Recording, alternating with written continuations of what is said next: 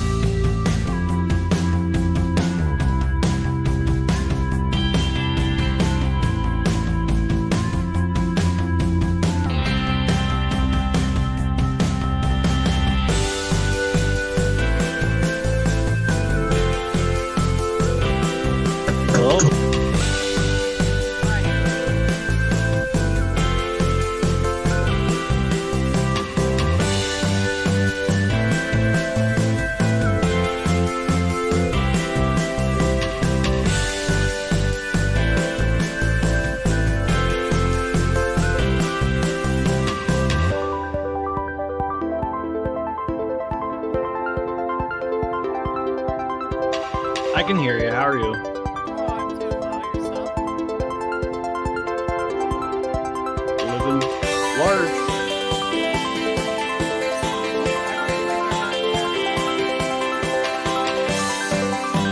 No, I don't really come in too often. I jump in and out.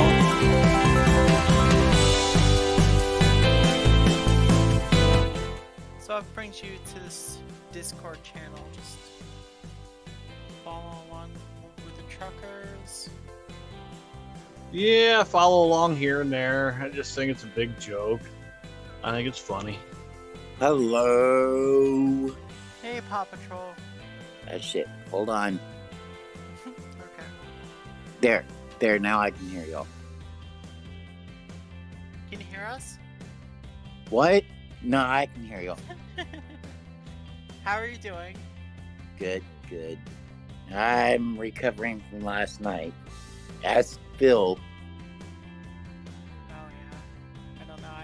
I've been a little bit out of the loop. I haven't been in the server.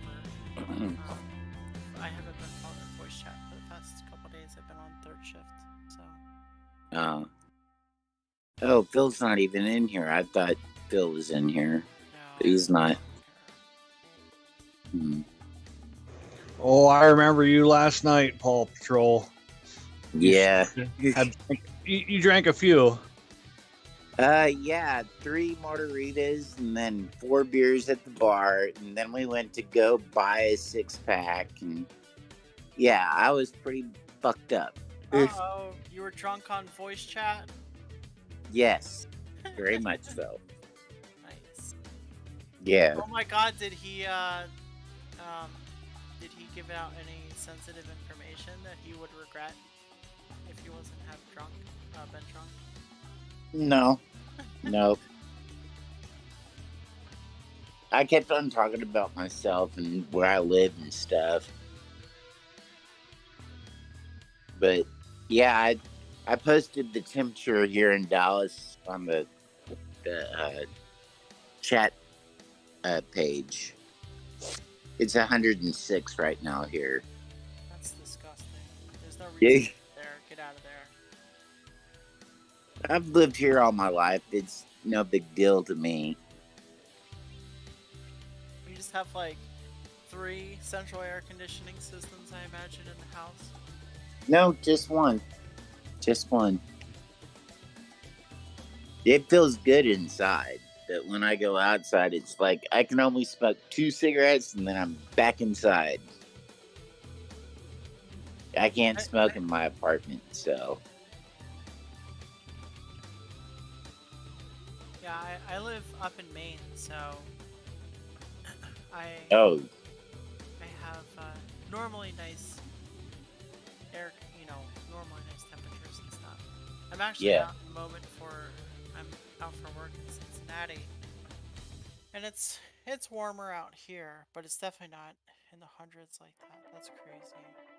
yeah. I'm used to it.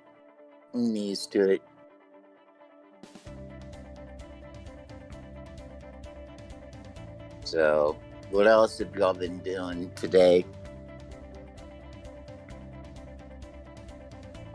Well, me and the husband went downtown Cincinnati. We did.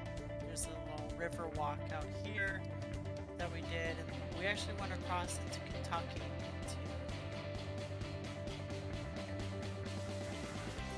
right across the border. That's a bunch. Kentucky's a beautiful state. Ugh. Is What it? a beautiful, beautiful state. Yeah, we only got to this area of Kentucky, just right outside of Cincinnati, so not so much. But so today we're just kind of relaxing. Tomorrow we'll probably go. There's an amusement park around here. I think I gotta check out. That's cool. Yeah. But Yeah. It's kind of a break period in the week, and then after that, it's gonna be a bunch of work until we leave here. I don't like roller coasters, so I don't really ride roller coasters, but I do like water parks. Yeah. Nice water park here. Yeah, we got a couple of good good theme parks and stuff here in the Metroplex. Like we have Six Flags, we have Hurricane Holiday, Mhm. all the entertainment district. You know where Jerry's World is, the Cowboy Stadium. Okay. That's where it all is. It's all centralized in one area of town. So, and it's like a 50 square mile area. Maybe not that big, maybe 10 miles square area, but it's just enormous. So, any of you guys watch their meeting for tonight? I watched some of it, but not all of it. Santa's getting kind of wish-washy. Yeah, I pretty much seen him say now he's going to apply for a permit, and before Yeah. he never would. Yeah, permit equals porta potty.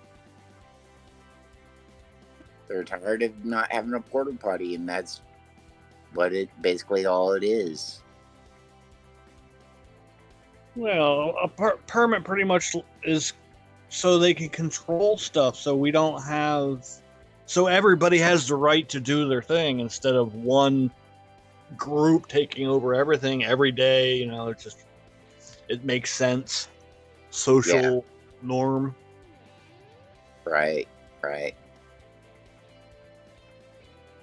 So, Sarah, you said you live up there in Maine. Yeah. That's cold as hell in the winter, ain't it? It is. Yeah, it's wonderful. I love it up there. Yeah, I don't know. The older I get, the cold weather doesn't agree with me. Well, it's difficult. We're in our mid-30s. I can see being up in their 50s or something like that, that the cold would start to get to us. But my husband, he's fine with doing all the snow blowing and all that stuff still. So we're okay, working through it. The winter is wild. It is cold. It's dark. It's long. A lot of snow, a lot of ice. But as long as you're willing to get out into it, go for snowshoeing. We're working up to do some snow camping next season.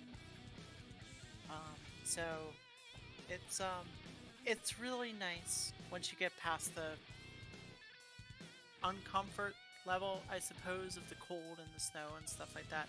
Because outside of that, it's just quiet and peaceful and pristine and just a great place to kind of relax and sit back and think. Has BT Go ahead. ever spoken? As who? BTM? No, BTM never speaks. He sits in the chat and listens, and he'll like message you on the message board. But other than that, he'll stay quiet. Hey, baby, what's up? Hey, baby.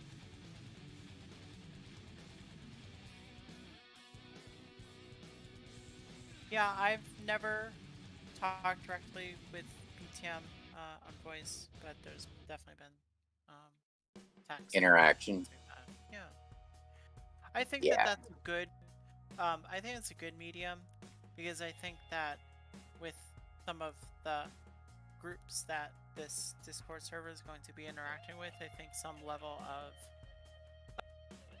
obscurity for kind of the ultimate persona or whatnot for this group is kind of good. It gives kind of cover for everyone, and it doesn't say who is in charge or anything, and it provides an element of all of us being in charge. You know what I mean? Like having an obscure kind of leader or something. Yeah. And we're on the YouTube page, so if you go to like BTM's YouTube page, our chat is running. Yeah. So That's always a good thing too. So it gets more publicity. Mm-hmm. So So has anyone heard from WYSIWYG? Chris, has he been in the voice chat lately? I was wondering the same thing. He Oh, read my mind. he posted something this afternoon. He was a little angry that he thought we had lied about something. yeah, I posted that post. It's on WYSIWYG TV Shorts, and it said Scamuel is at it again. This time it's lying about Santa's legal battle. BTM has also made this false claim. They're confused about the traffic violations versus the criminal charges. Samuel continues to delete my comments on his post, and then it shows David Riddle's paid fines skimming for donations. Yeah, that's So, what I saw. Yeah. Wizzy kind of put BTM under the bus. I mean, And I don't know if he really threw us under the bus. I think he was. Wizzy's always been kind of aside from us. So. Yeah, and I think he just basically said that we were under the same assumption. He didn't actually say we were putting it out there. Well, yeah, he's delusional. No, there's no question that they're scamming anyway. I mean, that's a given. Well, and tonight David found another way to say, no, we're going to stay here. We're going to get a permit now and stay.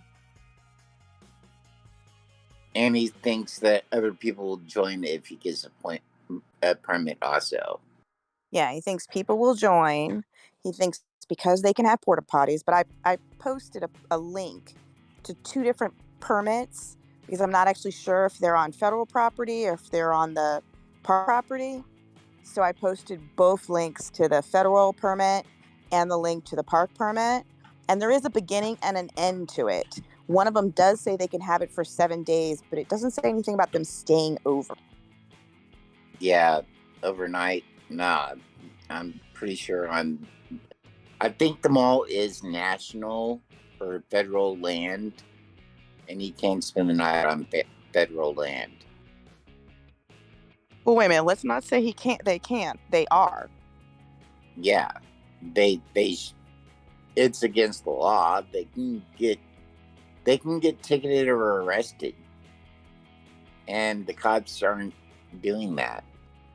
Well, I mean, I think you have to look at it from their point of view. It's better to not make a big stink about it because that's when they get the publicity. I mean, Yeah. And the cops' plan is actually been paying off because they've been dwindling and dwindling and dwindling and dwindling. So their idea of just let them be and they'll kind of just blend in with the background is kind of working. Yeah. Which is a good thing. Go ahead. I think they should get permits. Why not? And they probably get people to join them for a day, but they ain't going to have people living with them. It ain't happening. And they're not going to get a permit for occupancy. Exactly. So, baby, I think I saw a comment about Santa declaring himself a dictator or something. Yeah, that was me this morning. Hang on for 1 second. Yeah.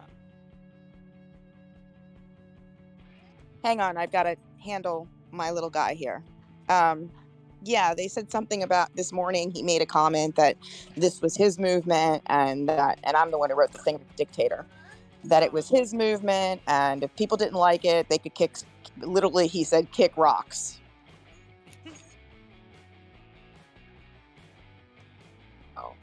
So, I mean, I think this morning he was mad, and I think he was yelling at people for not being there. And then I think as the day, my opinion is that as the day wore on, he kind of like backtracked on that idea that we're gonna close this up next week, because of course they want to keep that grift going. Oh yeah. Yep.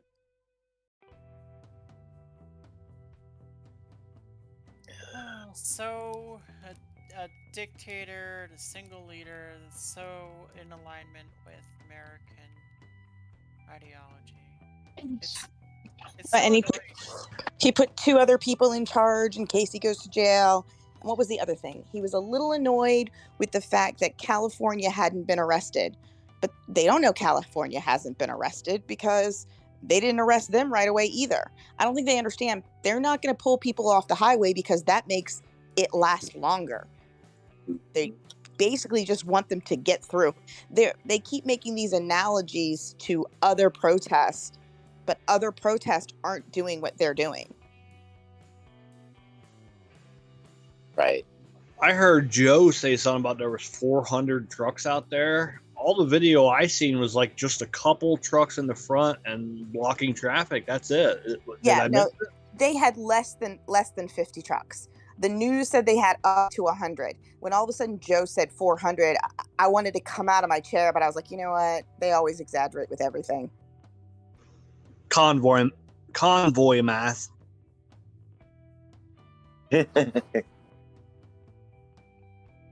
Funny. 1 + 1 = 3.6543. Well, I mean, every time they say, like, they'll say, oh, we've got 35 people, and they've got, 15. Oh, today, what was it? I think they had 8 people, and it's like, oh, we've got 15, 20 people here. Well, I think what they meant was we got 8 people in this area, and then 8 people at their little parking lot. Yeah, but that's why they don't want to show the parking lot. Oreo busted that wide open. The parking lot is empty, practically. Yeah. And I don't think Oreo should even be there since he didn't help clean up the other day during the windstorm. I think Oreo's going to leave. That's just my opinion. Yeah. I don't think Oreo will leave until his funds dry up. If people keep donating, he'll stay. Because if he goes home, he has to do something. Well, he doesn't have to do anything. Oh, wait. That's Wizzy. Wizzy really doesn't have to do anything because he's kind of wealthy. Wizzy has a lot of money. Wizzy doesn't have to do shit. How do you know that? Because he's a grifter for movie sets and stuff. He gets paid quite a bit of money.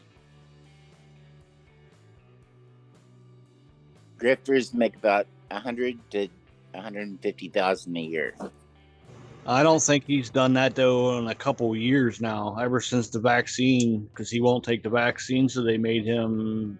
Oh, he quit.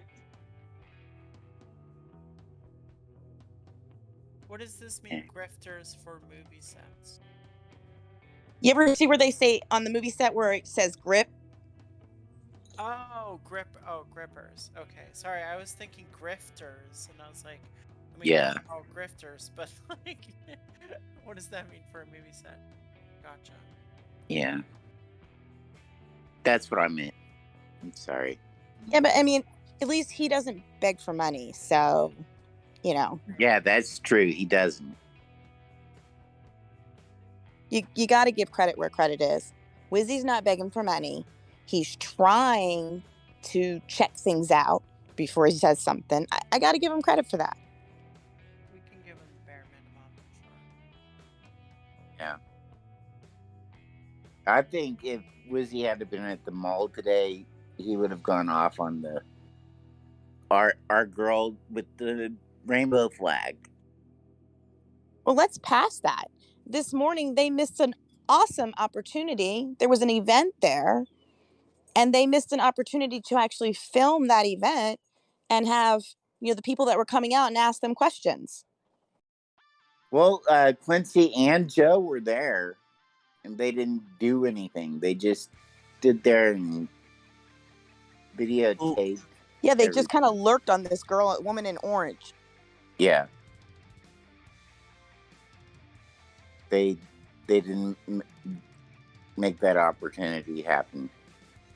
I tried to look up and try to find out what that was, and I was trying to find out if that was a gun thing. I don't believe that was. I think that was something with the ACLU, but I'm not quite sure.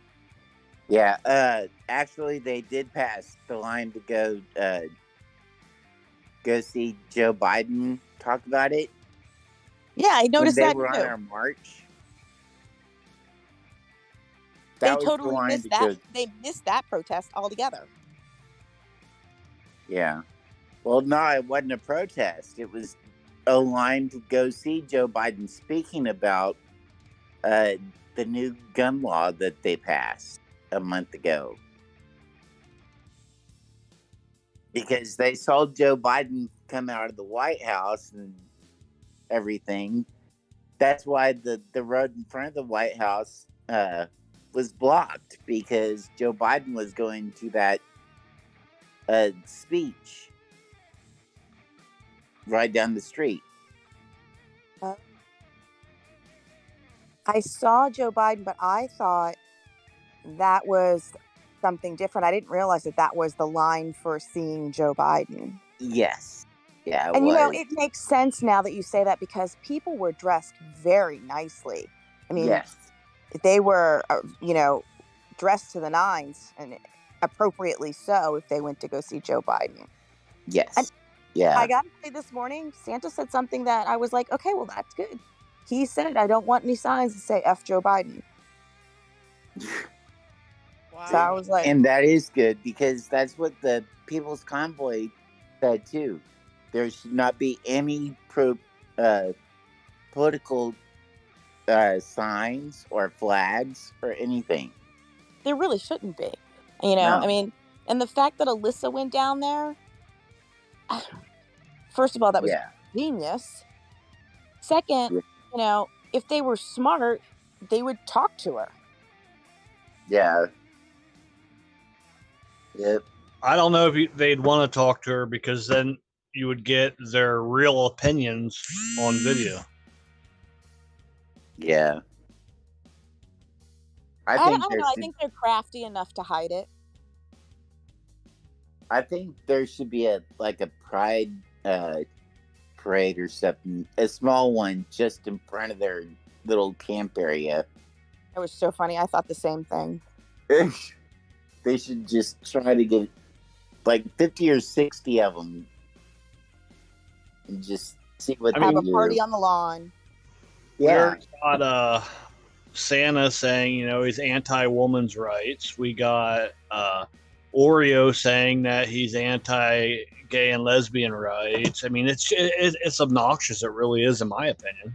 Wait, no, what's Santa really said obnoxious? that because WYSIWYG assured me that no one at the Restoration Movement would be opposed to women's suffrage. So I'm very shocked to hear that.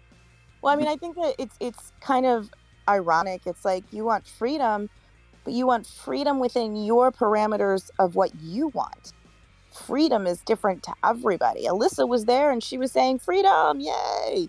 Hey, they want freedom to feel and to have to learn about others, and they want freedom from feeling bad about their own interpretation of others and their history and their implications to how others should feel towards them. I heard Santa talk at this morning meeting today, and he was talking about Bandit and how what happened and stuff, and then he was going like, those perverts or people cross-dressing made that happen. What? Yeah, did you watch the morning meeting today? He was like, I watched it in chunks because I can't really sit there and listen to that kind of drivel that long. Yeah, he was talking about Bandit and what happened to him, and he was blaming like queers and cross-dressing and stuff for what happened to Bandit. And I'm like, no.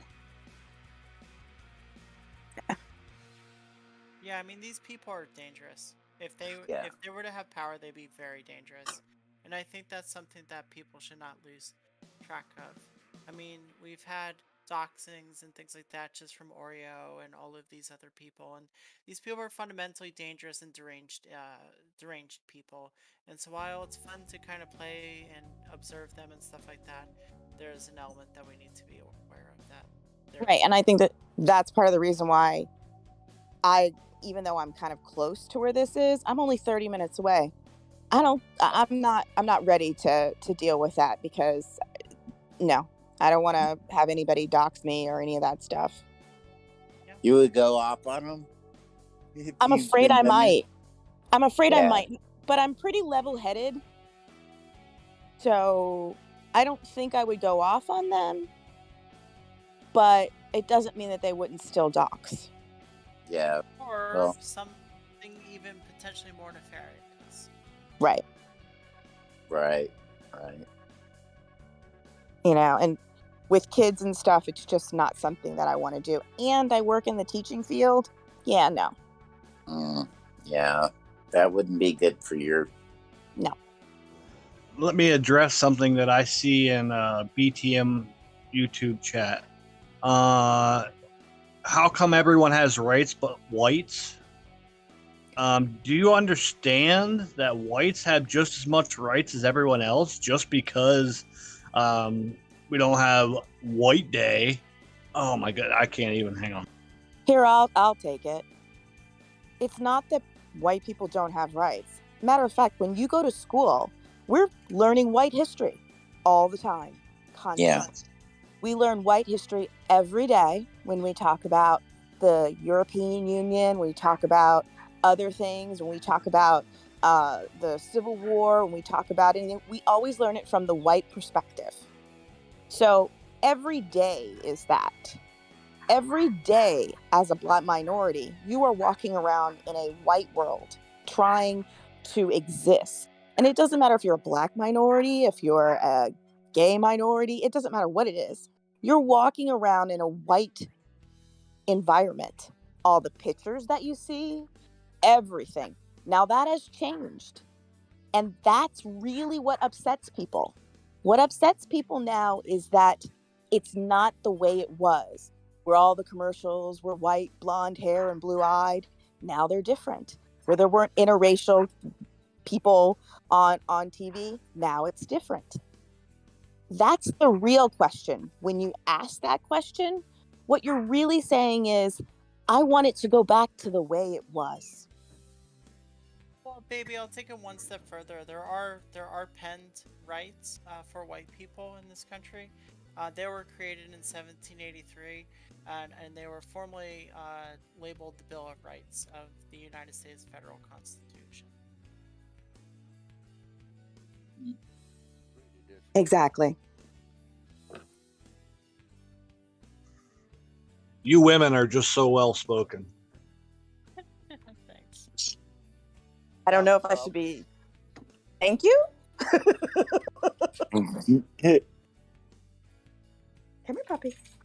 Sorry, my dog is decided she's gonna be a pain in the butt. Nice. Come on, let's go. We'll go outside. Somebody just trying to get brownie points making that statement. That's all. Who, me? No, the women are so well spoken. He's trying to get brownie points. Yeah, that's totally fine by me. It's called, maybe you can take a learning lesson from them. Hang on, girl. Hang on, girl. We're equal. Nobody's better than anybody else. We are equal. I know. Well, I'm not I know, paid equal, John. so I don't know about that. You're as equal as I am. I'm still only paid 70 cents to the dollar.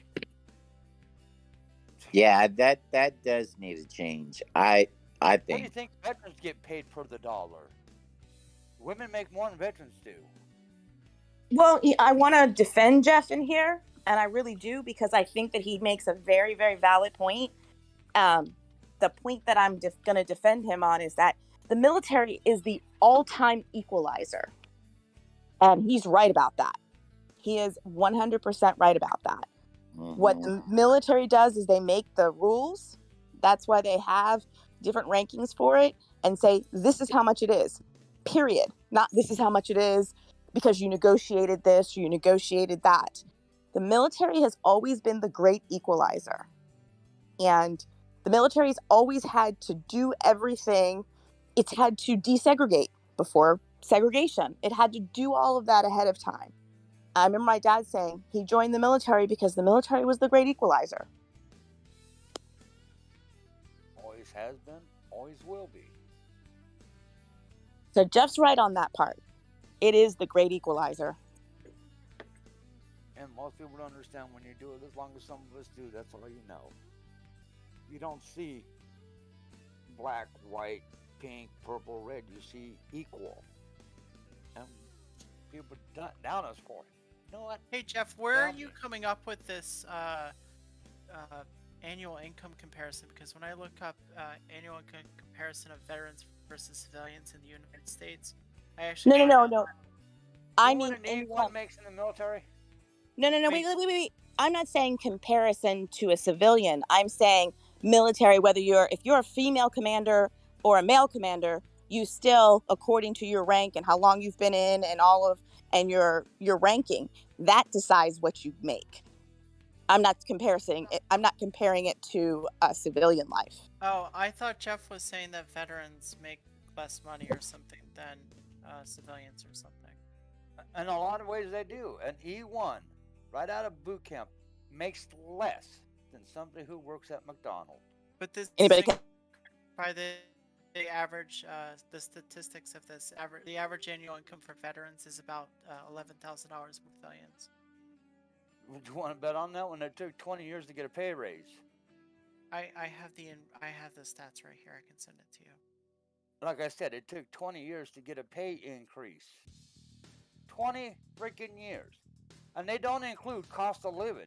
It took 20 years to get a standard pay increase. Now, wait a minute. My dad got the cost of living every time. This is salary of what veterans tend to make versus civilians. Now, like what makes up the difference is hazardous duty pay, sea pay. But if you don't go out to sea, you don't get paid that. He's right. He's right on that. If you get shore duty, you don't get sea pay, you don't get hazardous duty pay. No, he's right on that. Pay. That's where you make your money.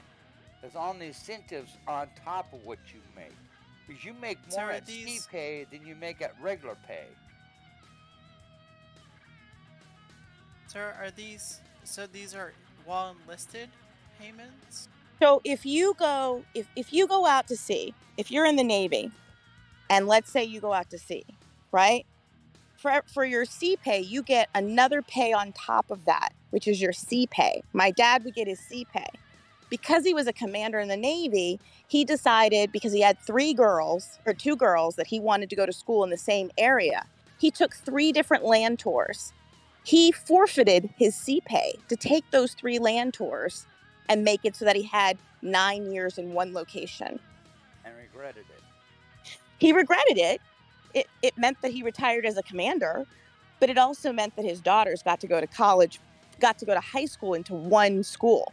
I had already gone to 6 schools by the time I was in the 8th grade. Wait, hold on a second, because I'm just looking at specifically outside of the military, veterans after they've served and then started working and things like that. You're looking at something totally different. That's not what I'm talking about, sir. I'm talking. Yeah, you're looking at something totally different. A D1 who's active duty right now makes less than who's working at McDonald's right now. They make the difference with sea pay and hazardous duty pay. Housing pay. I think that's a little disingenuous because if you think about it, they get their food paid for, they get their housing paid for, they get all that other stuff paid for. So they're not making less than someone at McDonald's even close. They're making what, $1,800 a month plus all the other stuff. You're missing one. They don't get housing. They don't get housing anymore. You have to be a certain rank and you have to be married in order to get base housing. And sometimes you have to have children. They get barracks. They get a place to sleep. They get to sleep on a ship. Okay, well, I'm talking about overall, not just the ship. I don't know about other branches. I know about the Navy. The Navy doesn't have the Navy. The only time you get a barracks is if you're going through an A school. Right. If But you're like, not what going to about an the A air? school, Like, your room is a bunk on a ship with 60 other people. but like, what about the Air Force? Do they just like kick them out to the I don't street know. or I something? don't know what their living quarters are. No, the Air But Force has bases. I mean, the Air Force has different bases. Like when I was stationed in California, we were stationed in Monterey, and there was the linguistic school out there in Monterey.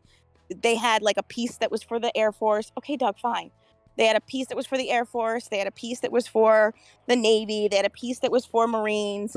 They had those areas. But to live in the housing, you got what's called housing pay, and it was based on both your rank and how many children you had. And if you had no children, then you got, like you said, a bunk. I mean, yeah, I mean, serving in the military is going to, you know, it has It says baggage military with it. life is glamorous. It's anything far from glamorous unless I you're don't an know officer. anyone that's ever said that. No, no, no. I imagine military life is shit. Not really. It is what you make of it. But people who have addressed me and asked me about military life were under the impression that being in the military was glamorous. You got a free house. No, you don't get a free house. You rent that house just like any other house. Yeah, you rent the house out. I think that's a misnomer that people don't understand, is that you do rent the house out. And you're responsible for every repair on that house. And God forbid you damage anything in that house. Yeah. That is a misnomer. Good evening, everyone. Good evening. It's Joy. Hey, Hi, I Joy. just wanted to introduce you guys. My little brother who lives in like Washington State, I was like, you got to come on here. And I told him, I was like, there's this guy, Jeff. And Jeff, were you in the Navy? Yes, I was. Okay, so I've invited my little brother, Russell. He's on here with us. He was a nuke or whatever. And I was like, hey, you got to come and hear Jeff. It's so funny. My brother is like, well, what was he? Was he this? I was like, oh my God, you already sound like Jeff. So hey, Russ, Jeff is Dark Lord of Magic. So welcome to the group, little bro. Hello. And to your question, Russell, I was a bosun's mate. I was a nuke electrician on a boomer. You were one of the lucky ones that actually had a number behind their name instead of just a name. What do you mean? Mates don't have numbers at the end of their name. It's just bosun mate. Yeah, I was, I got out as an EM2. You spent, what, 8 years at the most? 5.5. I got out due to medical. Sorry to hear that, brother. Yeah. You had a good career. Yeah, if I was still in right now, I'd be a senior chief. You'd also be making mega bucks on the outside world around nuclear war. Oh, yeah. Yep. But you'd understand the philosophy of nukes, whereas most people don't. Oh, nuclear power, it's a hot rock that makes power. It's easy. Yeah, but you had an easy civilian job that would pay good money. Yeah, I know. So from an outside perspective, do you watch the Convoy? I do not. I don't watch any of the news that's going on. I watch a lot of the independent sources, though. Like, I try to mix it like with a lot of it's like Ben Shapiro, The Quartering. I try to stay away from like the CNN. Anything that is very, very left leaning. Yeah. Isn't so quartering like a video game thing? What, the Quartering? Yeah, I thought he was like a video game person or something. He talks about a lot of things that go on in the world. Yeah, so my brother and I kind of we've learned not to talk about politics recently because I didn't know my brother's political views until recently. We kind of butted heads a little, and you know, we worked through it, huh, Russ? We worked through our differences, and we still love each other. You know, and this is and this is kind of what Behind the Mirror is, people with different viewpoints, and we're just trying to talk amongst ourselves without hating it, and because you're going to have different views, and he's my brother, and so I was like, you know what? Whoever his views are, I have to remember, like, I'm his sister or whatever. So, yeah, I've been telling him about this. He probably thinks that I'm a little mental. But anyway, so welcome, No, Russ. that's super cool, Well, Joy. well, Joy, you're a little Big. mental because you're my sister. So Yeah, and I'm your bigger sister, so don't forget it. yeah. Just remember one thing, Joey. Blood is thicker than anything else. Yeah, we worked through it, and we're like, you know what? It's okay. We each have a different perspective, We used to handle our differences a lot differently growing up. So All siblings do. Yeah, the middle sister would beat him up, and I would stick up for him. Our middle sister. yeah. Until I broke turned mine. about 10. That must mean when you towered over her and then things changed real quick. Yep.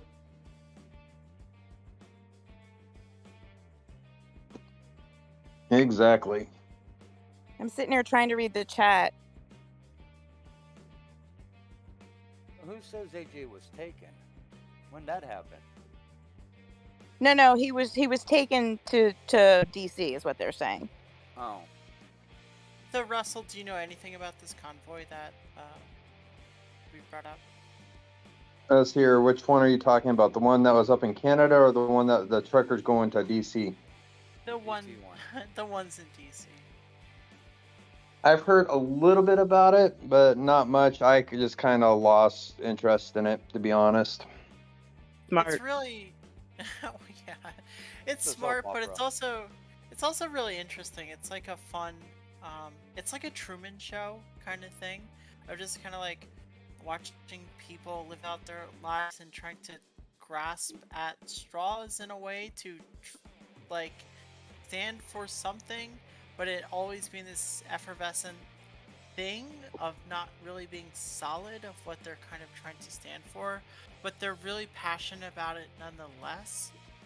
But there's also an element if they're doing it for like grifting, because a lot of them are kind of like making money off of like chats and stuff, and so it's just wild to like watch it and see how things evolve and like learn all these like characters, because they all go by like call signs and stuff. So there's like characters like people named like Oreo and Santa and X-Ray and WYSIWYG and Hippie Mama and just all these like fun kind of like names and stuff like that. And so there's like this weird element of watching it from afar and watching it. It's almost, I don't know, I know this sounds shitty, but it's like watching kind of a zoo and like seeing these things happen every time. And so the one we're watching, Russ, it's the 1776 Restoration Movement, and it's a break off from the Convoy, because when the Convoy ended, this movement started, and it's like 30 people in a parking lot. And Russ and I, we're both from Western Nebraska, and these people the people in the parking lot, they kind of remind us of some of the people back home. Like my mom was kind of a hippie lady, whatever, and she had really nice parents, so we had normal grandparents and a hippie mom, but all her friends, these could literally be mom's friends. Like they all had the little nicknames, and some of them were pretty good, solid people, and other ones were just like freaking idiots. So that's what we're watching, Russ, in a parking lot. You guys see it? Yeah. I see it as a Jerry Springer unedited version of a bunch of people who wish they grew up in the CB era, walking around with CB names because they don't want nobody to know their real name. Huh. I see it differently. I see it as and kind of the same as Sarah, where I kind of see it as watching the way that the mind works and seeing how each one of these individual people can grapple with their situation. Yeah. But why grapple with the situation that you put yourself into? Well, that's irrelevant, though. They're in the situation. You're in a situation because you're in a situation. Well, they chose, but there are currents, right? I mean, we all are in our situation we're in because of circumstances that have led us to our situation. Uh, I, I guess I'll never see eye to eye with that one because I look at it this way: if you got a house, why the hell would you sell your house and everything in it to go sit in your vehicle at a park in Washington D.C. and look like a homeless fool? Well, similar to, I mean, not similar, but or similar, but not at the same level. Like whenever I think of the January 6th kind of stuff, I always try to steel man the people that went there, right? And I assume that most of the people that went there were there because they really thought the election was stolen, that there was, something major going on. And if like we really grok that concept like fundamentally and appreciate like that, that the election was stolen or whatever, of course there's going to be kind of a necessary action of violence in some regards, right? That like our country is having a coup or something. We need to go do something about it. And I see these people on the similar kind of vein, just not as the extreme. They're kind of more of like, hey, there's some issues going on and I really need to put my heart and soul into it. And so they do it. And I do think a lot of them are being taken advantage of, unfortunately. But I do think that there is, a spiritual kind of uh, current that is driving them, that they really feel deep in their soul. Yeah, I think these people believe this deep in their heart and their soul. I don't see them, even though I don't agree with hardly anything, if I can take my own personal belief out of it, these people do believe in what they're saying and they believe in what they're doing, and they really in their heart of hearts believe, God bless them, that they can change something. And it's almost as if they can suspend reality and kind of, because there is a reality. And I keep asking this question in the chat. Tell me what you want. The question that I keep coming up with is that no movement, no protest goes in and they say, look at that protest. All right, I think we're going to change stuff. That's not how that works. They see too many of them every day. But they're suspending reality, and they're suspending it, and they want it, and I'm trying to give them humanity. They want this so desperately that they honestly believe it with their heart and their soul. I see it as they're on the merry-go-round of life, and each and every one of them are trying to grab that one golden ring that they forgot somewhere in their lifetime. You're probably partially true. I mean, I think there's a combination of all of this together. If you actually think about what they're trying to do, they're saying they're fighting for our freedom. What freedoms are they fighting? They've never been able to really pinpoint that. Exactly. Yeah. Exactly. They haven't been able to say exactly what freedom it is they're fighting. And when Biden lifted the Powers Act, whatever freedoms were taken automatically came back to us. Because the Powers Act is no longer an act. They haven't been able to fundamentally quantize it. And I actually think it'd be kind of a fun exercise for our group to try to do that for them, to like just lay it out and then like give it to Wizzy and like see if Wizzy can like compare it and contrast, with the group there. I think that would be interesting. I do want to take one step back, baby, because you brought up something really profound in this concept of bending reality.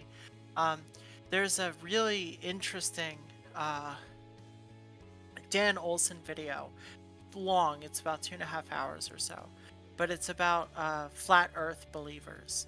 And there's this weird kind of element of like when one consciously believes something and when one subconsciously wants to believe something.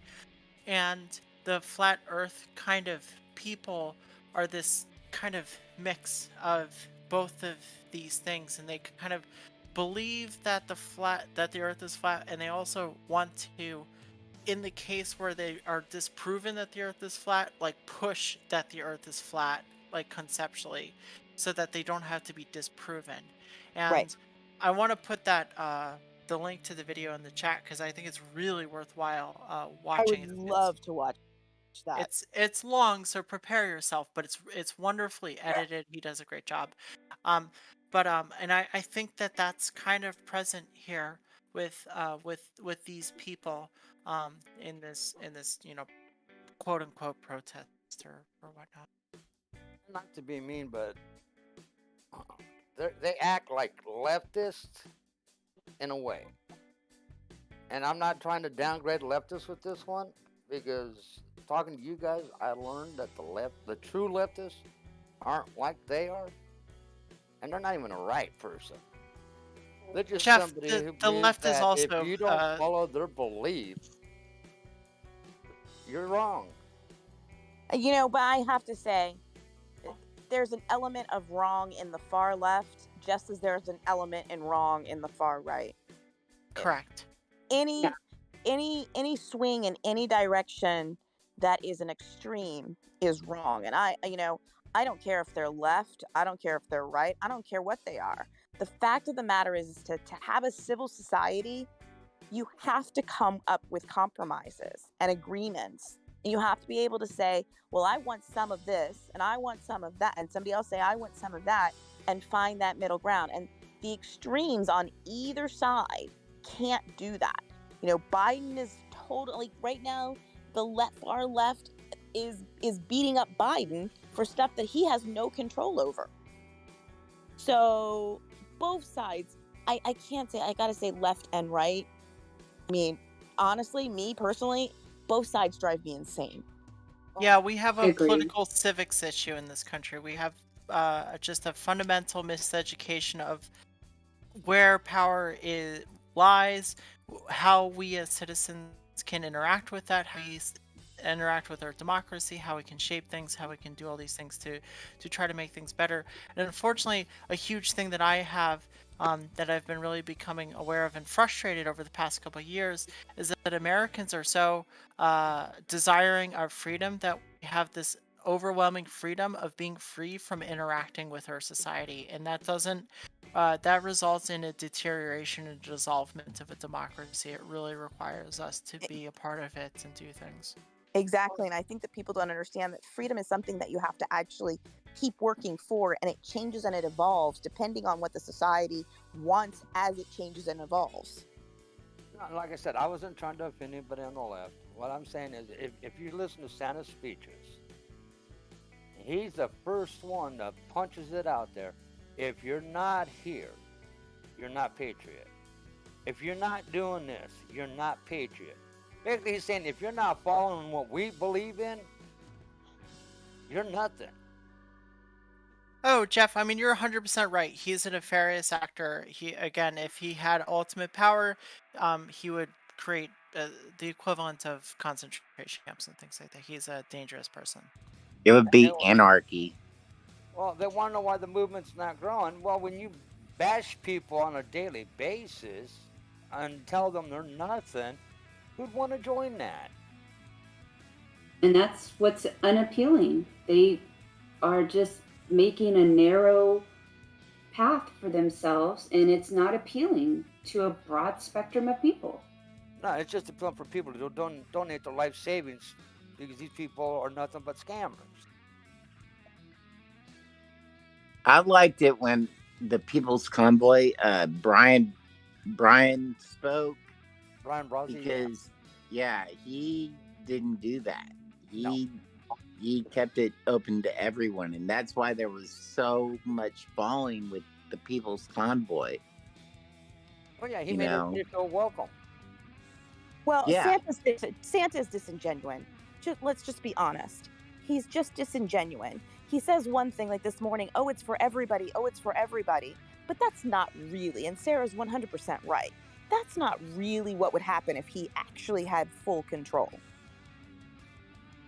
To them right now, it's just about how much money can they get from their viewers, because now they're lying to them about lawyers, court cases, and everything else. Because Santa's still on his kick. I need to pay for my legal team. This son of a bitch paid his tickets off. He doesn't need a legal team. And I look at it this way: why should the people watching give him money back for something he did. He broke the law. That's his responsibility to take care of it, not everybody watching his channel or anybody else's channel. Live up to your responsibility. That's a good point. Yeah, Like people, they're always Florida. talking about accountability. It's like, hey, take accountability. You decided to do this. Here's the accountability for it. Exactly. Just like X-Ray this morning, crying about needing money for a defense team. And that he's supposedly talked to a detective that he doesn't have a warrant for his arrest. Okay, why are you still running? Santa explained why he was, by the way, just on a side note, Santa this afternoon explained what happened. So he talked about the fact that someone heard his feed, and in the feed, he said something against someone that was threatening. And that's why they took the truck, because they believe that there could have been something in the truck and he could have been threatening someone. I don't know if it was the police or political people, but in one of X-Ray's rants, he said something that was threatening enough for them to feel that they had to investigate it first and take the vehicle to make sure that there was no weapons or anything. So he'll probably get off on this and be back pretty soon. Okay, see, that changes already. X-Ray said the reason he was told they took the truck is some reporter, that's all he said, some reporter called in and said he had a gun. The problem is X-Ray took it literally. Some report. Someone some reported. reporter. I understand, but X-Ray understands that it was someone reported. Someone reported his tirade that he had online. He trying to throw Wizzy under the bus with that comment. That's what I was questioning. Exactly. He did throw Wizzy under the bus. Anybody under the bus that's videotaping this movement. The fact of the matter is that he got himself in trouble. His big mouth. Yeah, his big mouth overrode his ass yet again, and now he wants his subs to pay for it. That's bullshit. That's bullshit. Why are they asking additional people to come to DC when they cannot afford to house people? I mean, poor Wyckoff the other day couldn't even get a damn Gatorade. You know? Yeah, but yet Wyckoff drove back to Florida today. Yeah, and that was tongue-in-cheek right there. But, and that's the thing. Stop asking people to join if you do not have shelter, plumbing, food for them. I don't know, that's something they addressed this afternoon, that if they get a permit, then they could have porta potties and they could have, you know, tables put out and they could have more things and people would be more comfortable. But unfortunately, it's not just X-Ray that has that problem with the truth. It's all of them. Because if you watch the videos from day to day, one day they say one thing, the very next day, what they said the day before, now all of a sudden it's something totally different. Because they forgot what they said the first day.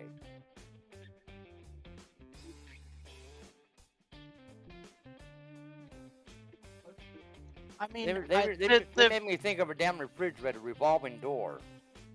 They can't say they're fundamental axioms because they know that, no, I don't agree with that. They know what they are, but they are unpalatable to be spoken and also to be heard.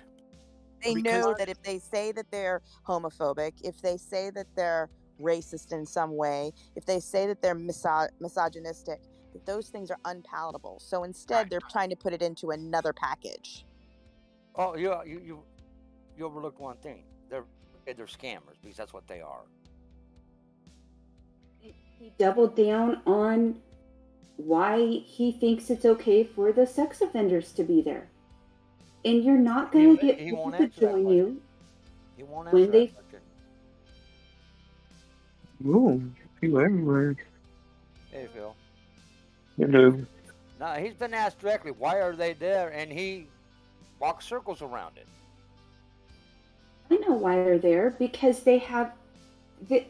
There is no coincidence why Santa has the people around him he does. He has the people that are going to have his back And regardless of who they are, what their past is, that is going to be his core people, his most loyal His followers. henchmen. His Yes. henchmen.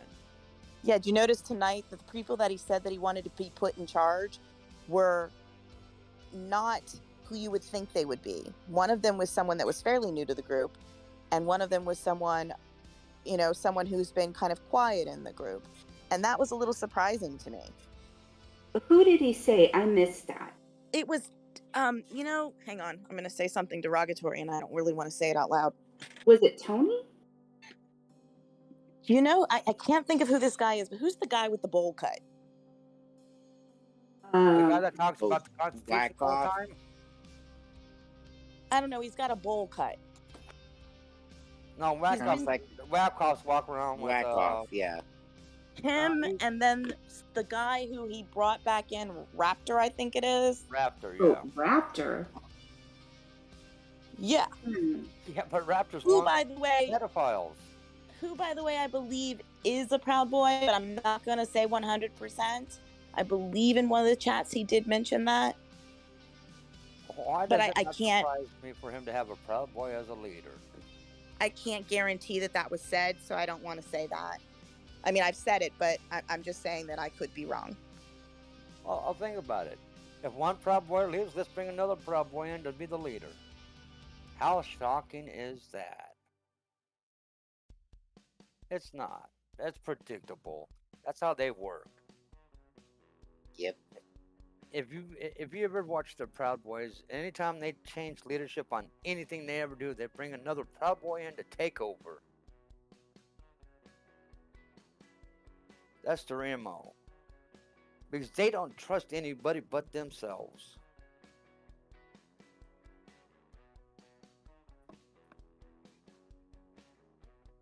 And that's the sad part. I don't know why they do, because they literally just had their leader arrested, Tario or whatever, for being an FBI stooge or whatever.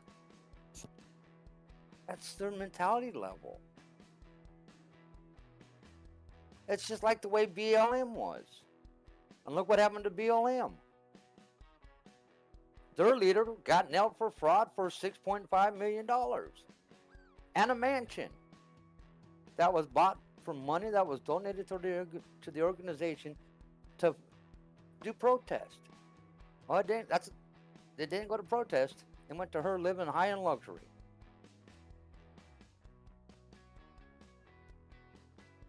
Yeah, I don't know very much about the actual ins and outs of how BLM worked.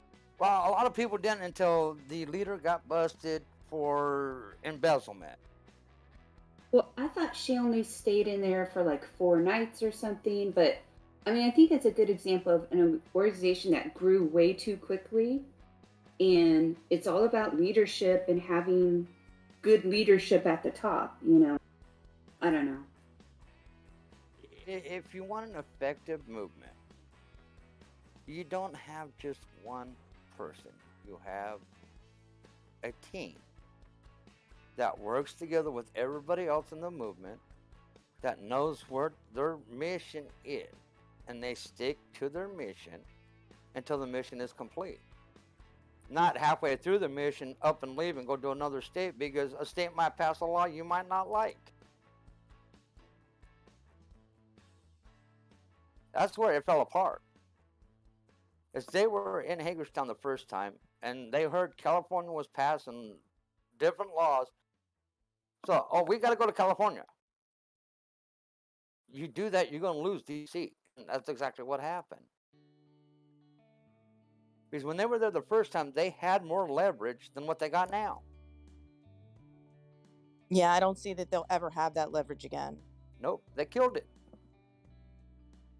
Because they lost sight of what their mission was. Because when they left Alto, California, their mission was to go to D.C., get the Powers Act lifted, fight for people's freedom, and stay there until it was accomplished. But when California talked about passing their laws that they were going to pass, they up and left. And that killed any momentum they had. Can I ask a silly question? How does any group believe that they're going to change a law before people vote on it? Or It only before it takes one hits person to Congress? change that. It only takes one What? person to change. It takes one person to make change. I, It really does. It takes one person. If somebody feels so hardly about something, that one person can effectively make change. but These it guys still don't has know to what go. they want. Do you mean in the procedural stand? What do Every you mean, step of Jeff? the way. Every step of the way. It just takes one person. No, But that's not true. I mean, in the procedural point of view. Yeah. I mean, nothing is changing. I don't care how long. They can stay on that mall from today until November 2nd. Is it that the day? Yeah. They can stay there from that time to November 2nd. Nothing is changing until after November 2nd. That's it. But it can if they were to approach it the right way. And what would that look like? What have they not done since they've been there? What? That they did the first time they were in D.C. Okay, even taking DC and surrounding DC. No. Eventually. Wait, baby, Jeff, do you mean like lobbying? What do you mean? Exactly. They lobbied the first time. They got to talk to senators the first time. This time, they haven't even tried. Well, yeah, but even talking to the senators doesn't change it. But if you keep talking to senators, that's where you start getting things to change. But this go around, they haven't even tried. I understand, but let's go back to TPC.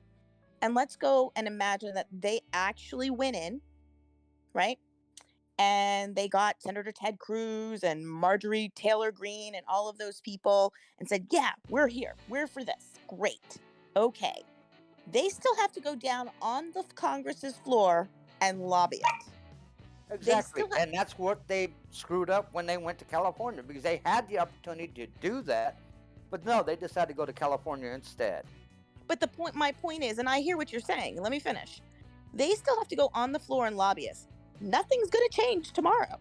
Nothing's going to change until they have that law put through. I agree. But like I said, when they went to and DC they the first can't time, stay there for months. If they did it right, they could. Like I said, when they went to D.C. the first time, they had the momentum. They talked to the senators. They talked to the congressmen. So you think that they could have stayed there from February to November 2nd? The way they're doing it now, they're wasting their time. They're talking to a brick wall. They spend more time sitting around doing nothing than they do actually doing something. I got an analogy. If you have a court date, the court date doesn't start when you get like prosecuted or something. They have to go through months and months and months of waiting for that court date. So it'll be like the same thing. It doesn't take one day to make change. It takes months. Exactly. I mean, to say even TPC, and I'm going to say, Mike and Brian both said this, that they were done. They feel that they did what they were supposed to do. They made noise to have people understand what this is. Any protest is just making noise so that you say, oh, you know what? There's a lot of people that like this idea.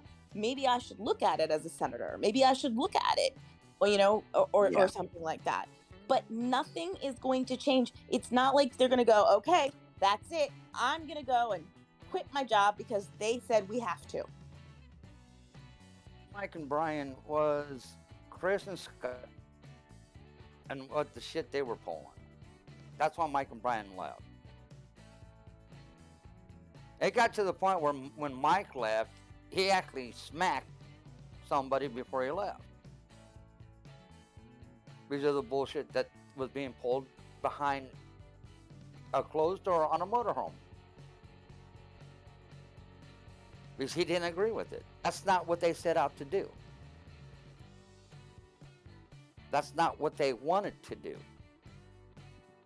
And when they went to D.C. the first time, they did get their senator conversations they wanted. They were lining things up to be able to talk on the Senate floor. That's that's when Chris and Scott said, "Oh no, we gotta go to California." And the whole idea behind that was when they went to California, Chris and Scott were going to end the TPC in California. That was their plan, to take that money they had once they got to California and run. Unfortunately, it didn't work out that way, and they ended up coming back. And that's when they ended the TPC, but they were planning on doing it in California.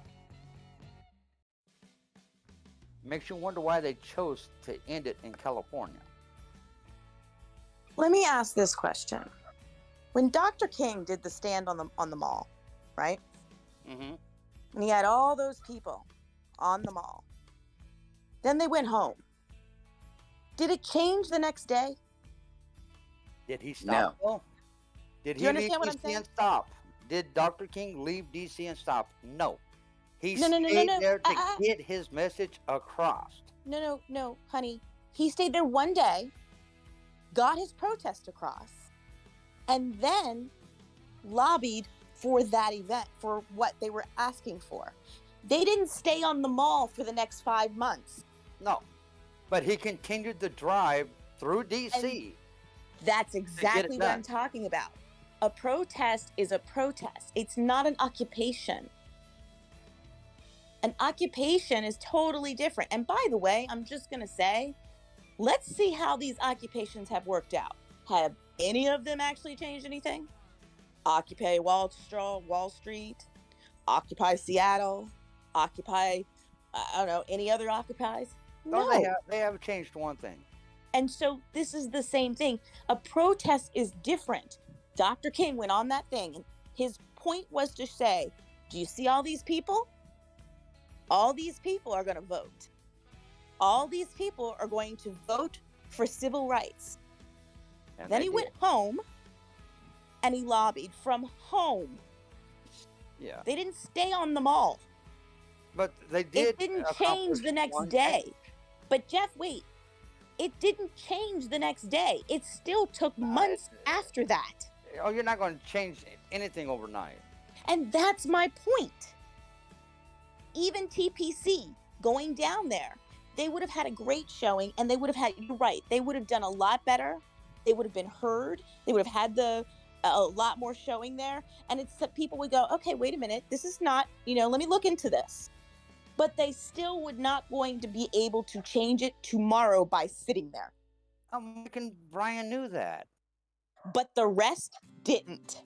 So they wanted they wanted the impossible dream. And that is, if I say I want change, it's going to happen tomorrow. That's the impossible dream. And Santa's the same way. Exactly. It's a naivete of not understanding how politics works. So I think, I just want to back up on the Occupy protest strategy.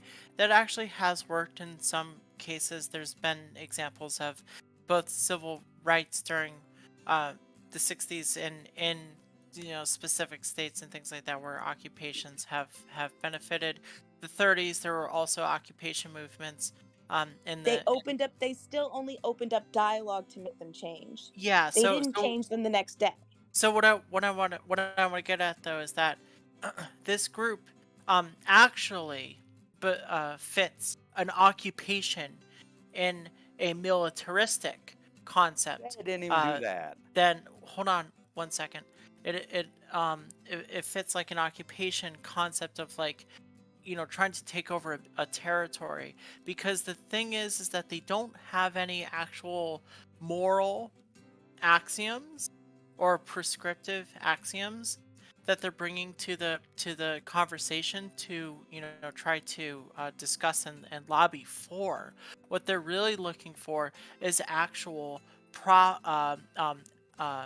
physical occupation of the government. They want to instill a Christian theocracy, and the issue is that, one, they have nowhere near the numbers, and two, they don't have the balls to actually say that that's what they want to do, and therefore they can't formalize those axioms and instead they're stuck in a limbo of just kind of being in this situation of like, we want to do some stuff, but we're too afraid to actually really say what we want to do, and therefore all the people that are actually involved in the movement are kind of being delusional to each other and being like, yeah, we're actually fighting for freedom, but they're not, and they know it, only for themselves.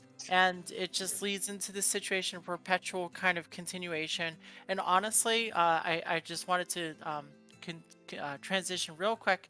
I'm getting bored of this movement, and I actually think BTM we should start to consider moving into other interesting areas and trying to investigate some other interesting stuff, because I don't want us to become stagnant of just these, just this one group and this one thing. Sarah, I Any agree. question, Sarah, about the military movement? They Sorry, can't fight what? their way out of a wet paper bag with a military movement. No, I know, but that's fundamentally what they're doing.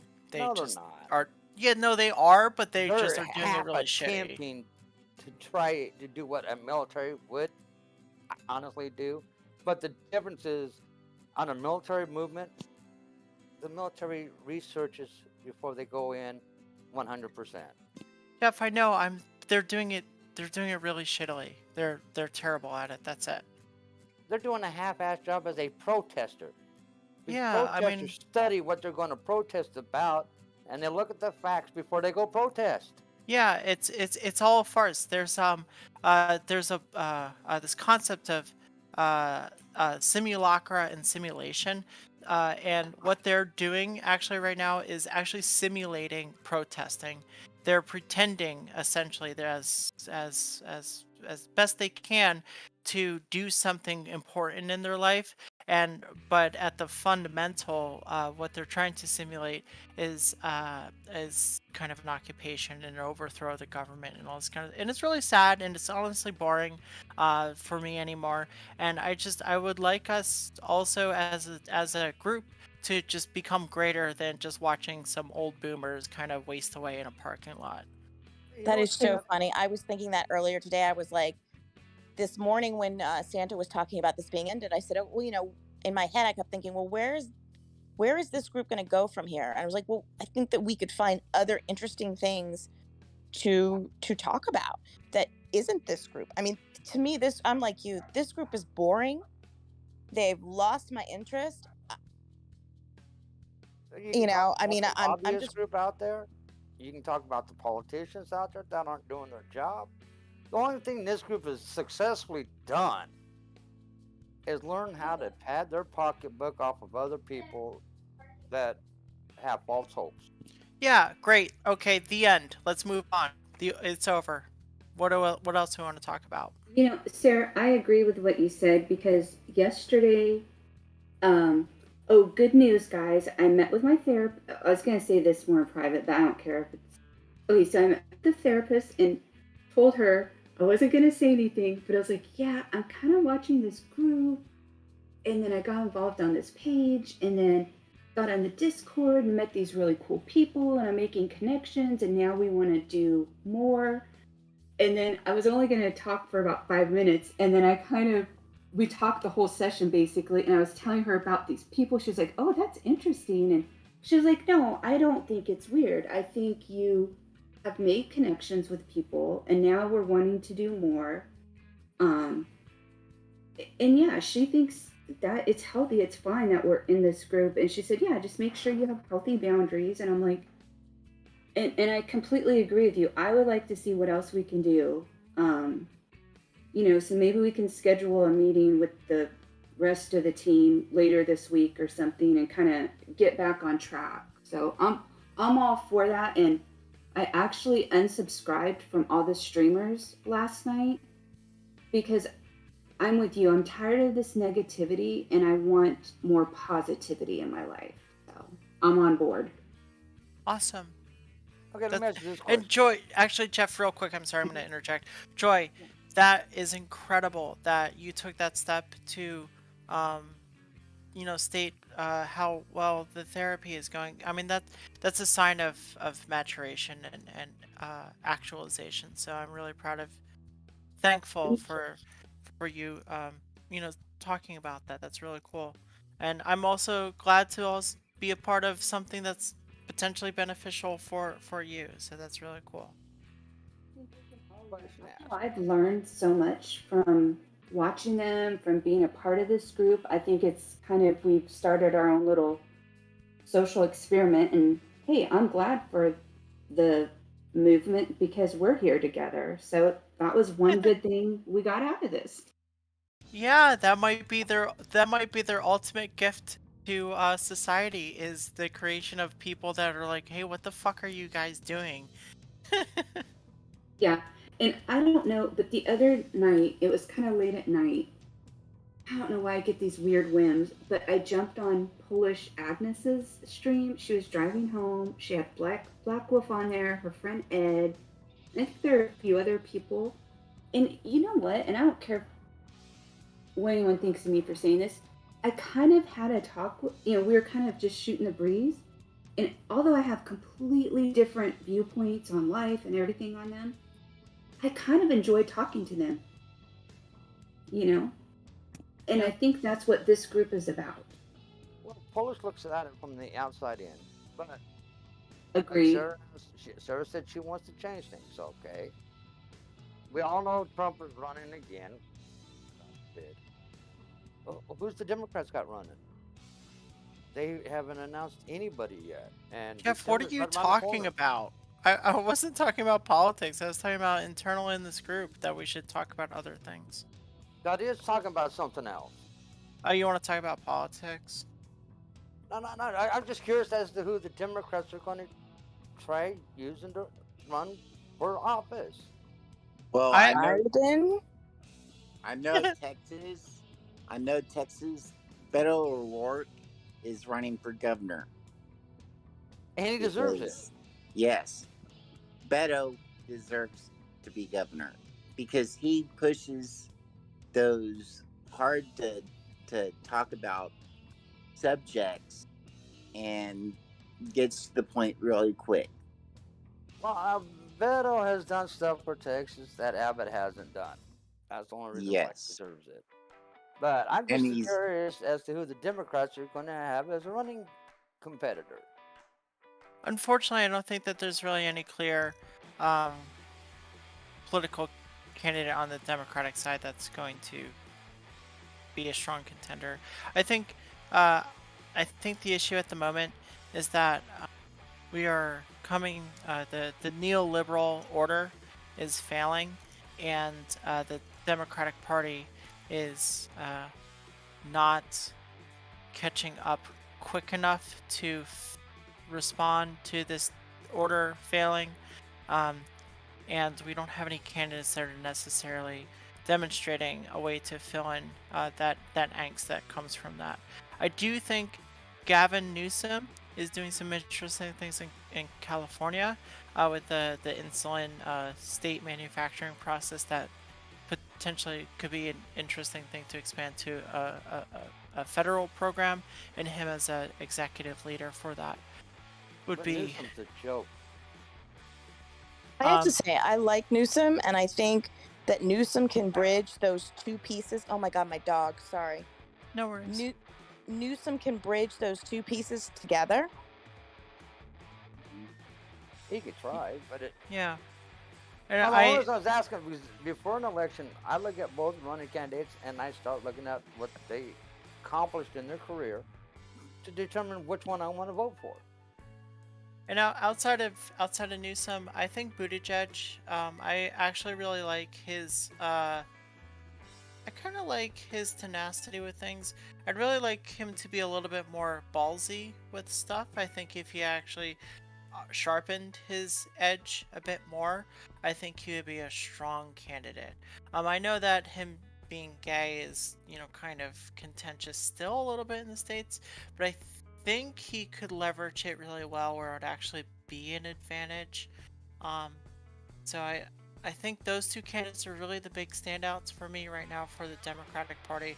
But importantly is that the Democratic Party also needs to really understand that there's issues for the millennial generation and the Gen Z generation that the neoliberal program is just not addressing, and they really need to figure out some new strategies economically and culturally to address those concerns, and start having advisors that are able to lead both of those potential candidates on a new path. Yeah, the but Democratic Party, unfortunately, they move so slow to catch up with what is out there as far as young people want. They just have a hard time catching up.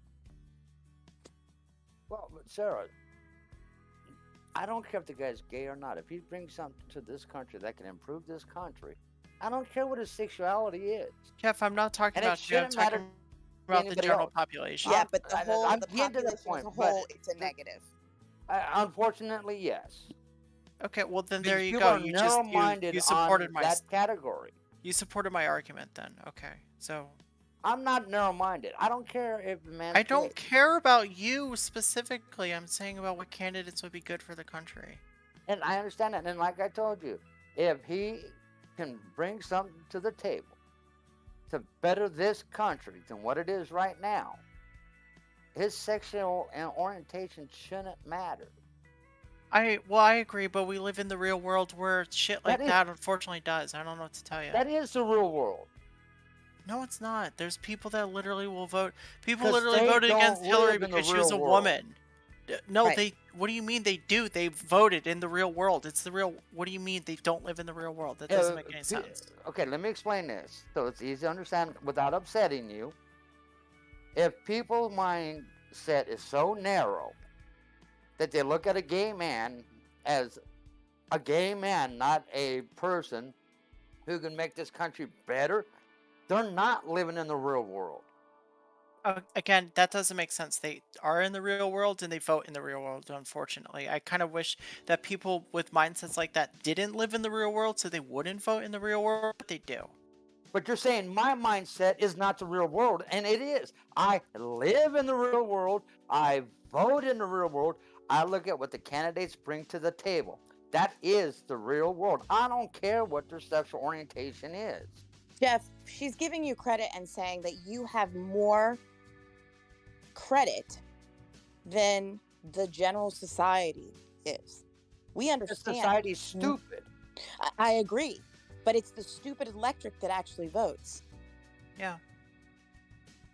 Oh, it got even stupider when they put Hillary Clinton on it. I don't agree. I really like I Hillary disagree. Clinton, but I yeah. really liked Hillary Clinton. That woman should have been locked up for treason. No, that's insane. No. And Jeff, you were just talking a moment ago about like looking at candidates in their past like political career. Hillary Clinton is probably one of the most prolific Yeah, she's also the politicians one that sat on a text message from Benghazi for 8 hours. Oh, Jesus before she Christ. told Okay. President I don't want to talk Obama about Benghazi. about it. All right, can we, hey Yeah. guys, let's change the subject because if Thank we you. don't, we're gonna all start leaving the channel, and nobody wants that. He's right. So let's Thank just you, Paw change, Patrol.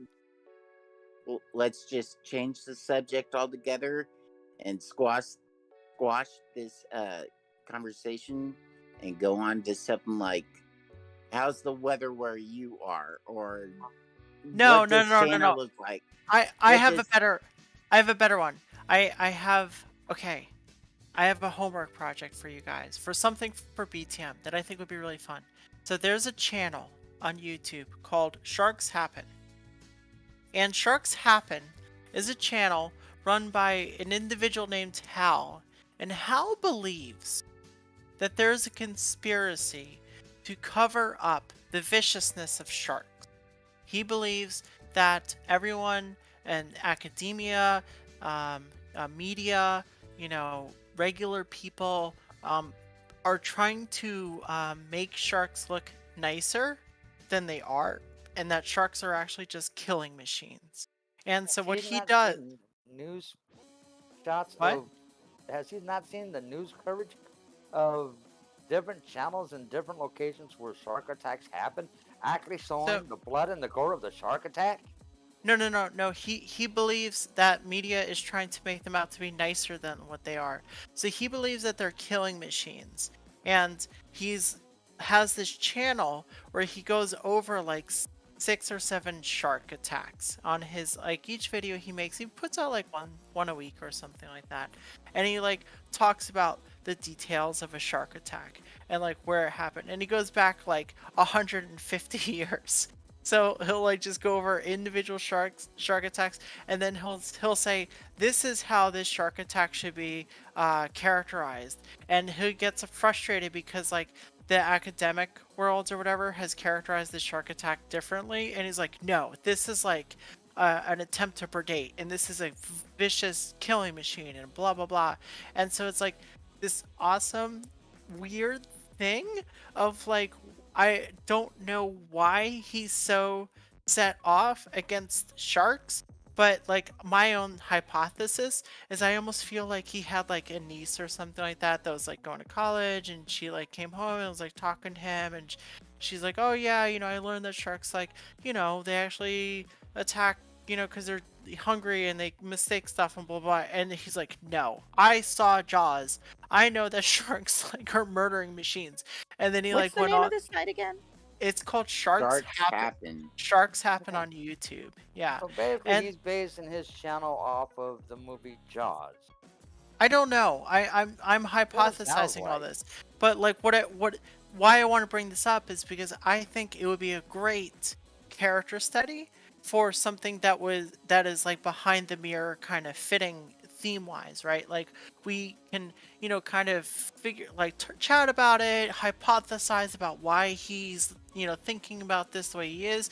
Maybe if we're lucky we could get him on for an interview and chat with him and ask him questions and stuff and whatever, but he seems like a very interesting person that would be a wonderful just a wonderful case study for us to kind of learn from and kind of come to grips with what drives people, what motivates people, and what puts people in their own circumstances and why they act the way that they do. And I think that's kind of the goal for this channel. So kind of like, Has he put all sharks in that category or just certain one? go look at it. I just pulled it up. I think one of the interesting things about this would be, I want to see if he doubles down. Why people double down. I really want to know. Because not all sharks attack. So Jeff, that's the point of me bringing him up. I don't have these answers, but I wanted to bring it up to the server because I feel like there's a depth of things that we all as representatives of the server can look into and try to understand. Similar to like what we do for the people in the convoy. We try to understand what motivates them and blah blah blah. Because the most aggressive sharks are the tiger shark, the great white, and the black tip. The rest of them are nothing. They'll go away from you before they'll come at you. The only my hypothesis is the only reason why sharks come after you is because you have an opened wound, you've bled in the water somewhere, because that's how sharks attack like dying fish, because they bleed in the water. So wait, hold on guys. I think you're missing what I'm trying to say. I'm not interested in really the motivation of sharks. I'm interested in the motivation of this guy and why he's on this like spiritual journey. Sarah, I totally understood exactly what you were trying to say. Okay. You don't really care about that. You want to see why how he's gonna keep going down this rabbit hole and stick to that rabbit hole, right? Yeah, exactly. Yep. So this is a sociology kind of thing. Yeah, which is, in my opinion, like we're trying to understand behind the mirror, right? So if like the behind the mirror is this motif of us trying to look into the mirror of like how a convoy person or whatever would be looking into understanding themselves. We're trying to look into what's beyond that reflection of them seeing themselves. So in this case with Hal and Sharks Happen, we're trying to look in what's beyond their reflection of how Hal in the Sharks Happen is trying to see himself. And so we're trying to, interpret what's driving this guy? Why is he releasing videos after video of just shark attacks? And what's triggering him so much about these things? And so that's an example of like a larger project that I think would be wonderful for us to start to look into beyond just the people sitting in a parking lot. Okay, well, I wanted to see. I'm looking at the chat, and I'm trying to see what's on the chat. So Frosty Brew says sharks are predators. Buzz Chef says Jeff is now a shark expert. Watch Shark Week. No, I like sharks. They're interesting. Let's My see. favorite one is the hammerhead. Someone says sharks are assholes. Let's see. Someone said that the captain is crunchy. He was funny. What else? But if you want to go that route, sir, you might also throw in there firefighters, EMTs, first responders, and police. What drives them to do what they do? That would be a good topic, and maybe we could really have first responders on here. That's a good topic, Jeff. I'm gonna pin that. We're gonna put a pin in that one. First responders. Can we invite Joe into the chat without him getting off live stream on his stream? He won't do it. But Joe's not a first responder. He's just a media person. Yeah. I'm talking people who actually wear the uniform each and every single day, like what I have done for 12 years. Be interesting. Yeah, Jeff, of course. I mean, I think that's what I'm trying to get at. Is I'm trying to suggest alternatives and other things that we can look into, that we can all expand our horizons, that we can all understand why the circumstances of people and their worldview, and how our worldview may also be tainted incorrectly and incongruent with the actual worldview of others. And I think this is supposed to be a neutral server in which we can all learn from each other. So yeah, I mean, first responders are a great other example of people to learn from. As a first responder, we get, how do I put it? We actually called crazy. Because people don't understand why we do what we do when there's a fire going on, we run into it while everybody else is running out of it. And they don't understand why we do that. They think we're on a death wish, and it has nothing to do with being on a death wish. That'd be interesting.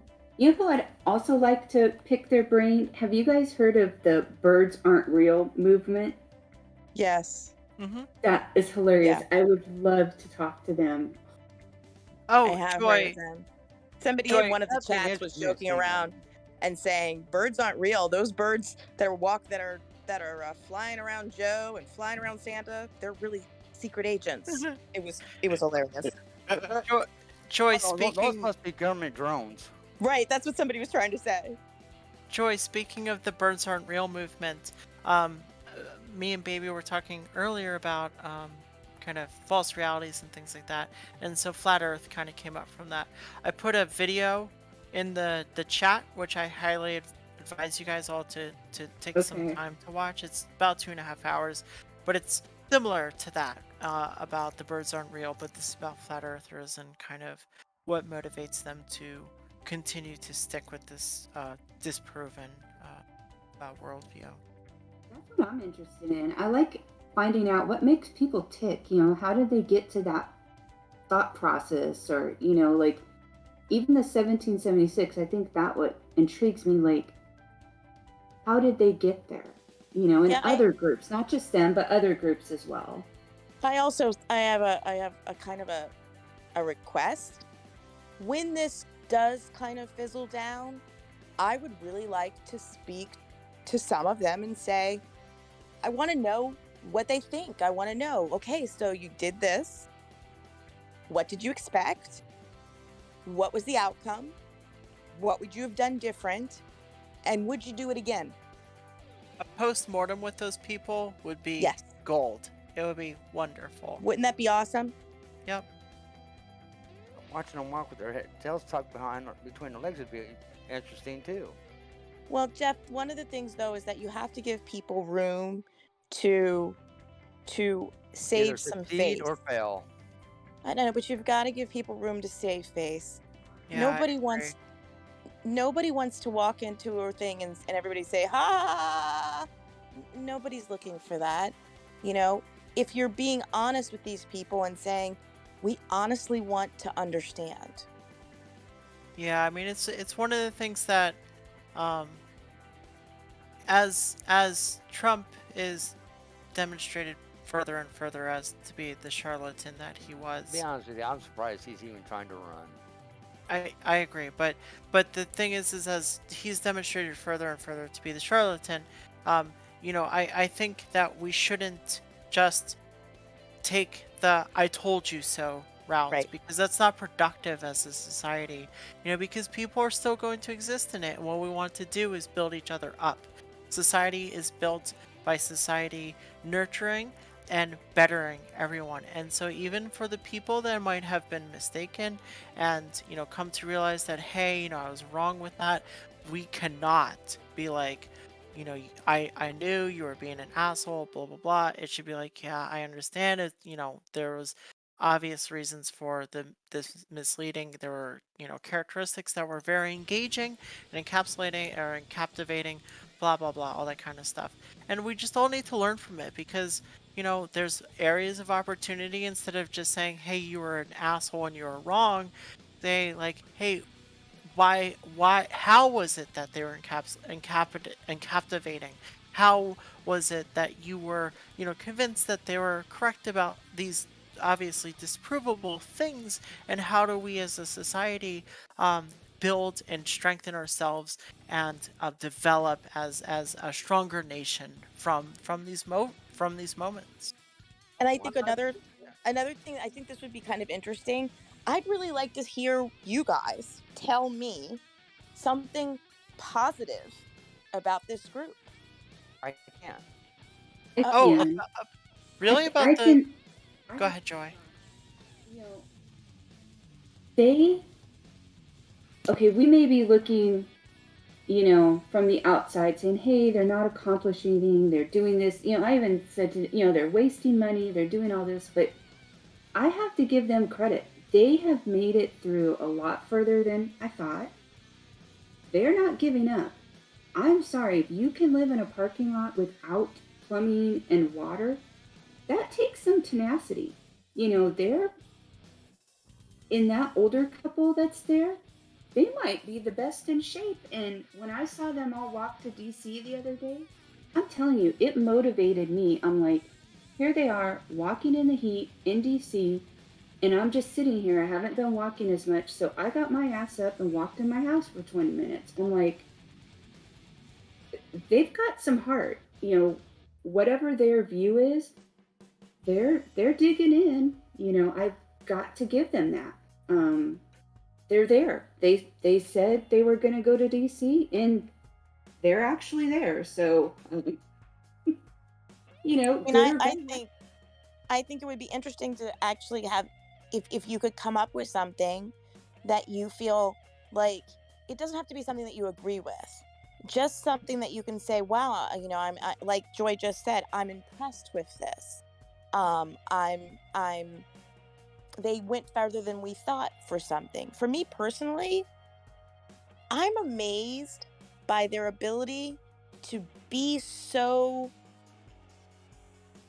I don't want to say innocent, but to be so focused into one perception and to not understand, to even though you look like you're, I mean, they look kind of pathetic, but they're still going to stand there and put a positive spin to it. I'd be done by now. I'd be like out of there. Even if I believed in it I think, even if I believed in it 100% with all of my heart, I don't think I would have the stamina that these people have. I'm impressed by their resourcefulness and their ability to kind of create a mini community. I think that they actually came together pretty well, and I mean, yeah, they've had a bunch of hurdles and things like that and drama and stuff, but drama happens with these groups. And for a lot of people that have never participated in kind of formal protests and things like that, I'm actually fairly impressed with their communal cohesion and community building. That's kind of cool. I think it's more than that. I'll put in my opinion on the two older people.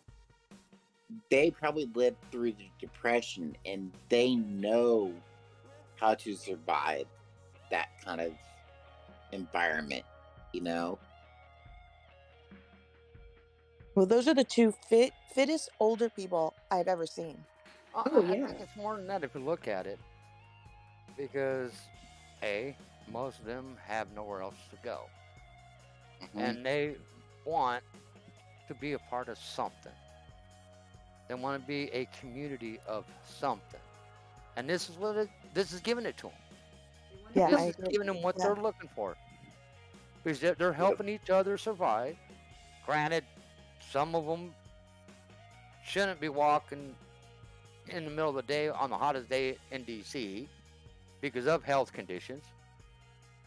But to them, they're in a community that they believe in because they're helping each other as a community.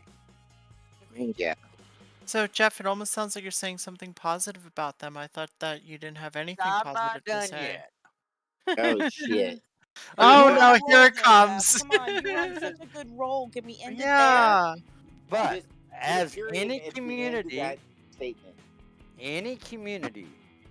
regardless of what that community is, has its downside. A, Growing pains. creates health issues. B, look how much weight people have lost because they're not getting the proper nutrition that they need. They're pushing themselves with the law, which is not a good thing because the law is never your friend. Is it really worth the community that they dreamed of to have to watch over your shoulder each and every day to see if you're going to be the next one arrested? No. There's better communities than that. Of course there are, but we're trying to look at. So, Jeff, what we're doing at the moment is steel manning and looking for the positive things that, one, we want to appreciate from those that we may misunderstand and try to see the strengths in those things because we're all humans at the end of the day, right? It's always beneficial for humans to understand the strength of other humans. And then two, the other strengths. And then two, the other thing is to be aware of those beneficial things because some of those areas that we admire, no matter how small those admirations may be or how large they may be, those should also be things that we concretely carry over if we are to participate in protests or if we are to participate within our community at large. You know, so it's things at an individual, it's an exercise to kind of make us individuals kind of better aware of the positives that we can see that others are demonstrating, you know. So it's a very good thing for us to be optimistic about all of these things because, you know, if we're just always pessimistic and if we're always just like down on each other and dunking on these, you know, people in this situation, I mean, all we're doing is tearing apart our society. And what we need to do at this turning point within our economy, within our culture, within our international and national standing, is we need to start seeing the good things and we need to start bolstering those things and defending those things. So. Okay, with that being said, sir, let me ask this question. When's Sure, enough go ahead. enough? No, I'm not saying that it should go on. Oh, no. When is enough enough? Now. Enough was a long time ago. Do you realize Yeah. that old couple you were talking about, when they showed up at the parking lot, handed Santa $10,000? $10,000. Yeah. Their entire life savings. When is enough enough?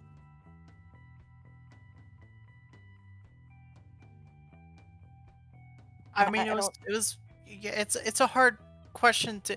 So, the thing is, the question you're asking also doesn't really make sense because unfortunately their movement is kind of built upon a straw house, right? Like they don't have fundamental axioms that they're protesting for. They have no principles that they're necessarily pushing for in concrete manners. They're asking for freedom, but absolute freedom is literally just go live in the desert, go live in the forest or whatever. That's absolute freedom. Okay, But let me simplify it. okay. The protest Martin Luther King Jr. did. Do you think anybody that was at that protest gave money? I mean, They paid for Oh themselves. yes. yeah, there No, was no, no, no, no, no. concentration. Listen, they paid for themselves to be there.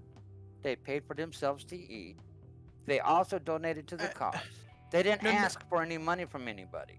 Wait, no, This movement has done nothing but ask for money. No, there was organizations they had There was that asked for money. organizations, yeah. There was, I mean, even in modern lefty organizations, there's centralization of financing for food and for medicine and for shelter and stuff like that. And So that's where's been the responsibility then? What do you This mean? group Where's has the not taken responsibility? responsibility towards the older people. No. Yeah. They haven't taken responsibility for themselves. They're Well, expecting everybody else to do it for them. Well, let's be Sure, honest. yeah. So when's enough enough? Well, again, like if they have no fundamental principles, then enough was never for this thing to start. I mean, they had no real purpose for what they were doing. Right. Do It you was know when built on TPC sand. started? They Yeah. weren't paying for gas. What? I'm saying that. What do you mean by enough? What does that mean? What enough means that they were trying to obtain a goal, but they had no real solid goal that they're actually trying to obtain. No, So I therefore, understand their goal that they're trying to like there's obtain. no concept of enough was enough because there wasn't anything. No, I Basically, understand their their whole goal movement they're was built. trying to attain. But when's enough for them to actually step up, be adults, and be responsible? But we don't have that answer, Jeff. We're watching it along with you. We don't know. Yeah. Yeah. There was never a point where the concept enough made any sense for this movement, and therefore this movement should have never started. But when they start asking people for their life savings, Well, I don't think they So asked these poor old people for it. Wait, let's They back up here. guilt trip so they donate. Come on, watch the videos. No, They- and I think need that to have a they look at a hotel room, lot of but old I people. can't pay for a hotel room. Can you help me get a hotel room? What the hell? If you can't afford a hotel room, sleep your ass in your damn car. Be responsible. Be an adult and be No, I mean, responsible. no, hold on one second, Jeff, because when movements occur and people are protesting, and if it's for a cause that's actually properly grounded and that there's actual goals to be achieved, then there's centralization of financing, and that centralization of financing can provide for that shelter, can provide for that food. So, Seriously, and you're telling me they can provide for legal assistance? Come on. Yes. They yes, knew what they were doing when they Yeah. did no, it. no, no, They proper, knew they were they breaking want. the law. Wait. proper King movements had can. legal Yeah. assistance set up. Yep. That he But paid for. I No, think that the movement paid for. They That the centralized movement money. paid They for. created organizations. but there's two different factions. There's the actual movement, and then there's the live streamers. Right. Okay, so yeah, I mean, if we're talking specifically about the People's Convoy or whatever, the Restoration Movement or whatever, So unless you pipe in. yeah, I mean they're I think that again the question of enough is enough or when are they going to take responsibility doesn't make sense because this whole movement was actually grounded in an absence of responsibility. So you're saying you agree with these people that get arrested and then get on a live stream begging people to pay money. No. No, I don't. No, we No, be- don't agree with it. Take it and to bail them out. No. That's what I'm talking about. So when's enough enough? You got Enough was nothing. yesterday. You committed the crime, so why should somebody pay for you to get out? Jeff, none of us are disagreeing with you. It's a valid point. That's why I asked, when's enough enough? We agree with you. When is Weeks enough ago? enough? We don't have that answer.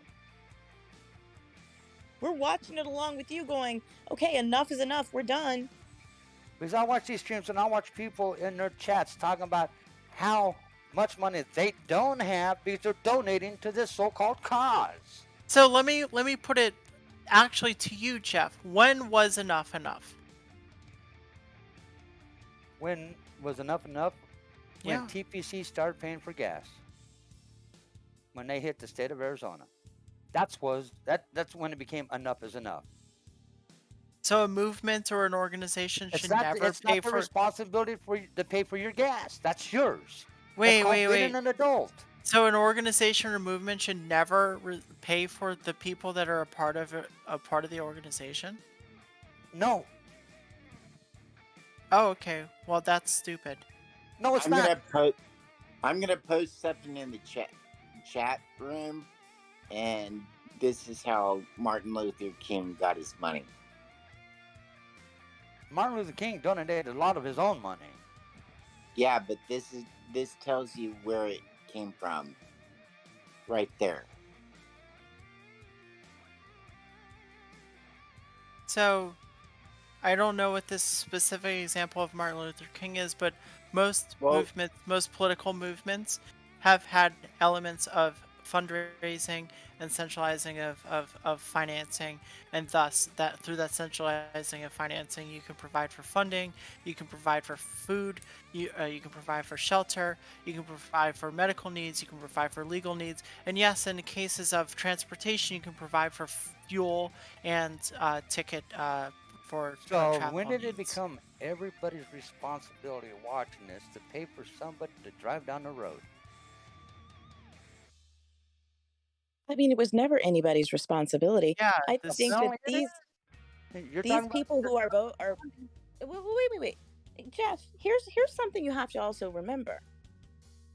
These people who are giving money are also getting something from it too. What are they getting? To watch a video stream? Yes. And to be a part of something. Well, they're paying to watch TV. Well, sure, but they believe they're participating in this movement. I've looked at the chats. If you've gone and you looked at the chats, and when the chat goes I off, have 8 monitors up every day watching all of them. but wait. Let me finish. When you listen and you look at these chats, sometimes people talk about, I really wish I could be there, but I'm on dialysis, or I really wish I could do this, but I'm 77 years old. And those are the people they beg the most from. Wait, let me finish. But what they say is, but I just want to help and be a part of this. And I think just as we talked about the community of TPC or 1776 or whatever, as how they're building a community, there's also this idea of a chat community. And we too have created that community. Community is something that human beings want no matter what. Correct. And so it's a way of being connected. And you don't know the individual situation of some of these people. Probably they're elderly. Some of these people might not have their grandchildren or their children visit them for months on end. Some of these people just want to be a part of something. Yeah, now, Jeff, why are you giving your time to participate in this chat with us? You're literally giving up your time that you could be going out and making money instead. Right. When you give something, you're always getting something back. And so they are, in a way, getting something back. They feel as though this is part of history, and I'm not agreeing with this, but in their mind, they feel, 1, that this is part of history, 2, that they're doing their patriotic duty, and 3, that they're going to get something back out of this. Either be in the history books, or what they are reminiscing America used to be. Or you're talking about history books, they change every single day. Okay. But and these people, question, Joy, I make but you're money talking again, Jeff. You're in reality land. I'm talking. This is where they take that reality and they suspend it. Yeah, they're in fantasy land. Yes. Sure, that's okay, but so what? They're still getting something out of it. Yeah. Even though they're being exploited. There's an 88-year-old woman who was by herself, who found this and is now got something to get up for, to watch in the morning. Where she might have before got up, made her toast, cut the TV on, and talked to no one. But now she's got a community that she's talking to amongst these chats and Discord, and she feels like she's part of something. Now, I'm making this person up, But I'm just saying that that's where they're getting something. And you're right, Jeff. It's the same mentality. The reason why late at night they've got buy this, buy that, come buy this, come buy that. They're pulling in the same group of people, elderly people, from this loneliness. And so Baby, they're pulling them in. you just hit on something. When I heard It's called X-ray, weak-minded. well, So what? Why are you We're being not there such... yet. Some of Yeah, us are not Jeff, there why are you yet. being We such don't a know jerk? what that's Why? going to be. Yeah, like, come on, like, try to be more respectful. Like, And have some compassion. yeah. We don't know. We don't Compassion know. for what? My kids, Idiots that are fighting for something that they never lost? Seriously? Oh my God. In their I- mind, they believe they have. Yeah, and at some level, Jeff, I agree with you. They're dumb, okay? They're misled, Agreed. whatever. But the thing is, the only way to get these individual, real human beings that you can go interact with to become better participants in society is to try to understand what makes them tick, what makes them motivate, and it may not be just for these specific people to get them better, but we can understand these things that motivate other similar people, and we can become better people, and we can become better agents of change within our society, and we can pull people out from these frivolous, worthless, efforts, and instead try to do things constructive and try to convince other people to do constructive things, because that's how society gets better.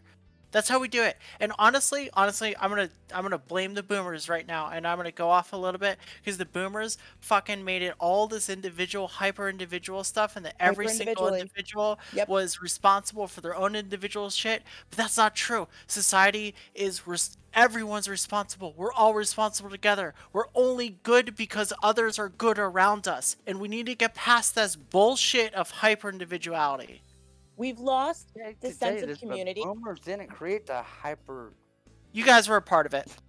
No, But we we weren't. lost the It sense was of started community, before though. we even came along.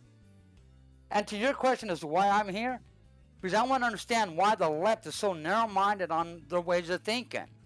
But we're When sitting here the talking about world is opening our exactly minds. what it is, what you see. But here There it is. is no fantasism. But Hey, here's Jeff- the It thing. is exactly what you see. But Jeff. There is no fairy tale. But Jeff. Ask you Here a you You are question. work talking your to ass people off. on You the pay left. your bills. You got a government that's so fucked up. It's not even funny. That's reality. And the only way to get the world back where it belongs in the real world or reality is get rid of all the flaky ass politicians that run their asses all over DC doing absolutely jack shit. How do we do that, Jeff? Recall them. Vote them out. Vote. Okay. No, Who do people we are afraid to vote go for? vote. How do we vote for people? Are you just telling You me look at as the candidates that are running. Jeff? Are look you just at telling what me they as do. an individual to do that, or how do you convince the masses to do this? This is what I'm getting at. We need to convince groups of people. We need to convince You society. don't We have need to convince anybody. Yes, we It's common do. sense. No, it's It not. is. Honestly, if you look at it, we in the United States have 338 million, give or take. Okay? How many did Hillary Clinton? 338 billion. Billion, I'm sorry. Thank you. No, we have 338 it's million. million. No, it's Million. million, hun. It's million. It's million. It's million. So we have 338 million, give or take. Out of that 338 million, and I think they said it was like 90 are people under the age of voting. Yeah. Of voting, or they're convicts and they can't vote, but there's a reason why those, or they're babies or whatever, those people can't vote. So you take that percentage out of it. Then you take a percentage and you say, okay, Trump got A, B, or C, and I'm not going to say numbers because I know it gets people hot. You can trash Trump all you want to, and I'll agree with you every step of the way. He should never have been president. No, but that's not what I'm talking about. That's why I'm not bringing numbers up. Trump got 1%, right? And we could either take Hillary Clinton or Joe Biden, I don't care, either one, got another percentage. There is still a large chunk that didn't vote. because they're disenfranchised to vote, just for the reasons that we were talking about. No, they're disenfranchised to vote because they don't think they'll ever get the right president in there. That's that what is actually disenfranchised for is. this Yeah, that's country, what disenfranchised like we is. had disenfran- at one time that got assassinated. Jeff, That's what that's what that is. That's what disenfranchised means. Disenfranchised does not mean they can't vote. It means they don't feel that their vote has any power, so why do it? Yep. Because that's what the government makes them believe. And that's what we're talking about changing. And Am I wrong? No, you're. There's a lot of ways 100% to right. change it. Well, Jeff, let me ask you a question. Okay, Okay. because you say the left is narrow-minded. Okay, that's your opinion. I'll respect that. But I just want to, okay, let's look at this whole experiment in the different pages. Okay, so this is kind of, I mean, you could say it's a little more leftist. We try to say we're not political, but let's just say this page is a little more leftist, whatever. We don't censor people. We let everyone on here, everyone have a voice. Would you say the people with the movement are more Republican? Go try to put a comment on their page. Go try to have a talk with them. They will censor you in a second, you know. Oh, I know. All you got to do is say yeah, and you'll get banned. So when you say Jeff, leftists are narrow-minded, not everyone. I think we need to get away from calling each other leftists or Republicans. Yeah. You know what I'm saying? I understand what you're saying, but Joy, let me ask you this question. I don't know if you associate as a leftist or a liberal, but does the Convoy not come across as the most extreme leftist when they ban somebody for saying yeah? No. How every single person that Convoy votes Republican, no question. No, they believe in Trump. Get it Okay. straight. All right. They believe in the snowflake. And they'll still vote Republican. No, Yes. no, I don't know if they would or not. I'm sorry, Jeff. That's the most bad that's faith a legitimate response I've ever heard in my life. No, there's a reason I'm saying that. The reason that they believe in Trump is because Trump, being a businessman, knows business. Well, they think the country should be run like a business, and that's not the case. yeah, a businessman should not be running Exactly. for office. Exactly. Because business and a country don't mix. Well, I agree with that, but there's all those people are still going to be Republican voters. That one I don't know. They literally had Ted Cruz and Marjorie Taylor Greene represent themselves. Yeah, and one of them was investigated as part of J6. Go figure. It doesn't matter. I don't care. They literally brought them on to represent them. They're Republicans. They tried to have Democrats on there, and the Democrats declined. And they allowed Republicans to Just come as there. a side note, they did have one Democrat that Brian Brazzi did meet with. Yep. He tried getting to meet with more, but they kept declining. Okay, well, still, they're all mad because they couldn't fly their Trump flags, and if you want to continue down this bad faith avenue of pretending that they're not Republican right-wing supporters, like, that's whatever. This is that's not fine, a but freedom movement. This is a Trump movement. Think Oh, about it. They get mad if they can't fly a Trump flag. yes, That's a okay. Trump movement. Okay, can we move on? This is incredibly boring. Okay, hey guys, good night, or guys and gals. I am going to watch Harry Potter, so I will see Which everybody one? later. 16? And yeah, we're on movie 7 tonight. Bye, Joy. There's that many? Bye, Joy. Bye, Jeff. Bye, baby. Bye, I thought there was everyone. only 6. No, there's 7 movies. Oh shit, I'm way behind then. Yeah, you better get on it. Ooh, we could have Harry Potter trivia night. Okay. Bye. That'd be fun. Yeah, that would kind of be fun. It'd be better than this conversation. Oh Harry my Potter god. movies are fun Well- to watch. What movies do y'all like? Harry Potter for one. Well, okay. What about anyone else? The other 3, y'all. What's your favorite movie, Paw Patrol? Mine. I have 2 of them. that if it comes on TV, I'll watch it. And that's The Never-Ending Story. Well, there are three. Never-Ending Story, The Labyrinth, and what's that other one? The Dark Crystal. Oh, All yeah. three I good see a movies. theme. Yeah, totally. Now, can I imagine this question, Paw Patrol? Have you ever watched Six Left Behind? No. You might find that interesting. Cool. It's All about 6 snow dogs that get left in the Arctic Circle and survive. And the guy that owns them finally is able to go back up and get them. And the journeys that they go through while waiting for him to come back and get them. Yeah. That actually sounds interesting. It's a really good movie. It's got, what's his name? Paul Walker in it. I bet that is a good movie. So it's like Homeward Bound kind of way. Yeah. But But this dead. the dog in this one, he goes back and gets them instead of them finding him. Cool. That sounds cool.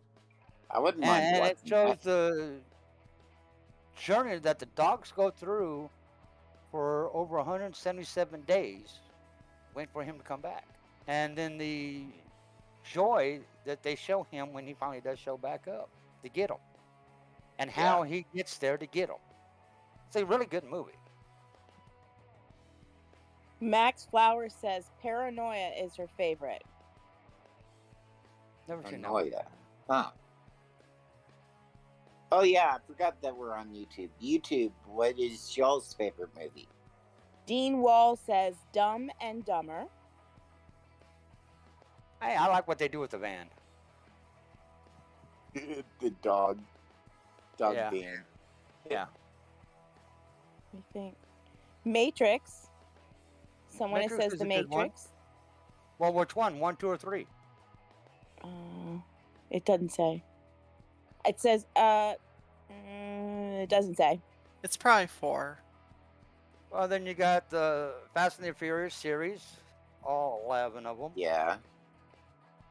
Mick Rum says Hellraiser 1 and 2 and Princess Bride. I don't like Princess Princess Bride Bride. was a good one.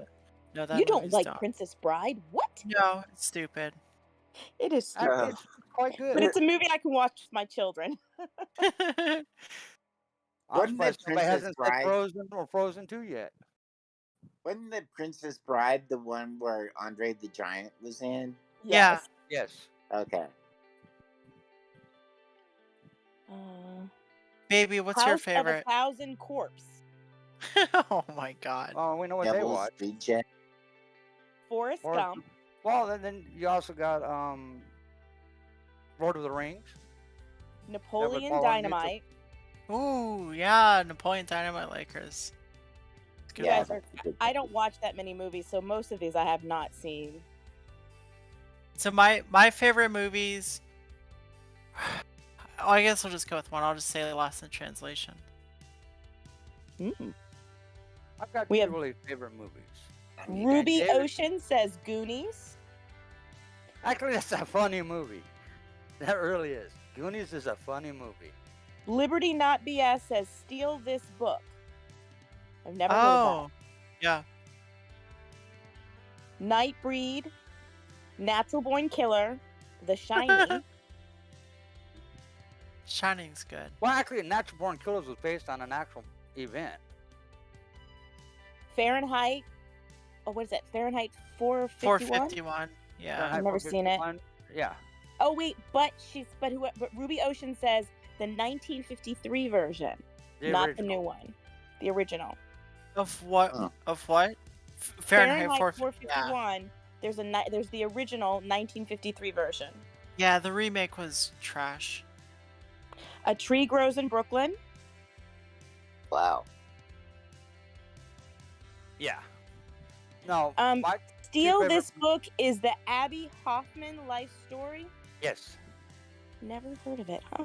That's good. What about Life Aquatic with Steve Zissou? Anyone like that? Never heard of it. No, I like Brian Saddles. and Blazing I like Saddles. Saddles. Oh, Blazing Saddles is fun. with Mel Brooks. No, I like Something for Joey, and I like Brian's song. Because All both About those movies- Eve, 12 Angry Men. Now, I love 12 Angry Men. That's great. I'm yeah. surprised somebody hasn't said 50 Shades of Grey yet. It's not a That good is the movie. dumbest thing in the world. Yeah. Catherine, That's I'm going to tell you, hilarious. I'm an old movie fan also. I like All About Eve, and I love 12 Angry Men too. Have you ever seen Something for Joey or Brian's song? No.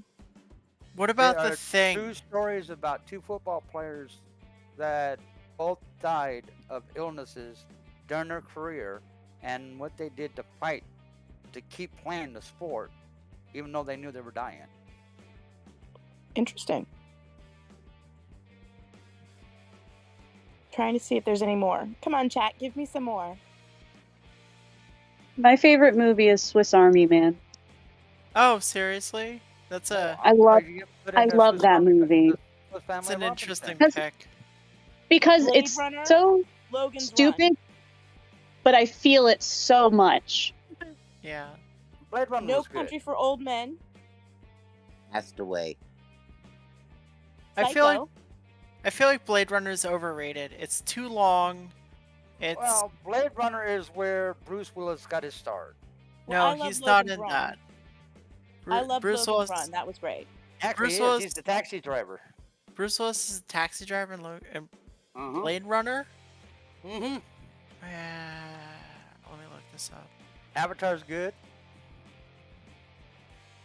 Space Odyssey. The Space Odyssey was amazing. There's also Clockwork 30,000 Leagues Under the Sea. Orange. Max, what are some of these movies that you like that are trashy movies? Clockwork Orange, yes. So And I Jeff, watched the Clockwork Orange high with Jeff, my are you father. thinking The Fifth Element or something? No. When Bruce Willis first started in the movie industry, he started with Blade Runner. He was a taxi driver before he became famous for his other movie roles. I'm looking through So the he cast. became- I'm he looking through the actually cast became and I don't see him in famous. there. Bruce Willis actually became famous on Moonlighting. Yeah, I don't see him. He's not in the cast. Of Another Blade good Runner. one is Turk 157. And I don't know if Sleepaway anybody Camp knows what that 1 one and is. 3, 1 through 3. Telescope says. No, Turk 157 is about a fireman and his brother who died in a fire. Oh, the birds! I like that one. I'm aging myself because I like old movies. I don't watch Kubrick movies. Most of my movies I watch are about people struggle that they go through in life. Dr. Strangelove. Sullivan Green. Did I say that right? Sullivan? Soylent. Okay. I've seen it, but I just said it wrong. Two Moon Junction. Boo. I'm surprised you didn't put Ernest is in the Army Telescope. That was Wait, funny. what is Ernest Scared Stupid? Oh, Yeah. oh, now I know what that is. Hey, Bern, it's Ernest. Yeah. I know what that is. Eyes Wide Shut. The Big Cube. 50 New Dates is good. Wild in the Streets. Max, I'm going to have to look these up because I haven't seen that one. You should also watch 50 New Dates. That's a fairly good movie. Sense and Sensibility. And what he goes through to make her happy 50 times. Howard's End. All right, what is Gleaming the Cube? That's a movie. Yeah, but what is it about? I don't remember, but it's a good movie. I watched it when it first came out years ago. But then again, there was all the Star Wars movies. Pieces. Telescope says Pieces. The Good, the Good, Bad, and the Bad, Ugly. and the Ugly. Yep, Clint Eastwood. Ah, okay. Skateboarding. Never heard of that one. The Blair Witch Project. Fast Time at Who's Ridgemont High is hilarious. Fast Especially Time at with Ridgemont High is Spicoli. very funny. Yeah. Especially with Spicoli. That was my first adult-like movie. I'm surprised they didn't throw in their American Pie. Dirty Dancing. But you gotta love Spicoli. He orders pizza in class. No, Plan 9 from Outer Space. Telescope, you come up with some interesting ones. I just want to see your collection. Heather, don't that know was a the- good movie. Heather's. People that Heather's make was 'em, good. I watched the movie for what it is. Charm. What was that horror movie with Macaulay Culkin? Oh yeah, that kid. Where it Home was a Alone? brother movie where he had a little brother. He was like the His- step his- brother. But You're talking I about thought it was his, the Bad oh. Boys? Yeah. The Oh, Shining. The Shining. The I Shining. actually Red Wait, wait, Room. wait. Red Wait, Room. butterflies are free. Shining, the new one or the old one? The old one where he looks to cuts the hole in the door and says, "Here's Johnny." No Country for Old Men. Party Monsters. stayed- You don't know that one. I stayed at the Blues hotel. Brothers. Well, which one? Blues Brothers or Blues Brothers 2000? The original. Both were good. Both of them were good. I'm Oh, gonna they get were an good. old one. This is gonna get a kick. Somebody else said this when I was thinking about it. 1776. You ever see that movie? It was actually a play. Yes. It was a Broadway play. It was Yeah, it was like Hamilton, but it was a Broadway play and it was a musical. And if Well, anybody's ever seen Boy Meets World, remember the teacher in Boy Meets Yeah. World? He Yeah. plays in it as a Well, I'm young trying man. to think of that one that Mel Gibson Oh, did. Patriots. Kit from Knight Patriot. Rider. Kit? Kit Kit from Knight Rider. The boy, Y'all the remember person who's the show behind the Knight voice. Rider? of Kit. Yes, he played the voice of Kit. You're right. Yeah. Yep. Yep. He played in. It's a black and white movie. I think or they recolorized it, but it's actually it. You know what would be great? To send 1776 to the group of 1776. Maybe they would finally get it. I doubt it. But it'd be a nice try. Mhm. Blue Velvet. Oh, Close Purple Encounters of the Third Rain. Kind was great. Purple Rain. Yes. Prince. Close Yep. Encounters of the Third Kind. That was a good movie. Mask was great. Oh, there's also Saw, which is Ooh. actually Saw 1 was good. The rest of them sucked. yeah, Saw 1 was good. Somebody said The Shining, but they never told me 1 or 2. I'm looking back. Did I miss it? They just said The Shining. This is Spinal Tap. Field of Dreams is good too. Love it. What up? And What up, believe it or peeps? not, that field is still there. Who's that? Yeah. Felissa. Hello. Hey, Yay. Detour. Field of Dreams. Yeah, that field's still there. The Godfather. Which one? All three. There Will Be Blood. Well, if Fargo. you go that route. Oh, the lead song for it is "Bad Things" with Jace Everett, but it is from Telescope Blood was Gangs movie. of New York good. well, you're obligated to like Daniel Day-Lewis, apparently. I never saw it, but I heard it was really good. Yeah. I mean, he's a master at his craft. Well, if you're gonna pull up the radio, you might as well say the Roxbury. Eric says, those twin girls at the end of the hall in The Shining. And then he has a spooky face. I've been in that hall and it is very spooky. I don't think stayed I at can this do that family hall. hotel. No, I I can do stayed that at hotel. the family. Nope. Couldn't do it. That Open lunch hotel good. is fucking wicked cool though. The Excited for- Fly.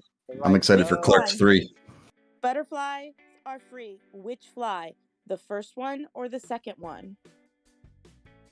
I'd have to say the first one. They lost it in the second. Help me. E.T. Oh, the pianist. That's actually sad. Firestarter. Oh, Firestarter was good. the first one or the second one? First. Okay. True. They kind of lose the momentum every time they make a sequel. Yeah. They really do. Because by the time they do the sequel, the producer did the first one isn't on the second one. I don't know how to pronounce this, Max. She says she likes Turkish movies, and I cannot pronounce it. Can anybody else pronounce that? Yes. It's Max Flowers. Movies from Yes, the we 70s. can. Say that again. No, I was joking. Giallos? Gallows? Giallos. Giallos. Bollywood movies mixed with, I don't know what that is, but it sounds interesting. Slumdog Millionaire. Has anyone seen Dazed and Brazil? Confused. Elmo's Fire. Titanic. Titanic was the first movie that I went and saw with my husband. I like what she did at the end. When she stood up in the railing before she passed, she dropped that diamond into the water. Have you seen the other the other version? No. Go online and look at the other options that they had. They released them. Oh, did they? Mm-hmm. No, but that was poetic justice when she dropped that diamond down. She held on to it all those years, and nobody knew she had it. Gallows is an Italian horror. Oh. Deliverance was good. I think I mentioned Party Monster because someone mentioned Macaulay Culkin, and I think a lot of people in here would like it. It's about New York City nightlife in the like the early I hear 80s. Macaulay Culkin, Party I think Monster. of Home Alone. Oh, that's right up my alley, early 80s. That sounds interesting. Yeah, it's based on the real story of Michael Alig, who's still in prison, and I think he's eligible for parole soon. But you know, it's a trip. Huh. That sounds actually interesting. Yeah, it's Macaulay Culkin and Seth Green are these, you know, just club kids. It's about New York City club kids. Seth Green. Okay. Well, Macaulay Culkin's brother in that movie also? I don't Real know. brother? I don't remember. I don't think so, but I'd have to look it up. What movie was it that both him and his brother were in the movie, and his younger brother was like a drug addict? I don't know. The Green Mile. Somebody hasn't mentioned Brokeback Mountain. Hey, Green Mile was good. You know, I never saw Brokeback Mountain. Was it actually good? I don't know. Take the controversy out. The movie itself, was it good? Not really. Okay. I don't really remember it. They were I guess trying it to was depict a cowboy film, and they missed on what they were trying to do. Telescope says, at midnight, I'll take your soul. Is that a movie, Telescope? Yeah. Is that a movie? Is that a movie? Or Or a threat? Tell me something.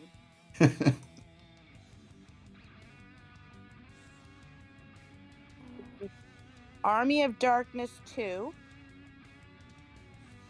Taxi Driver. Shawshank Redemption. You got mail? Ugh. Sorry, I'm just gonna say it. She drives me nuts. Caddyshack That was good. same little face. I like the just- dancing dancing gopher. What is that same little face and what is her name? Meg Ryan? Meg Ryan, yeah. Yeah, she drives me absolutely insane. She can't act. My sister looks like Meg Ryan, so I mean. Hopefully your sister can act. Maybe your sister can act because Meg Ryan can't. Yeah. Kingpin was good. Faces of Death. Oh my Faces of- God, I haven't seen anyone say that yet. Ooh, that takes me back, kind of. Poor monkey. E.T. That's what I'm gonna say. Poor monkey. How about Amelie? I didn't see it. I heard it was really good. It is. It's subtitled, but like it. it's pretty. Okay, wait. You're Okay. about the one with Michael J. Fox in it, Platoon. So Telescope says, yes, it's a film. It's a Brazilian film. Coffin Joe is the agnostic. Antagonist. Antagonist. Agonist. Thank you. You're welcome. Antagonist. Antagonist. Thank you. Uh-huh.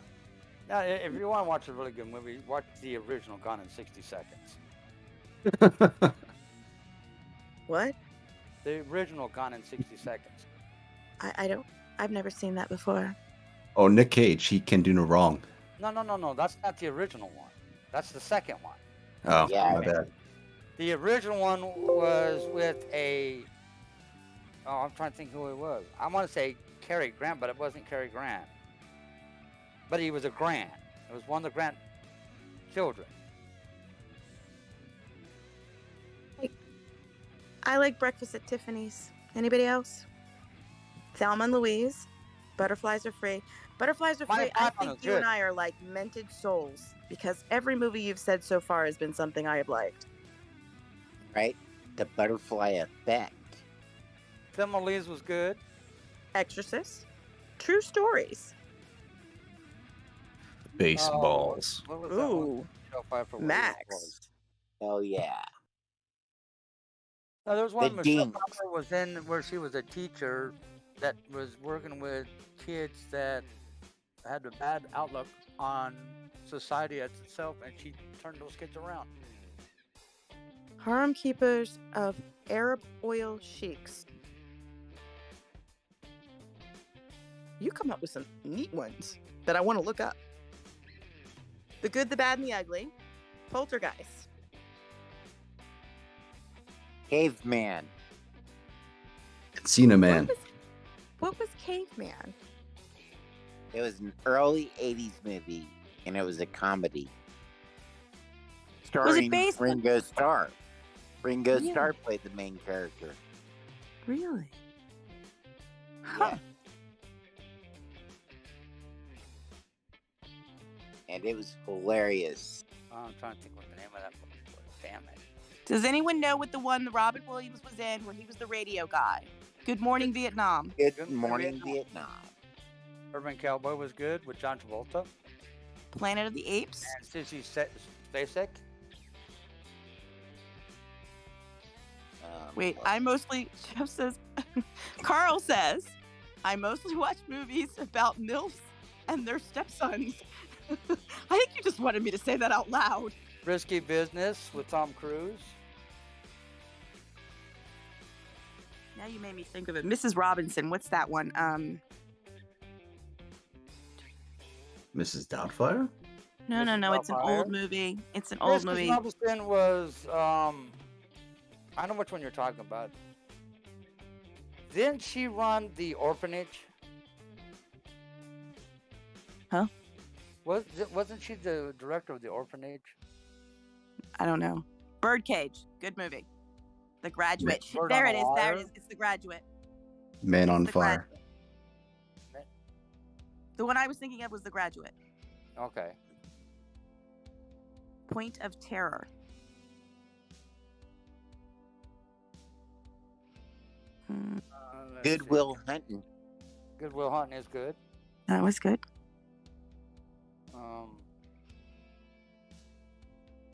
Yes, Eric, I think we're just trying to get off of the 1776 and kind of detox with this chat. Yeah. Has anybody mentioned A Beautiful Mind?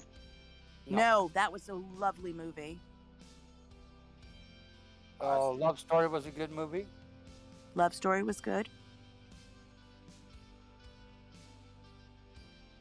Broadcast News was a good movie.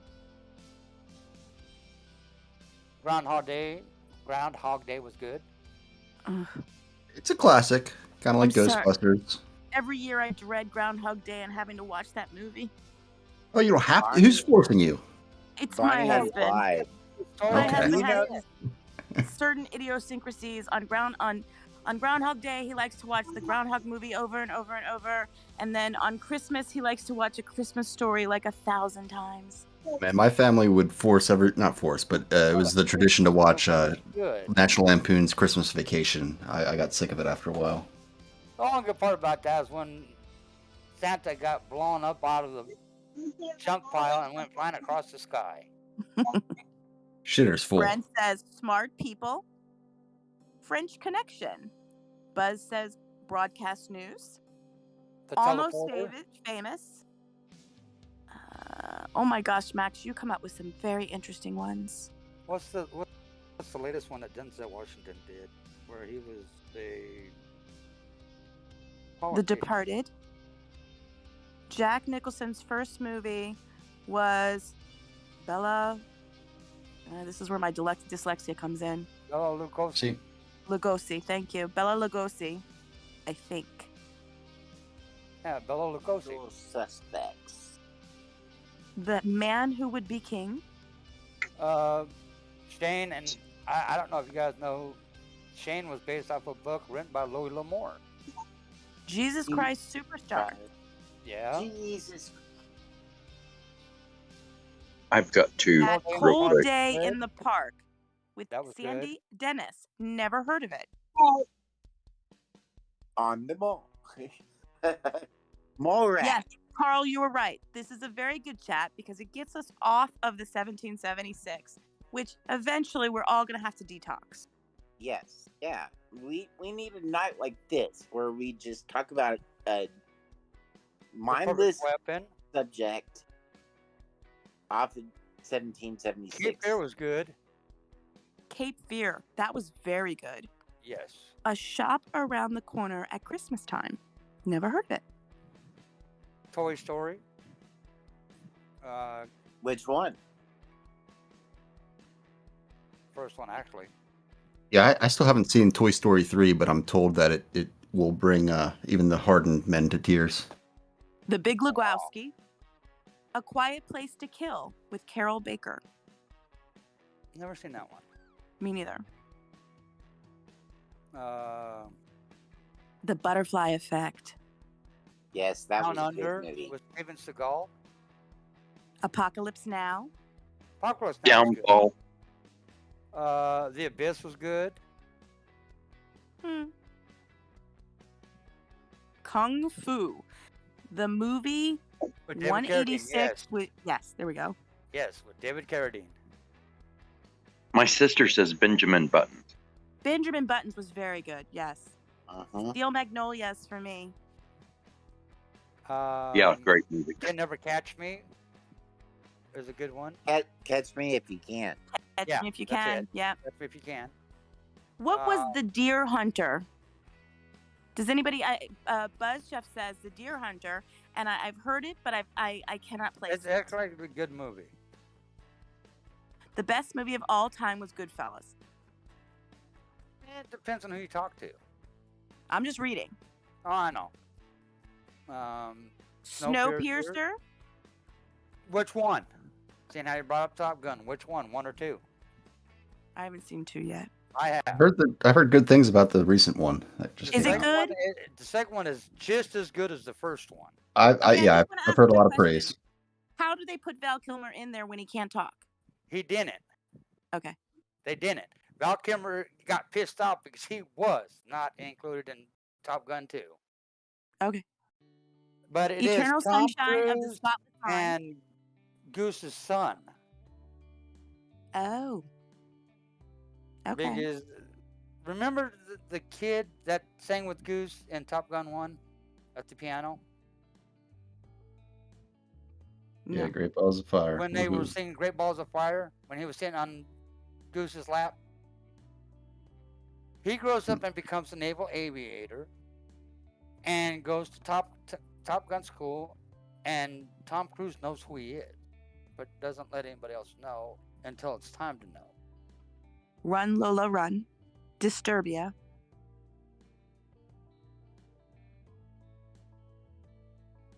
It's a good movie. I like how they did it. American Beauty.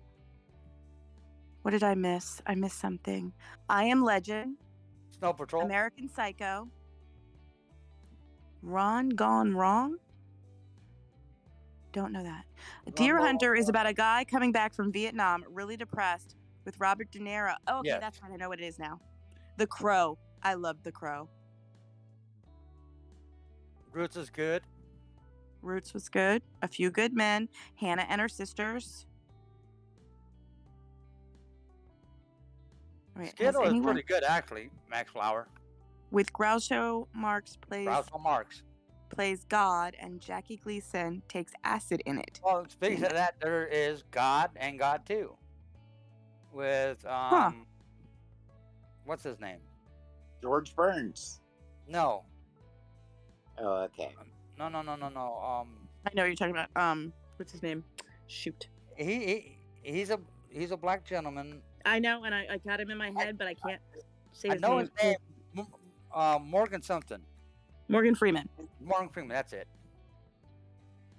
Butterfly said The Professional, which I guess made me think of Leon. I just watched The same, Professional yesterday. is it the same as Leon the Professional? No, I'm just thinking of the one with a young. Well, there's also what movie was? No, the one he's thinking of is the one I watched yesterday. The one with the young Natalie Portman in it, right? Well, you got The Replacements. You've got. Yeah. It was scored by Trent Reznor. That Kevin Costner was in, where he was a baseball batter that got stabbed after a game one time, and he hit a home run into the lights and opened his wound up, and he died shortly thereafter. I don't know what that He is. was a baseball player. What Dreams May Come, Monster, Beetlejuice. Wait, I'm not saying it 3 times, Ruby. Beetlejuice was good. I was about to- Beetlejuice. Ruby, I'm not saying it 3 times. I just did. But Mr. Brooks. Beetlejuice. Yeah, The Natural. That's it. The Natural. The Natural. Higher Learning. Dancing with Wolves was good.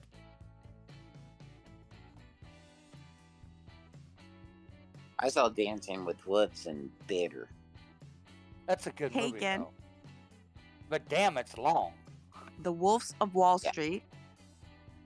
Flatliners. Now that was good. Yes. 48 hours. That was Which funny. one? Oh God, not the girl with the dragon tattoo. Can I just say I tried to read it, then I tried to watch it, then I tried to go back and Exorcism. read it again, and I still had a hard time. Exorcism of Emily Rose was very freaky, Yes. but it was a good movie. It kept you drawn in the entire time. Edward Scissorhand. That's like Terminator 2 kept me on my seat the entire time. Yeah. One Kid Flew Over the Chong. Cuckoo's Nest. Heavy Metal Parking Lot. Whoa, wait a minute. Never heard of that one. Not familiar. It was an okay movie. Never heard of that one. Rad. What is Rad? I don't know Andy- if you like war Skateboarding. movies or not, but you got. Isn't that Oh, Andy that's right, Samberg? Yep. Reservoir Dogs. Yeah, I'm good. pretty much Full anything Metal from Quentin. You know, I'm Platoon. here for it. I'll tell you a movie I cannot Good Men in watch. Vietnam. I can't watch Band of Brothers. Why? There is one scene in Band of Brothers that just I can't watch. When he kills someone with the knife slowly, it puts me into a depression every time. Oh, I bet. But there's also Finding Private Ryan, and The Silence of the Lambs is a damn good movie.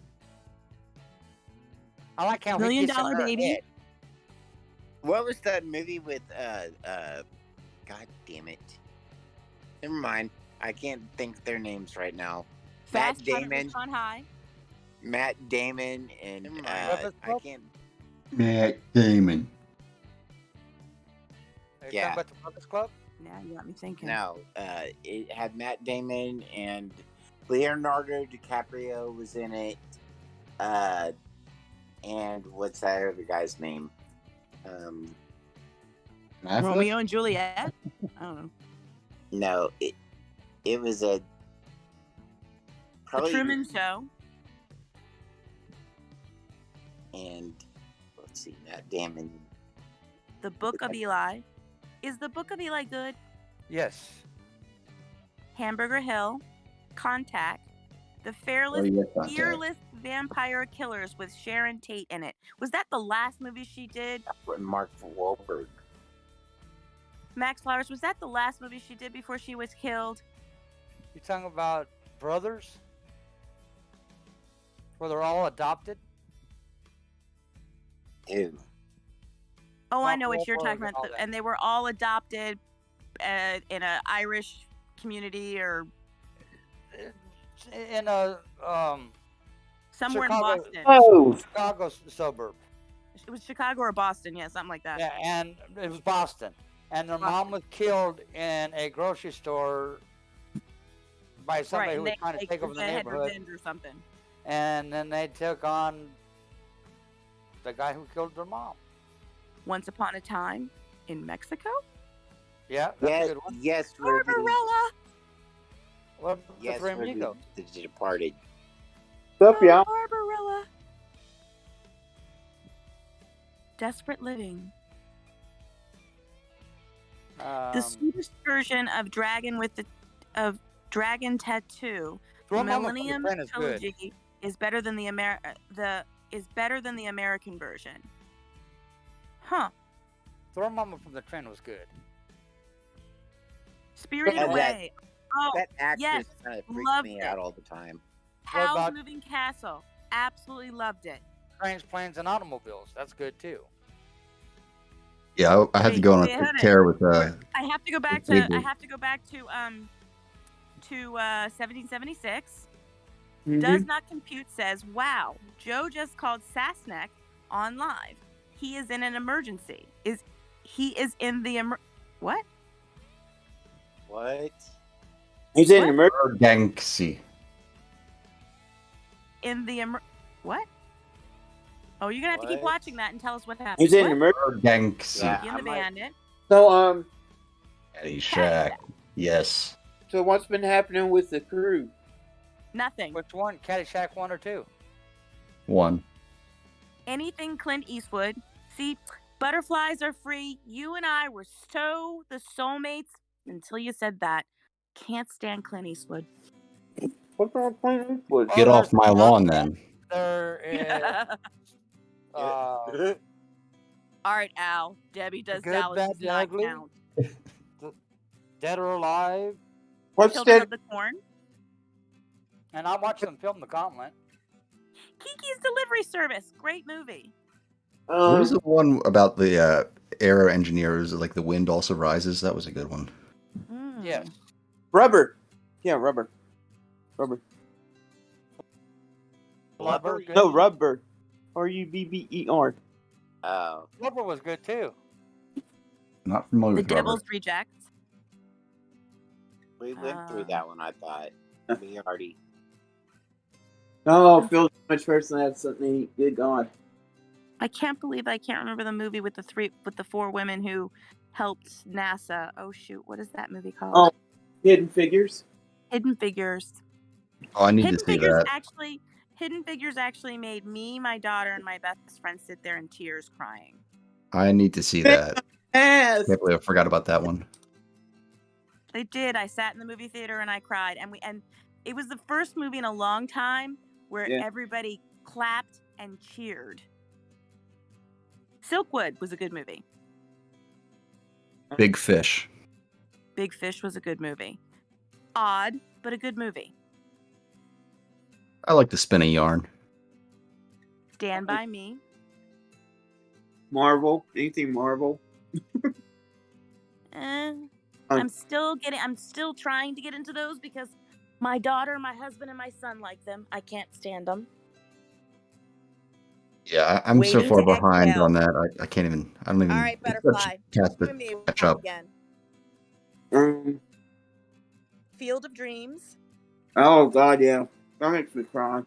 Pee-wee's Big Adventure. Turd, I love it. So what are they doing? Taking a poll? What movie everybody like or something or what? We started talking about different movies. We kind of have had. Have you been off for a little while? Yeah, I was in the hospital with my brother. Oh, I'm so sorry. I hope he's okay. Well, we came. This has kind of come a full circle where we've decided that we eventually have to detox off of 1776. One, because it's not good for people and it's all negative. So we started talking about we threw out a topic, and the topic that we threw out after throwing out a couple of others was, what good movies have you seen? Oh, okay. And so we opened it up to the chat, and we're reading some of the things off the chat. Did you YouTube it's chat? kind of a nonsense. Yeah, time. YouTube chat, Discord chat, every chat. Oh, okay. So who's All doing the Discord? chats. I'm doing YouTube. Who's doing Discord? Discord really hasn't said anything about it, so Well, if you're in Discord, you should be talking up here. Oh, the last Starfighter, dude. The last Starfighter. Constantine. Hmm. Who's Afraid of Virginia Woolf? The Green Inferno. Let me see. Field of Dreams. Did we say that one? Yeah. Amadeus.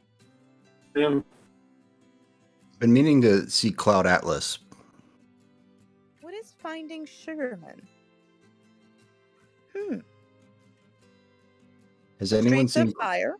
Has No, anyone I haven't seen Cloud Atlas. Well, it's done by the Wachowski sisters, so probably worth a spin.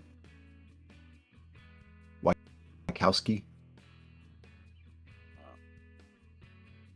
Let me think. Jaws.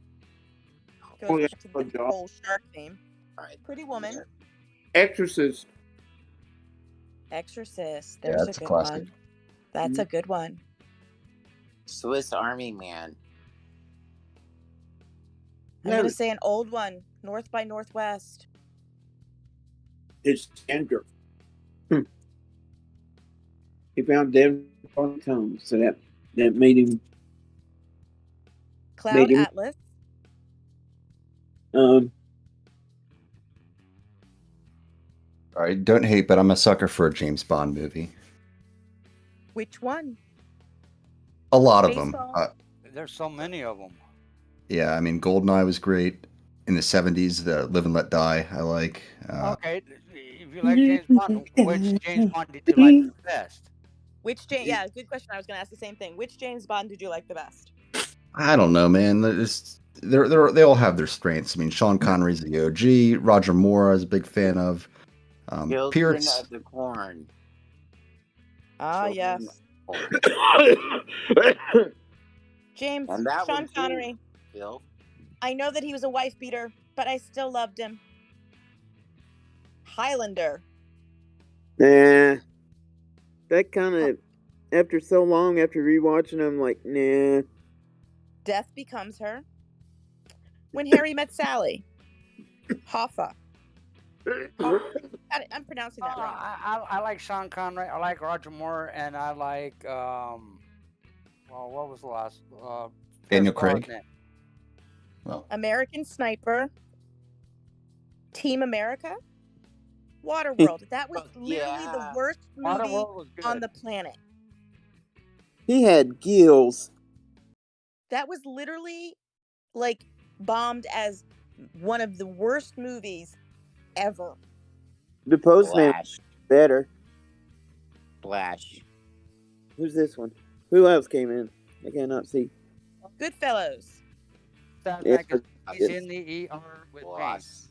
no, I've been in here. Oh. Bill and Ted's Excellent Adventure, which actually was a really good one? movie. Which one? Warriors There's three come of out to them. play. The first one. I only like the first one. You don't We Are like- the Millers. But did you hear me? Saznak is Yeah, in the ER with pains. That's all they know.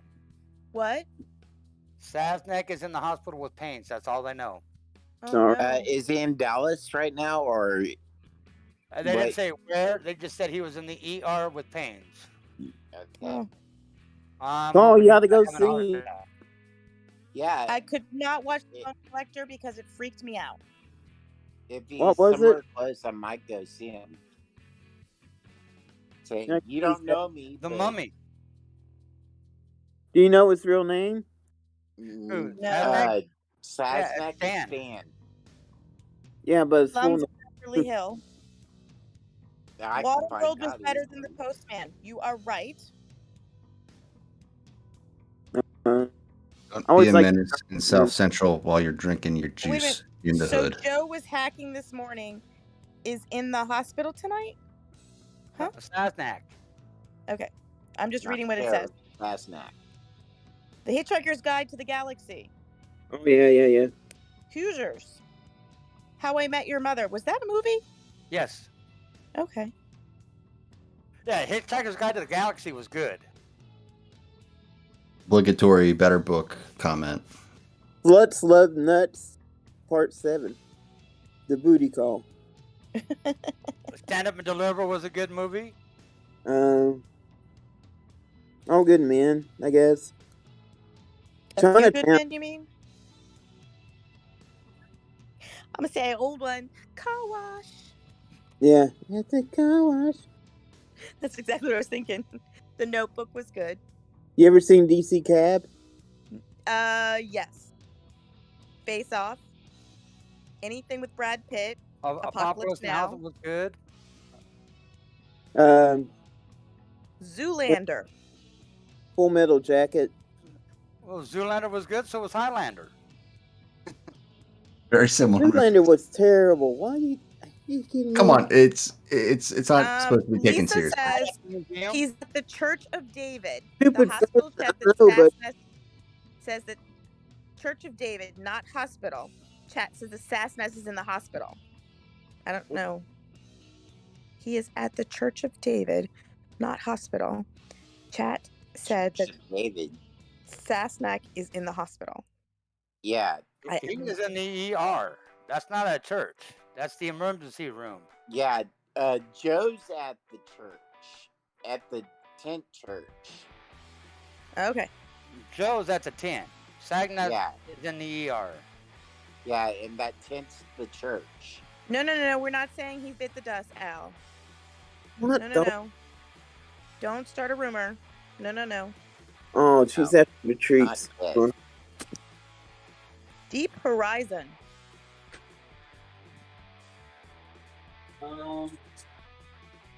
The Great Tree Wonder. What is Milk?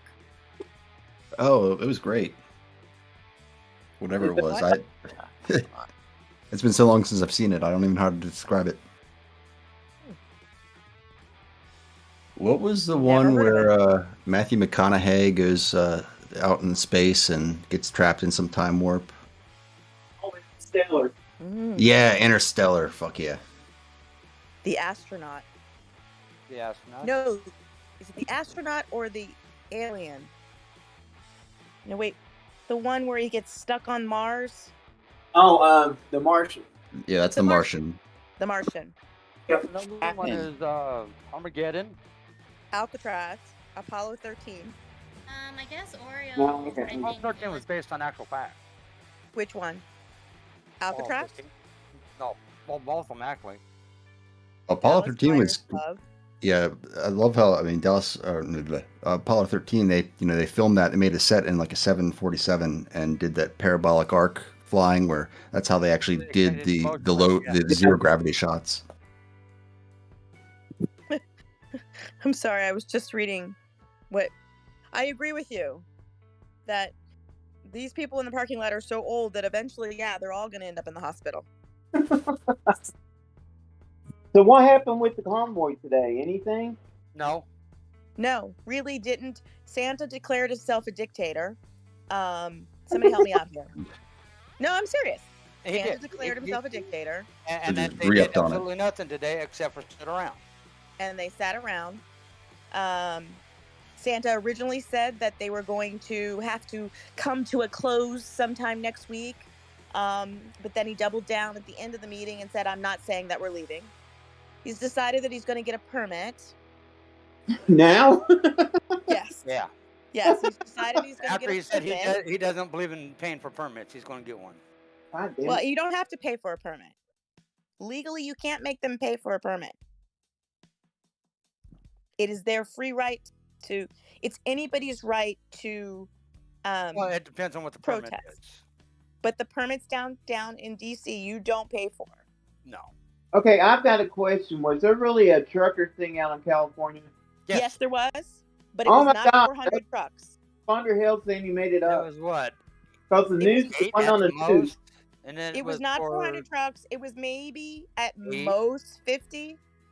and it was for AB5. Right. That had That's already all. passed. Is Yeah, that anything they were like AB protesting AB5. 2233 or whatever? No. AB5 is designed to weed out the independents. Well, no, truckers made it sound as if that it doesn't just affect truckers. It affects other groups also. And it was actually started because of Lyft and Uber trying to make them employees. Because by not making them employees, they didn't have to offer them any health insurance or any of those other things. Nope. But in a strange twist of turn, it affects truckers because they're independent truckers. Oh, that, yeah. Barely, it's So getting them fired. It wasn't directly created to mess up truckers, but the language that it was stated underneath does mess up truckers. The idea around it was a good one because it was trying to protect people who were doing part-time gig work and couldn't not getting insurance. Not getting insurance, dingo. And so saying, no, you have to make them employees so that you have to have insurance. But the downside is that the wording that they put in there affects truckers, basically saying that truckers can no longer be independent. Poor babies. If How they get health care. they Oh, only work with one company. If they spread their thing out, they could still be independent truckers. But if they work as employees, then they With are one company. Exactly. Right, and so that's how it affects them. But it was not designed to hurt truckers. It was designed to help people that are gig workers like Lyft and make it so that the restaurants had to get health insurance for their employees by not just making them, all part-time. Oh, okay. I got Yeah, it's deja vu with Convoy folk misinterpreting the language of proposed legislation. No. They are right. It does affect them, but it was not designed with them in mind. It wasn't going after them particularly. Sorry, gotta go for a second. Hang on. Take your time. likely story. I think it was designed for anybody that was an independent contractor. Well, I thought he was making it up because, they make shit up. And... No, they did. Oh my God, I'm such a bad mom. To have this conversation, I literally am letting my little guy stay up later. Oh, shit. Mom, it's I was bedtime. listening to him earlier today, and I was giving him hell. I was like, I don't hear anything on the news. I listen to the news on cause KTLA. Yeah, KTLA is on iHeartRadio, and I was listening to it, and I didn't hear a thing about it. The only one that covered it was KTLA. Yeah, but it didn't cover it on the news feed. It was pretty much local to California, and this bill only is local to California. For now. Yeah. I don't see it as for now. For now. No, every bill that gets passed in California, they slowly work their way across the country. But what happens is that California rushes to put these bills out, and their wording is always so bad. I don't know why California bills, it's like they rush to put these bills out. Their wording is so bad. The legal language is so manipulative that they mess up, and then other states do it and they fix the problems that California created. I can the tell next you state why. to do it will take truckers out of the equation. It's because one side doesn't even want to work with them. They just want to put it down, so they can't come up with a bill that's good because they just want to push it through. If people would work together, then they could iron out them little things. It's actually and I have to, even though I'm more left leaning, I have to say it's the Democrats in California that are actually doing the mistake here. Unfortunately, that's the government politicians. They don't want to work with anybody. They got their mindset on what they're going to do, and they don't care who it affects or what other people think. They're going to do it anyway. It's not a sports team, man. It's it's our lives. I'm trying to read what Ruby said. There has to be a CT They forgot they work for the people of California. I'm exposing key companies who are limited to one state to work, but now they won't say who. Interesting. I don't know enough about That showed. Yeah, I don't know enough about California and their gig work stuff, Ruby Ocean. I don't know. Oh, that's baby. Hey, baby. So, California's always been that way. The politicians in California think that they own the state and that the people that they are supposed to represent aren't jack shit. That's just the way it's always been in California. Look, they fired a man that they impeached to be governor twice, Jerry Brown. Yeah. Well, they had and I forgot, Turd Ferguson states, yes, they did a 12-car convoy to the jail, blew their horns, and went home. Yep, because they did not release Big D. It was like surprise, Big D. Surprise. Honking the horn. Where are you going? Where are you going? And here's the funny part. All I did is create a noise ordinance violation. You know, if it was like something serious, I wouldn't be laughing, you know. But it's just little things they're getting arrested for. So you know, it's just 57. I sent first responder a prayer, and I sent him that special little video about sex offenders and how they do the shuffle and the sex offender shuffle, you know, and they're like hanging out in your neighborhood.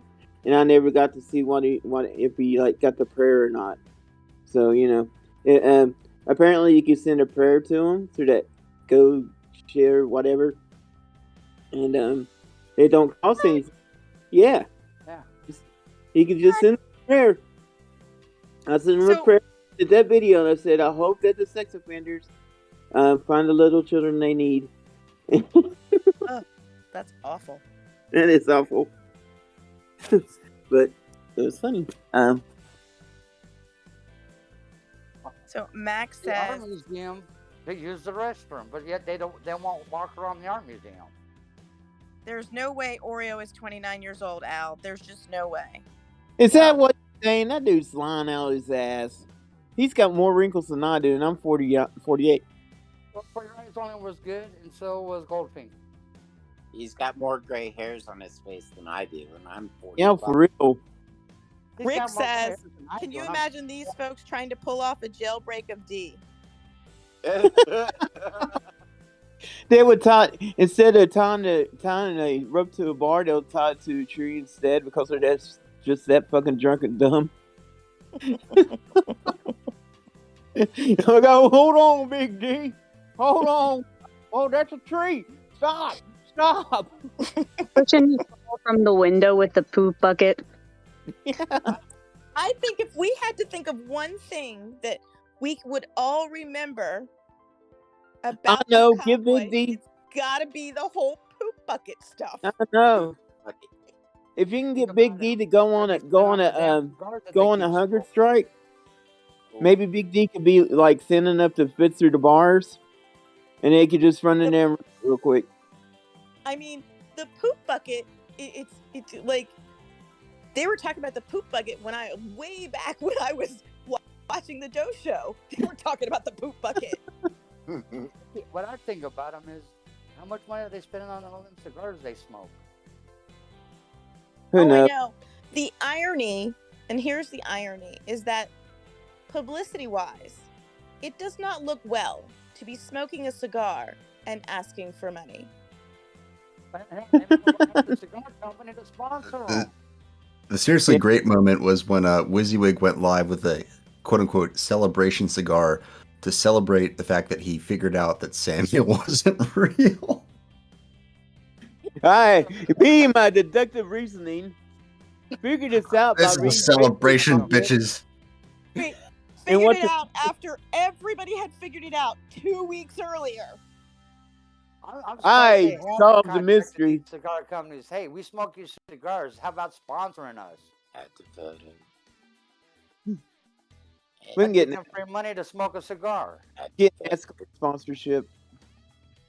There you go. Because it all started by going left and on the beltway anyway. So They all sit there and they show them smoking cigars on every video.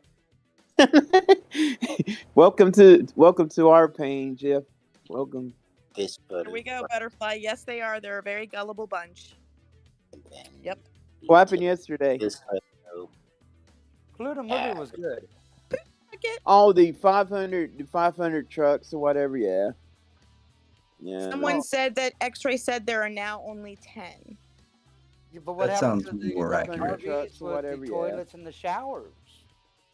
Well, they have Polish Agnes for the showers, man. They just go up to her room. I guess she gives them a handy and go in the room, go take a shower, and they're happy. She's happy. She get a few bucks. They go back down. Agnes did not look pleased with this whole group, though. I'm going to be honest. I felt like she was biting her lip the whole time. She was not a happy camper. And I don't blame her because it feels as though she was kind of more effort than any of them. Yeah. Well, the other night she had a talk on her channel that I'm not on her YouTube channel. She had a talk like what we're doing right now, and I asked her, "What is your outlook on the movement?" It wasn't a good answer. What did she say? She said that they could be doing more than what they're doing. She's put, like you said, she's put in more effort than they are. She has Yes, she helped has. them and She's guided working. them on what they should be doing that they're not doing. She's the one who has the signs. She's the one who makes all the other things.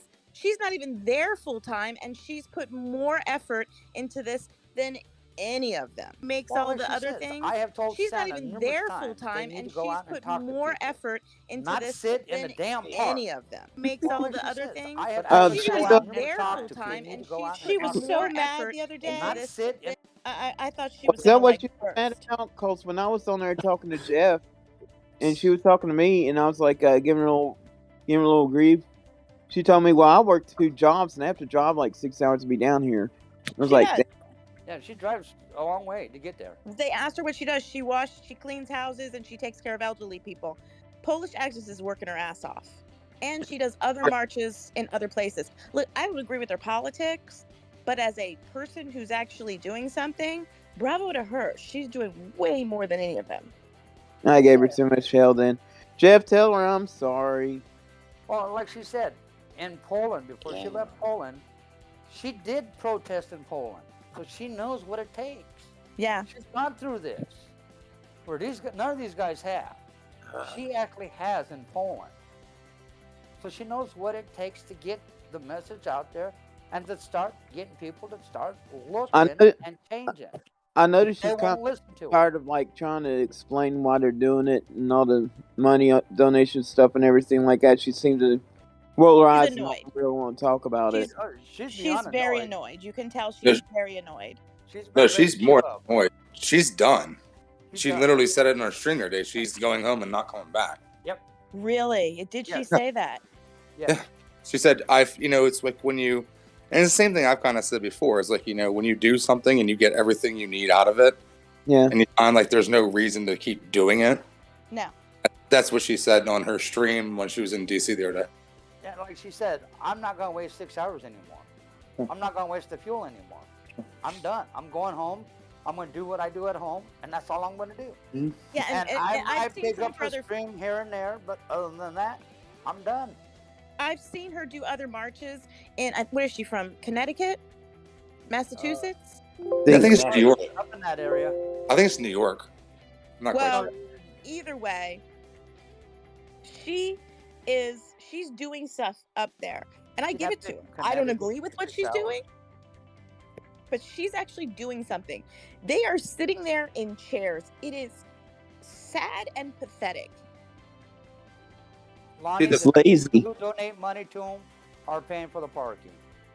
Because whatever money gets donated goes into the meters. Yeah, Lonnie, I think retired people and people on Social Security and, disabled people and I'm one of those people, man. No, Max says no. Max says Agnes, no, she buys into the crap. No, I agree with you completely, Max. Yes, she does. She buys into it. She buys into She it. buys into it, and I don't agree with that. But as far as somebody doing something, she's doing something. She's run a lot of stuff for the movement, like in her own personal time and She's horrible. I agree. Even like when I spoke to her, she said she had one great idea, and when I spoke to her one time, and it was like, "You're absolutely right, Polish." She was complaining about like it was at Berkeley Springs, and it was all about right beginning of like the streamer war or whatever. And she was like, we don't have streaming like meetings anymore. Right, I heard her say that. Yeah. And I'm like, you're absolutely right. Like, you probably should.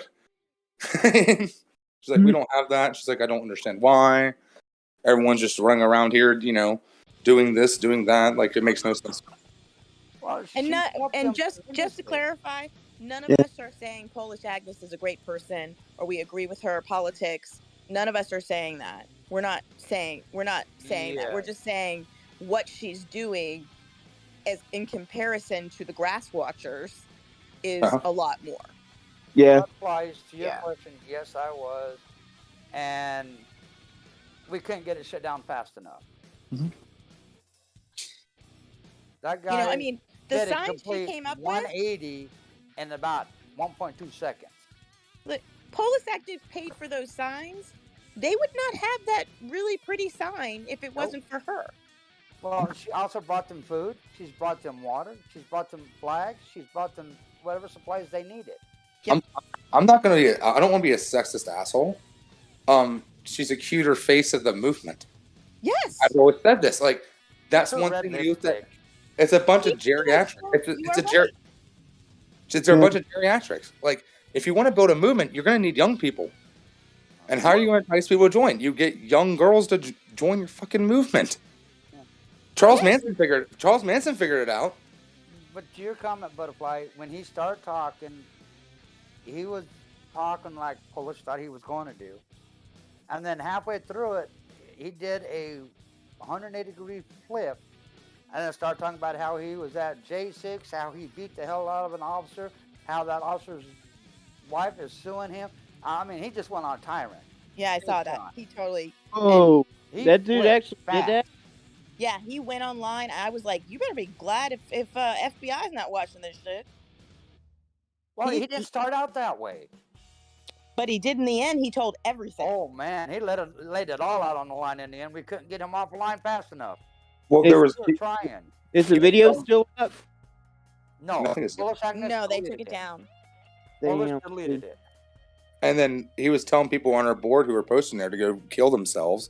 Yeah. And there was people on our board that were like really upset because they're like, hey, I had friends or relatives that were lost that way, like me being like, hey, don't take that stuff seriously, like.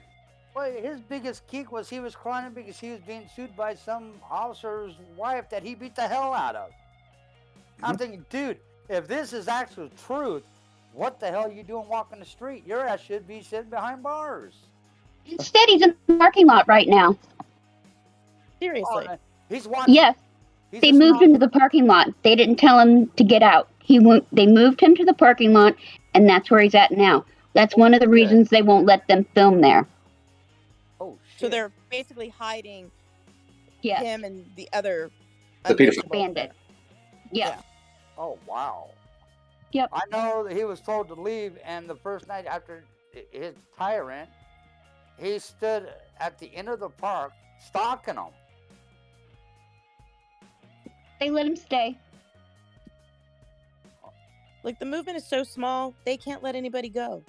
Right, especially if it's a man and they have a vehicle. But Polish is a big loss for him, I'm telling you that flat out. Oh yeah. Yeah. I'm gonna take telescopes. I'm gonna take your sentiment, and I'm gonna take it one step further. The women in the movement have done so much more than the men in the movement. Absolutely. Hippie mom is in control of the finances. Hippie mom is controlling the finances. They're controlling the food. They're making sure food gets back there. They're making sure it gets warm. They have been moving, not well, but they have been moving. The men sit around and gossip like old women.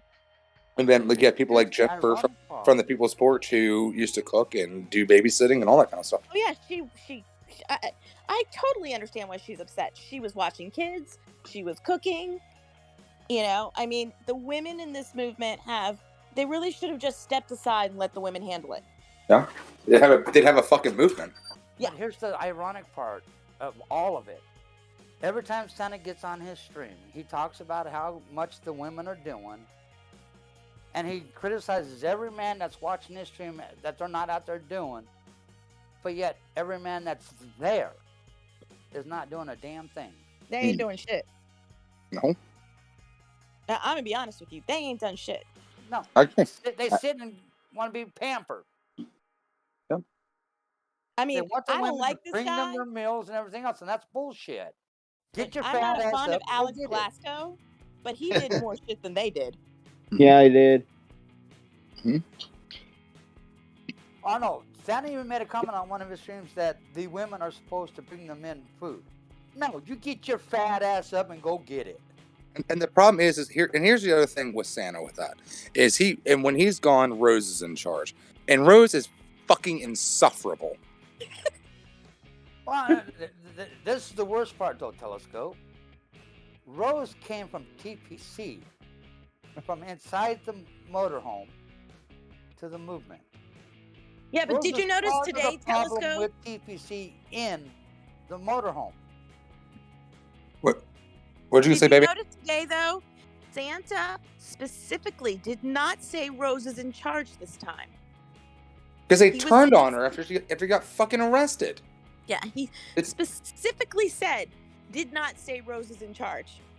Because she sitting there with that bullhorn and Polish has better protesting skills than Rose, and Rose is like, "Hi, we're 1776. We believe in freedom." Get that goddamn thing out of her fucking hand.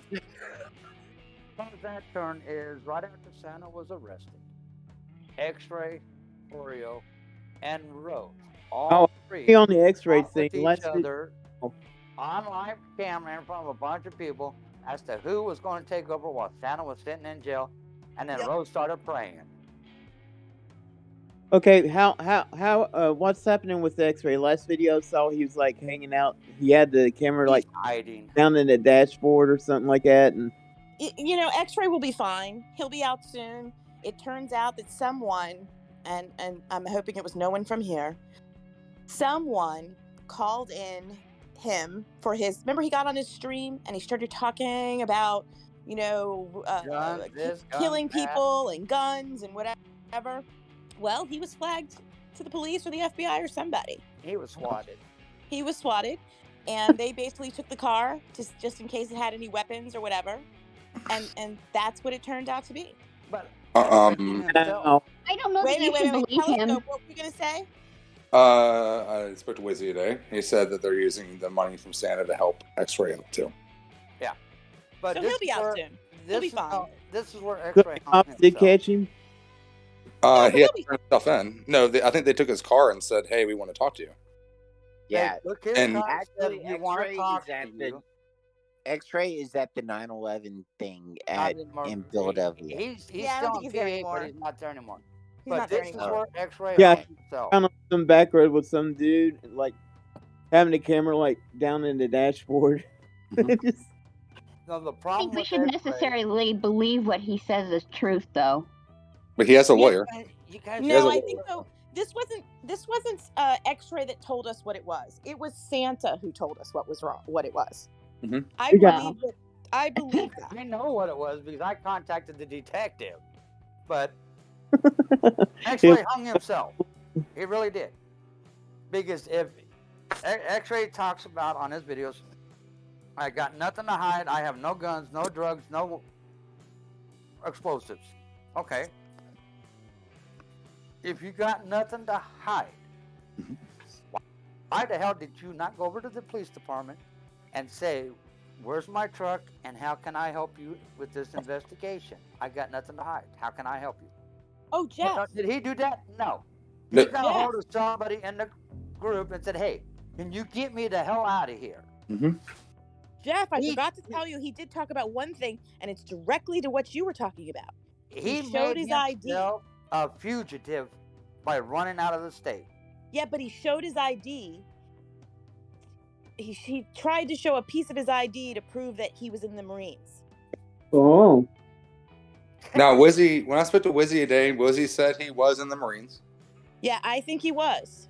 because I did bring you up, Jeff, on my conversation. I'm like, well, like I know Jeff was complaining to the Department of Defense for the Department of Defense for stolen valor. I sure did. I'm like, that's the only thing I know. So like, I didn't do anything. I don't think anyone on the board did anything. And that's the only thing I know. Will do their own investigation before then Wizzy went right back to X-Ray and told him about that because that's why X-Ray made a big show of showing his ID. His ID and saying something about stolen valor and blah blah blah blah blah. So anything that's told to Wizzy's going to get back to anybody else. So yeah, because DOD will not notify anybody they're investigating.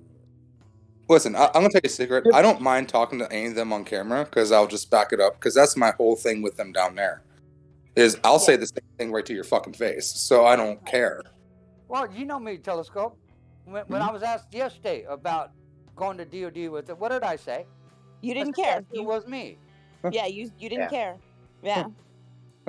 Yeah, I turned that fucker's ass into DOD.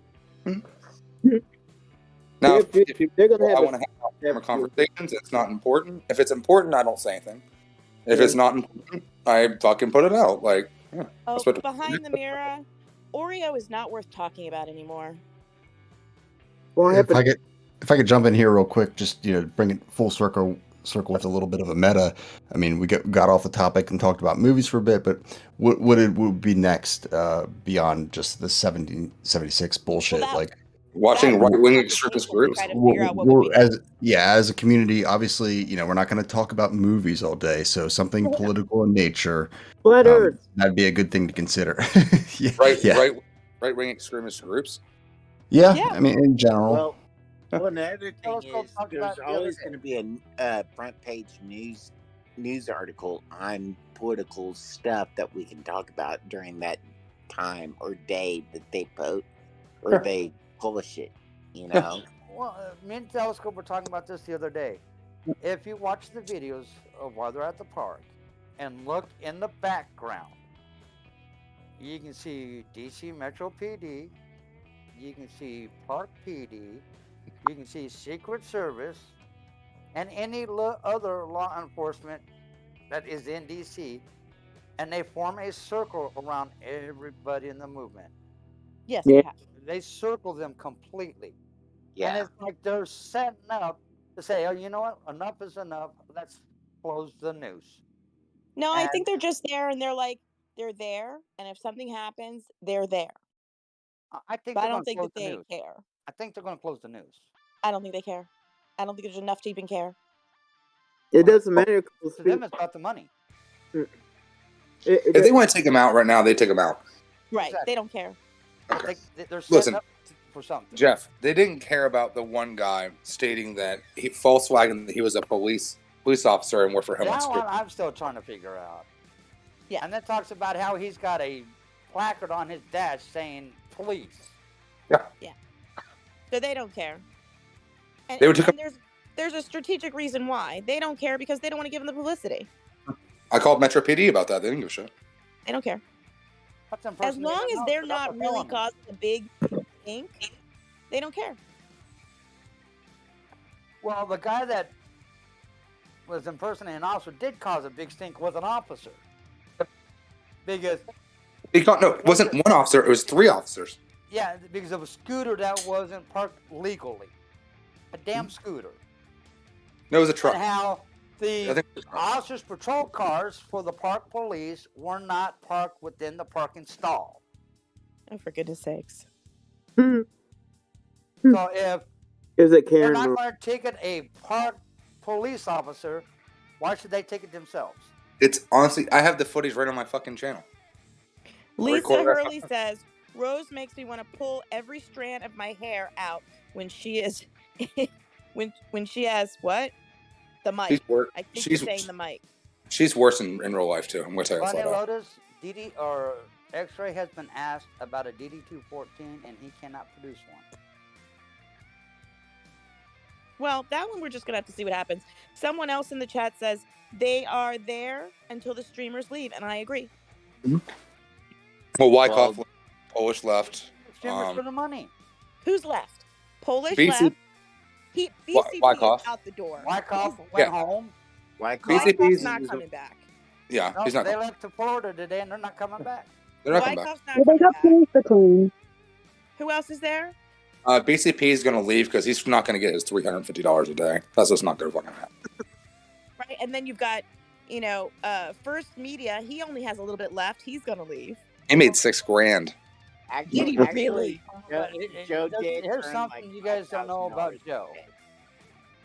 I'm in the wrong line of work. Joe doesn't control Right? where he streams. Send him a prayer. His Your wife morals and ethics, I guess. Yeah, I think- thank you. I needed to be reminded. Oreo's going to leave. Oreo's going to leave. Joe's wife. Well, already told doesn't him. Oreo have a court case that he has to deal with somewhere? Yes. He has a. I thought he was gonna leave this week. He's waiting till his car gets done. Oh yeah, the car. Did anybody see that? He's trying to get more out of them than what But they did, yeah. Here's they a did. here's a half But see, here's something about Taco that Joe wasn't most there people don't before. know. Wait a minute, guys. You're talking over each other. The one thing people don't know about Taco Joe doesn't run where he streams. His wife does. And she's already told him, you're coming home. Oh yeah, I was talking to her in her stream. She's actually kind of funny. I like her. She's a no-holds-barred woman. When I she like says, her. You're coming home, you're coming home. I like her. I told her, I said, today I was in her stream and I had never realized that she was in there and she has really pretty reddy hair. And I said, I bet y'all make some cute babies. He's got an adorable son. But she told him already, earlier this morning, you're done. Come home. Yeah. And Joe's Was going to leave because he's going to follow Mama. he? April Was he in Ryan Sparrow? says there's Oreo, 1791 Stormtrooper, He's not and gonna. Meg Americas. They're not going to last. Wizzy's going to outlast them all. Yeah. Period. Wizzy and Sparrow going to outlast them all. Well, Because we're they going have- to have they last have a Oreo. purpose. Well, yeah, purpose, yeah. And I already asked Wizzy before a few times, and he's like, "Oh, I'm here till the end." So, and he's like, "I'm not even living in the fucking parking lot, so I'm in an apartment." He was in his apartment today, so I spoke. Him and Sparrow both are living in the same apartment. Purchased an apartment. It's a two-room apartment. Yeah, And the it's a friend. neighbors they got spoil those two rotten. Yeah, it's in Hagerstown. He's in Hagerstown. They bring them food constantly. Wow. He's like, I'm not living in that fucking parking lot, and I was like, I wouldn't live there either. Yeah. I'm like, I mean, if you have the option to live in an apartment that is given for free from one of your fans or your friends or whatever, like, I'd fucking take advantage of that too. And he Yep. did. Well, and he's got to Booker's step happy. away. The insanity, you'd have to step away. Especially if it was him. Then and Would you give say? us for freedom. Especially if I was him. Yeah. And another thing, they treat him like shit. All the other streamers are treating him like shit, and he's not They gonna have put up to. with Treat it. 'em like That started. Do you know that why? started from it. Because of us? Yeah. Because of us. Yeah, because he talked to Telescope. I call him Out She there, Talk he Fake. talked to Telescope. Mhm. That's And all it is it- in a nutshell. The weirdest thing is if they'd stop worrying about the chat or BMT, behind the mirror or Doja. And BLT. BLT, I know. We are They- BLT. Now I want one. We're not I know, me too. You change your name. BLT now. If they stopped worrying about all of that stuff, they would have a better movement. They would. And if I were Santa, I would, at this point, I would tell, we're not playing this game with the donations of you're a part of the movement, but not a part of the movement. No, we get 50% of your donations. You're not going to live in the parking lot and do what the fuck you want to do. You're going to turn your chats off unless we're doing something. And then maybe like 4 hours a week, maybe 2 different days, I'll go on there myself personally and answer questions. Yeah. That's what I would do. He really That's needs to exactly do what I would do. is right off the bat, look at who started with this entire thing. Joe, Right. Wizzy, Joe. and Oh. Oreo. Just, Those I'm going were to the answer Max's first question. three Yes, streams. Hagerstown is the hillbilly of Maryland, and yes, Oh. it's the meth station. Oh, no, that's not hillbilly in Maryland. I live in hillbilly Maryland. Yeah. Okay, were No, you no, in that's actually Cumberland? more of a city. Which No, one are you're you? close. Oh, you're getting close. Oh, let's say Cumberland's like not that far away from my house. But if you go a little bit further west, that's where I'm at. The skinny part. But yeah, the skinny, very red part. What? Hollywood? No, I'm very close. Let's say Cumberland's not that far from my house.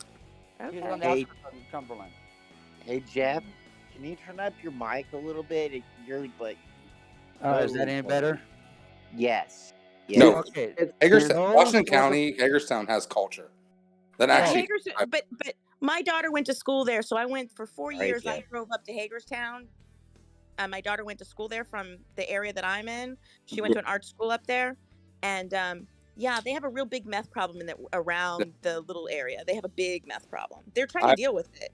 I graduated from Frostburg State. Really? Yeah. Okay. So I'm further. Like I said, I'm further. You're further past. Yeah. Yeah. And I'm further past Frostburg too. So it's very fuck. What's that, Garrett County? Garrett County is not that far away from my hometown. It's a few miles up the road. Okay. So yeah, I'm in that kind of area. Oh, it's hillbilly as shit. I mean, you walk down through my hometown, it is Trump flags, Confederate flags, All Lives Matter flags. Oh yeah. Thanks for telling me. I won't go there. Yeah. That's my hometown. No, honestly, baby, I tell you, there was never a black male that graduated from my high school. Ever. Really? It's been Wow, consolidated. I too. There's a few maybe half black girls. If you're black in that area, that means you're more of a transplant than rather being a natural. Really? Yeah, so usually more like in foster care and all that kind of stuff. But yeah, it's or you're adopted. There's no black families in my hometown in that area. Damn, that's See, crazy. My sorority, I was in a mixed sorority, is at Frostburg, and so I have gone up to Frostburg before, and you're right, you're right. Now that I think about it, I was an oddity. Now that I think about it, Yeah, when you go to my hometown, they would look at a black person like, "Why are you here?" really? Yeah. Wow. That's wild, man. I grew up in Carroll County, so not quite as wild as that. I don't know. I skipped over Carroll County when I was looking for a place to live. I skipped over Carroll County because Carroll County's pretty bad. It's bad. Carroll County's really bad. I skipped over. Yeah. I went from Howard County and skipped right over Carroll County and went to Frederick County. Come to Allegheny County, and it'll blow your fucking mind. Yeah. Especially not the Frostburg Cumberland side of Allegheny County, but the other side of Allegheny County where you're trying to go to Virginia. It's night and day. It's more like you're in the boonies of West Virginia. Okay. But to your comment, Telescope, what they needed to do and what they should have done is look at the first three streamers. Wizzy and Sparrow, Joe and Oreo. Those were the original three streamers that started streaming this whole thing day one. And what they should have done is stayed with those three streamers and altered one day for each one of them. And nobody else streams. Or they didn't film have the problems they have. Or they didn't film the same thing. Behind the Mirror says, wasn't Joe on his stream today looking to rent an apartment in D.C.? I thought that was Oreo that was talking about bringing his family out and looking to put him in an Oreo was apartment. talking about that, and Joe's wife today told Joe, "You're coming home." Gotcha. I know Wizzy's thinking about moving out to Hagerstown. He likes the area a lot. Oh my God! Actually, Why? no, remember that town Telescope where he went through, where he talked to that one lady in the store that had the dog that when he had Tucker with him? Was it Gettysburg? Yes. No, I no. love That smaller town. That was the highway went above the town. You can see the highway up on the hill above the town. Okay. No, not really. No, I probably didn't see it. To where it was a nice, quiet town where he went and had that sandwich. Oh, Middleton. Yeah, Middletown. Middletown. He was in Middletown. Yeah, he was in Middletown. He's- Middletown's closer to me. Yeah, he was talking about moving there after talking to that lady that owned the store because of how peaceful and how quiet and how tranquil it was. Yeah, Middletown is up on a hill. Yes. So it's up on this hill, and it's, as far as prices go, it's a lot cheaper up there, because I actually looked up there myself.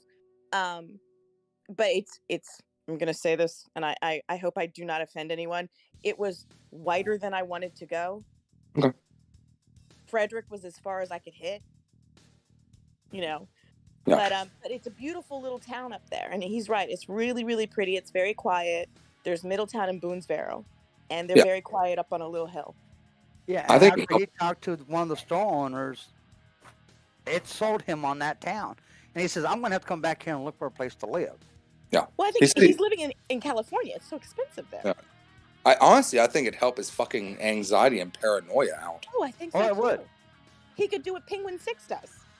And I mean, I like this town because there was hardly any traffic, There and isn't. everybody was polite. Yeah, they're very Everybody. friendly. It's a very friendly little southern town. And they You know, were I mean- they showed patriotism, but they showed that to everybody equally. Yeah, they're not. Middletown is not as Trumpian. Mm-hmm. There's a little more sophistication up there. Not a lot, but a little bit more. Is I- Boonesboro and Middletown. And I most think- stores I- up there are privately owned. I think he'd fit it. I think Wizzy would fit in well in that Hagerstown. I think he would do really well there. And He's I think it's gonna have so to close to first- DC. He could do. He could. I think his career could actually really blossom. Yeah. Well, that's like Eric. Last night, Eric on his stream was wondering what he needs to do to get his stream to grow. Jess Girl says a little pricey compared to Hagerstown. Yes, it is. It's a little more pricier than Hagerstown. Hagerstown, you could get something for like, back when I was looking, I think you could get something for like $850 for a one bedroom place, and in Middletown you could get something for about $1,000. So yeah, it's a little more pricey. Yeah, but I'm- less congestion. But See, less I'm congestion. in the most impoverished area of Maryland. Oh, really? So that that's where I'm at in Maryland. Your rent's like $400 or I'll something. tell you what. No, we'll have Wizzy live next door my to you. mortgage is $450. Yeah, We'll tell Wizzy to live next door to you. Are What? you kidding me? No, I'm not kidding you. We'll tell Wizzy to live next door to you. Actually, Yeah. the house right next door to me is for sale. There you go. Let Wizzy know, and he'll come buy it and live next door to you. You Then you two can hang out all day long drinking beer. Or you could Yeah. like put him in a doghouse in the back. I don't have a doghouse. Oh, I have no. a fire pit. I have a fire pit. We can have fires in my backyard. Max, No. my sister is looking for. She's actually with a broker right now. Is looking for a place in Manhattan.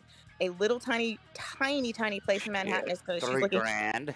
$729, and she's getting bumped out because she doesn't make $250 as her salary. I think all inclusive, all my bills together in the house is $900 a month, Oh my Wow. god, and that's internet, that's water, that's sewage. that's That's what- nothing. I'll move next door to you, Telescope. It's cheaper Yeah, than it is in nothing. Texas. If I didn't have a complexion problem, I would too. I can see that Jeff was like on the porch, just going, Jim, that's No, cool. no. When Wizzy was talking about getting out of California, I think he came up with the best reason he possibly could. And it showed his true side. Mhm. He wants a place for Tucker to enjoy life. Well, he Behind the can mirror, I'm the same. California is not it. he can enjoy my backyard. It's a pretty big backyard. I have skunks and deer and stuff like that. So and some groundhogs, and some squirrels. But that showed the true side of him, though, Telescope, when he actually thought about what was best for his dog. Yeah. Because Mhm. most people don't do that. They think, what's best for me? He was thinking about what was best for both of them. And Tucker loved walking around that town. Yeah. That dog walked that entire town without a leash. He loved it. Does he have a child, though? Yeah, he does. I Yeah. haven't never asked him about it though, but I know he does. He does have a son, but he takes care of his son. A studio Well, I understand that, apartment. but if he moves across Holy the cow, San country, that Francisco probably is would. 28. I Nuts. think he would still find the time to spend with his son. That's the type of person Wizzy is. He would Oh, wait a still minute. Has find he the gone time. back and spent any time with his son since we've known him? Actually, yeah. When they were in California and he separated from the convoy in California, part of that was spending time with his son. Okay. That's why he did what he did. He left the convoy for almost a week while they were there, and he caught up to him. And part of that was getting his truck fixed, spending time with his son, and getting Tucker. And I respect. Well, I guess I'm sorry. Go ahead. I was gonna say, I mean, if your major issue is worrying about your dog, I would think that your son would be the most pressing issue rather than your dog. He loves his son and takes very good care of his son. I got never talked to him about it. I mean, I do respect for what he does versus what Oreo does. Oh God, yes. His son after fucking 5 minutes of trying to get fucking donuts, and when his wife and his son was there at 1776, the 1 weekend I was there, he barely even paid fucking attention the entire time. Wow. They got sick, and he didn't stay with them to take care of his son while his wife was sick. I was disgusted. That, and he doesn't send them money. The only reason they're surviving is because she's working. Mm-hmm. Honestly, when she was there at 1776, he'd probably been happier if BCP was there. Yeah. In all honesty, he did not. They just kind of were just accessories to him there that weekend, and that's what I saw. Well, when you saw them sitting in the car when it was raining that one day, they didn't look like husband, wife, mom, and dad. They looked like two people who were friends that there was a child involved in. Mm-hmm. Because they didn't look like they were a married couple. They didn't look like a married couple when they were in fucking 1776. Nope. I saw it be like, and this is, when he's not in front of the camera and not doing anything. Like, I'm just standing there with my fiance and my stepson, I'm mingling with everyone, but I'm just kind of paying attention to what's going around me. And I'm like, people don't look like they're fucking dating. They don't look like they're happy in love. Like they're damn miserable. I'm like, and I'm going to tell you a secret right now. All these fucking men, and some of the women too, abandon their fucking families. And I'm going to tell you what, I love my fiance to death. I've known her for 20 years. We've been together 5 years. If I left her for 4 months to go live to be a homeless grifter in a fucking parking lot, I'd kill my husband. I wouldn't have a relationship to come home to. I know this. Yeah. She would have. All of them. Look at who lost their Yes, child. yes, water is wet. Someone lost their child doing this stupid. Was it Nicole? Yeah. Lost her child in a custody case during this thing. That was my whole point about bringing up the dog versus the child. We have our priorities a little bit messed up here. If we're worried about what yard our dog is in rather than moving across the country, leaving your child somewhere else. That was my whole point in bringing that up. Wizzy's older than me, so his child might be like 18, 19, 20 years old. I don't know. But Wizzy definitely has like at least probably 10 years on me. Well, you have to think about it. Somebody on Facebook posted a post yesterday, and not Hippie Mama. I can't remember if it was Hippie Mama or Soup Mama. Oh God, these names. Posted that she had found someone from 1776. Wait, I wish I could go back and find it. From 1776 that was basically like losing his job or homeless or something. Mm-hmm. They're homeless. So I don't understand. All of them? I mean, they haven't worked in months. I mean, I don't really understand this. And I wouldn't call thrifting a job, so I mean. Have a good night. Bye, Jeff. Bye, Jeff. I'll talk to you guys later. Oh, stay on, Jeff. You sound depressed.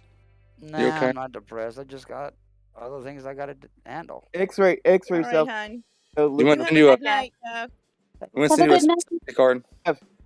Hey, if X-ray's over there beating on your window, trying to get in your butt. I hope. Jeff, I really I'm in the Antifa compound on your huge lot of land, and we need some running water. Just go to the lake. Find some more air tags. And we're upset. And we're upset that you stole our Dominoes the other day. Oh, is there a grotto? No. There's a lake on the property that's got a bathhouse, a laundry room, a family room, a game room, a shower room. You told us we couldn't use it. Nobody told you can't use it. That's what it's there for. But I haven't had a shower in 4 days, dude. What the hell? We're hanging out in your backyard. That's your problem, not mine. We stole our takeout pizza the other day. I'm upset about this. You want to open the gate? You have a good night, Jeff. Ma'am.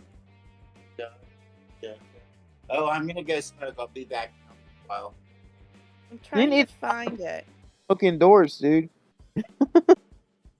Someone in 17, someone is like that was in TPC or AFC or whatever is like having a hard time because they can't, I'll tell you what the other biggest hit they have in 1776 is. What? They don't have people like Sasnak anymore. They don't have people like the G's. And they made it family-friendly content. I mean, like, listen, we could all complain about Chuck E. Cheese's wife's voice. But they made family-friendly content there. Yeah. And they don't... There's people you want to get to know. Yeah. I like I said, I've said this very vocal and open. The only person I wish I was able to meet was Sasnak. Never got to meet him. I really wanted to meet him. Yeah, same.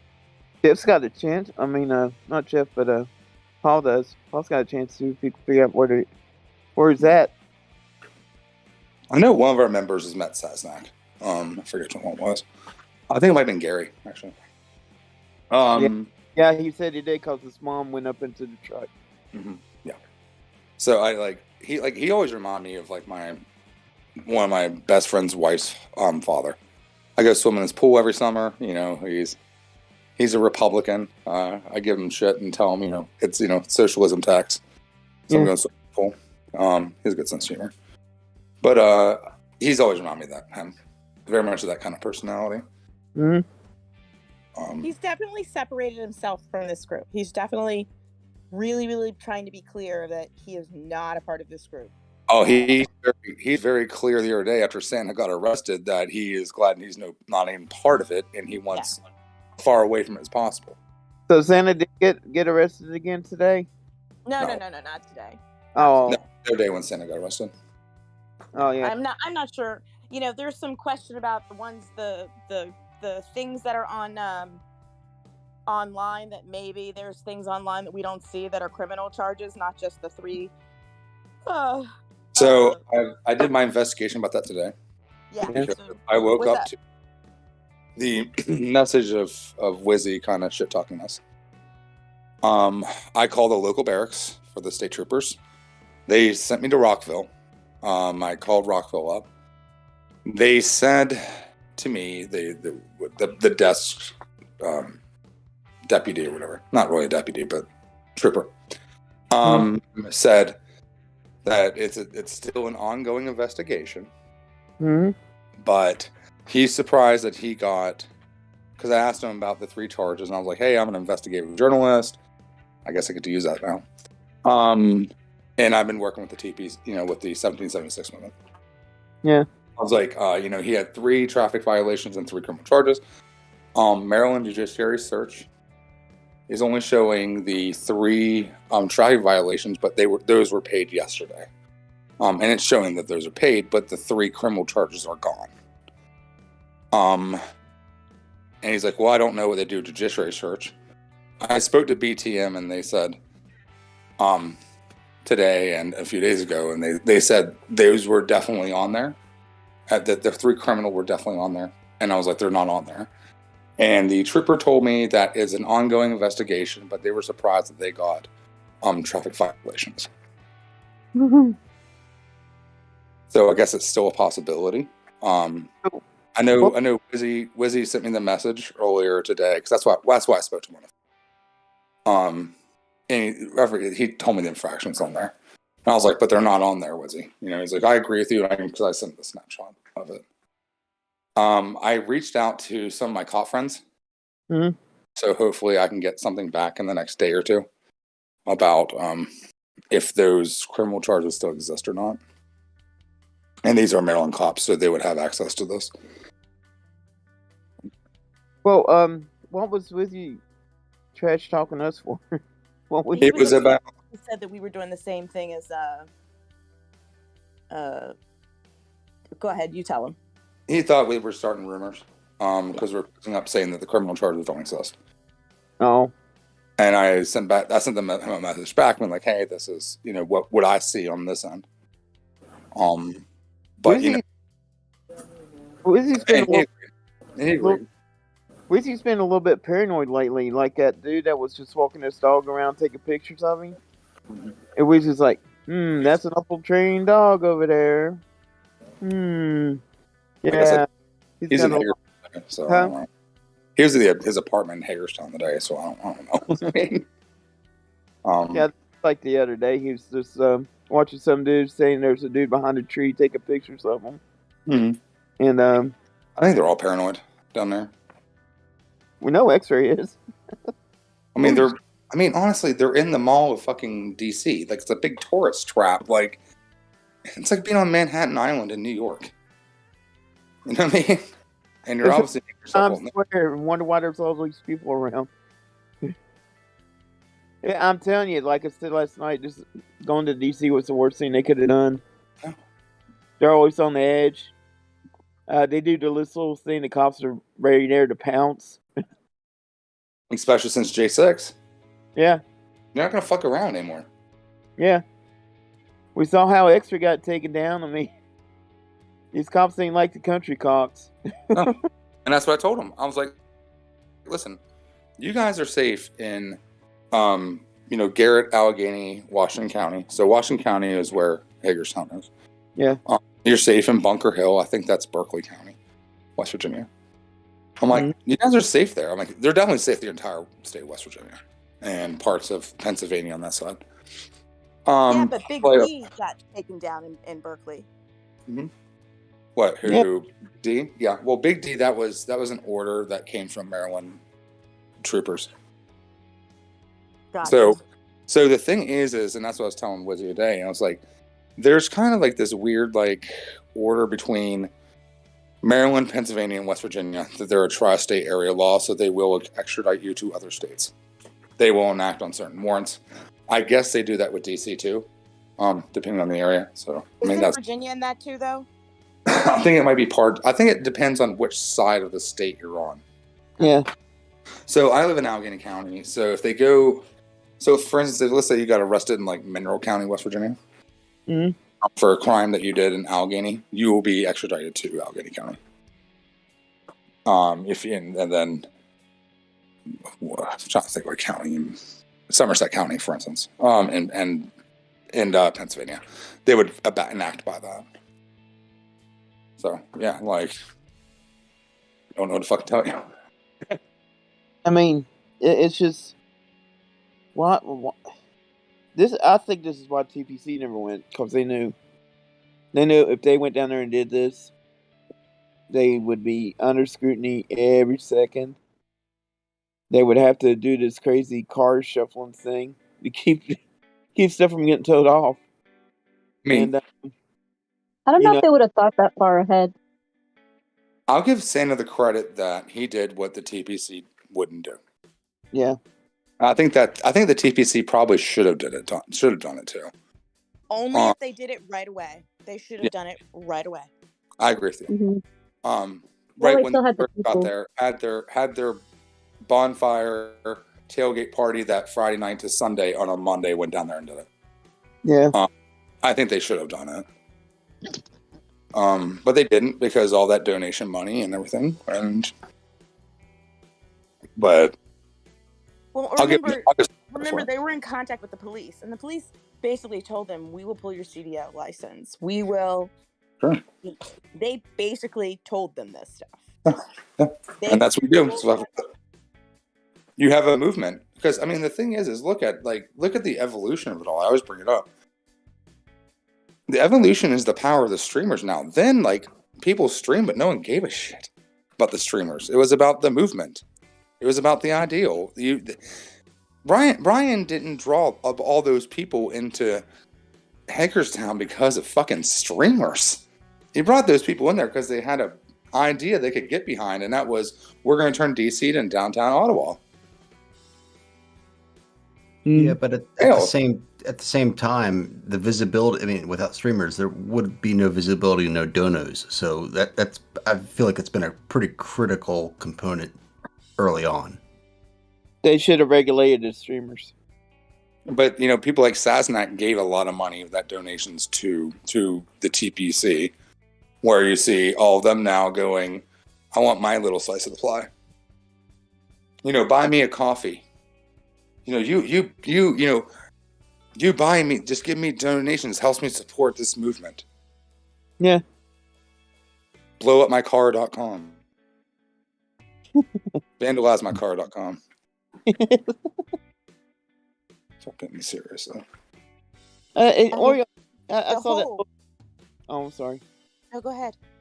I saw that video that Oreo did with his hood. It's like, look at that big gap in that hood. They're gonna have to fix it. I'm not taking my car back yet. And I was like, dude, what are you doing? I mean, you're just prolonging it. I think he's enjoying the hell out of that Jeep. Mm-hmm. Yeah. I think he thought they were going to total it. Yeah. I'm questioning if his insurance paid for it. Me too. Because he said, "Oh, this is $6,000 worth of damage." I'm like, dude, you probably only had like a fucking $1,000 deductible on that. Yeah. Well, and he also said that he's paying for the Jeep because they won't pay for it anymore. Oh. So, because he has his car back. Because his car's done. No. Before that, he said before there was a time limit for him to be able to have that, and he's paying. They don't want to pay for the Jeep anymore. He said that his insurance company doesn't want to pay for the Jeep anymore. Does the insurance company allow people to? That doesn't make any sense to me. Because normally you get a rental until your car's done. Until your car's done. Yeah, that's what I thought. That's what he said today.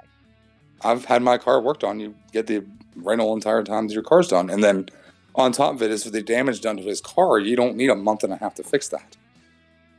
Yeah, I know. 4 tires and 2 windows. Yeah. And some paint. Yeah, but today he was complaining about scratches on his car, and I'm like, those scratches could have been there for all we know. Mm-hmm. Yeah. Yeah, he's just kicking the can down the road to make sure that he doesn't give that Jeep back. Mm-hmm. He doesn't want to go home. Huh? He doesn't want to go home. He wants to stay there and party and make money. Yeah, I can believe that. That's the whole thing. That's why he's getting that. And I'm going to tell you what. And what happens too is I spoke to Wyckoff the other day when he was down there, and he was talking about I was bored just laying out on the lawn, and I was like, yeah, I'm like, if I went down, because he was bitching at me about not coming down Saturday, and I was like, listen, I told you guys that's weather permitting, and it was raining, so I was not driving my ass to DC to hang out in the fucking rain. I'm sorry, that's not gonna fucking happen. No. He's like, okay, that's reasonable. I understand that. Everybody in the chat is saying insurance won't pay for the rental after 30 days. So now he's paying $55 a day. Oh, okay. I'm glad we have a smart chat. Return the Jeep, dude. Get your car back. But no. So I was talking to him, and he was like, "I'm bored just laying out on this damn lawn all day long." I was like, "Well, go out and do something. Like you're in like a hub center of like amazing stuff to do for free. Like you have tons of museums that are just amazing, and I think you guys could produce great content." And he was like, "Yeah." He's like, "However, it's like anytime I leave this lawn, my viewership goes down because people want." He's like, these viewers just want to watch people in the fucking lawn. Sorry to interrupt, but if everybody goes to the museum, could you also just leave a donation if it's free? Yeah, you can. Please. Thank you. Agreed. Well, he could also go down to the Smithsonian where the actual Old Glory that the. Well, they're right near it. It's right there. Nikki and Brian said they went to that one. That's the only one they went to. Oh, I've seen it, man. It's like friggin' huge. It takes up almost the whole room. You have the Natural History Museum. You have the Air and Space Museum. You have Indian Museum. You can take Native American Museum. Holocaust Museum. Ford Theater. There's Ford Theater. None of them would go to the Holocaust. Trying to get them to go to the Holocaust, and like none of them would go to the Holocaust. Okay, yeah, that's true. That's true. Yeah, I'm trying to get them to go, and they won't go. I didn't even think about that. That's off the top of the mall. You go like left when you go towards the Washington Monument. We need tickets for that one, do they? And everything. And then Arlington National Cemetery down there. Like, there's tons of shit to do. There's a lot of stuff to do. There's like Ford Theater. It's got the pillow that Lincoln died on. It's got his actual blood on. It's like, damn, dude. I mean, what are you doing? Yeah. So I was like trying to get him. I'm like, because I already told him, like, when I was on the phone with him, I was like, listen, if I would have came down Saturday, I've been dragging like you or at least Wizzy to a damn museum because like I am not sitting on that fucking lawn for 5 hours. Hell no. Like, Well, I mean, and they missed out on some really good clubs down there. Adams Morgan, they totally missed out on all that stuff too. Founding Fathers, that what that pizza place or whatever it is. Binge Chili Bowl. No, yeah. So I've been trying to get. So I literally was like every day that Wyckoff was on there, I was trying to get him to go to Uncle Ben's Chili Bowl. I put in the chat also. I said, go to Ben's Chili Bowl. I'm telling you, go to Ben's Chili Bowl. Ellington Pool is down there. I even emailed him the address to it. I'm like, go. Around the phone booth, there's like the Spy Museum. Yep. There's the Spy Museum. Yep. You have to pay for that one. Yeah, but it's actually worth it. They got a DB8 in there from one of the movies. Like all of them missed out on their opportunities just hanging out on that damn lawn all day long. They just don't care. I mean, they're just there for the low. Besides that, can I just say something as a teacher? Something that just annoyed the ever-loving shit out of me. Okay? And I'm just going to say it. Here they have these kids sitting in a parking lot. Yeah. Why don't they take them down there and get them some cultural and some museums? They're in the middle. The museums are freaking free. Take AJ and those 3 other kids to the museums. And there are some of the best museums in like, the world. Thank you. They're some of the best museums in everywhere, and they have those kids plucking rocks on asphalt. Mm-hmm. They probably think getting like culture elsewhere could indoctrinate them. Like there's the Bible Museum I don't know. down there. Oh, that's an excuse. Yeah, there's one. That's safe. They have a Bible museum? There's a Bible Museum down there, yeah. There. That one I think you have to pay for. Well, okay, so it's a suggested donation, and like a schmuck, we gave a donation, but I was kind of disappointed with the Bible Museum. Really? I don't know why my significant other wanted to go to the Bible Museum. We redeemed the trip by going to other DC museums. But all I'm saying is that, really they have people, they don't want to have them have regular stuff. They're all into the Bible. They could take them to the Bible Museum. You've got, what are there, four kids down there, like 2 little ones? Yeah, there's the National Zoo. There's the National Zoo, which is free. Yep. Yeah. Dobby was trying to go down there recently, and I know we got someone else that's within distance of DC. I'm totally down to coordinate or try to get a meet up on the books to do some museum hopping. I mean, I'm just angry that they didn't take these kids there. And it's baseball season too, and they can get like $5 tickets for the Nats. I mean, it's not that hard. Well, they're close to Hagerstown. Go see the Hagerstown Keys. Yeah, I mean the tickets are cheap. They just don't want to deal with the kids. They just want to have their little party thingy. And Did you ever see the kids' playpen at the fucking goddamn Bunker Hill? Yes, it's awful. I can't imagine. It's absolutely awful. I mean, imagine if you were a pedophile and you wanted to put kids in a playpen. That's kind of what it looks like. There's two you can. And I'm not fucking joking. It's like shit. Like we have a playpen for your kids. That's fenced in and locked every night. Yeah. They lock the pedophiles in there with children overnight. Yeah. And you know what? And I want to bring up the Santa during my interview with him is this. It's like you said there was this maximum security and you had all these fucking streamers there watching these fucking kids, and you have high level of security because everything is just gets videotaped because some person send your girlfriend videos of you hugging 2 different girls. Well, you were arrested and all the streamers went to fucking DC. And those children hung out in Bunker fucking Hill with 2 fucking pedophiles. Mm-hmm. And they habitually get and lost. they went dark. Yep, and they went dark.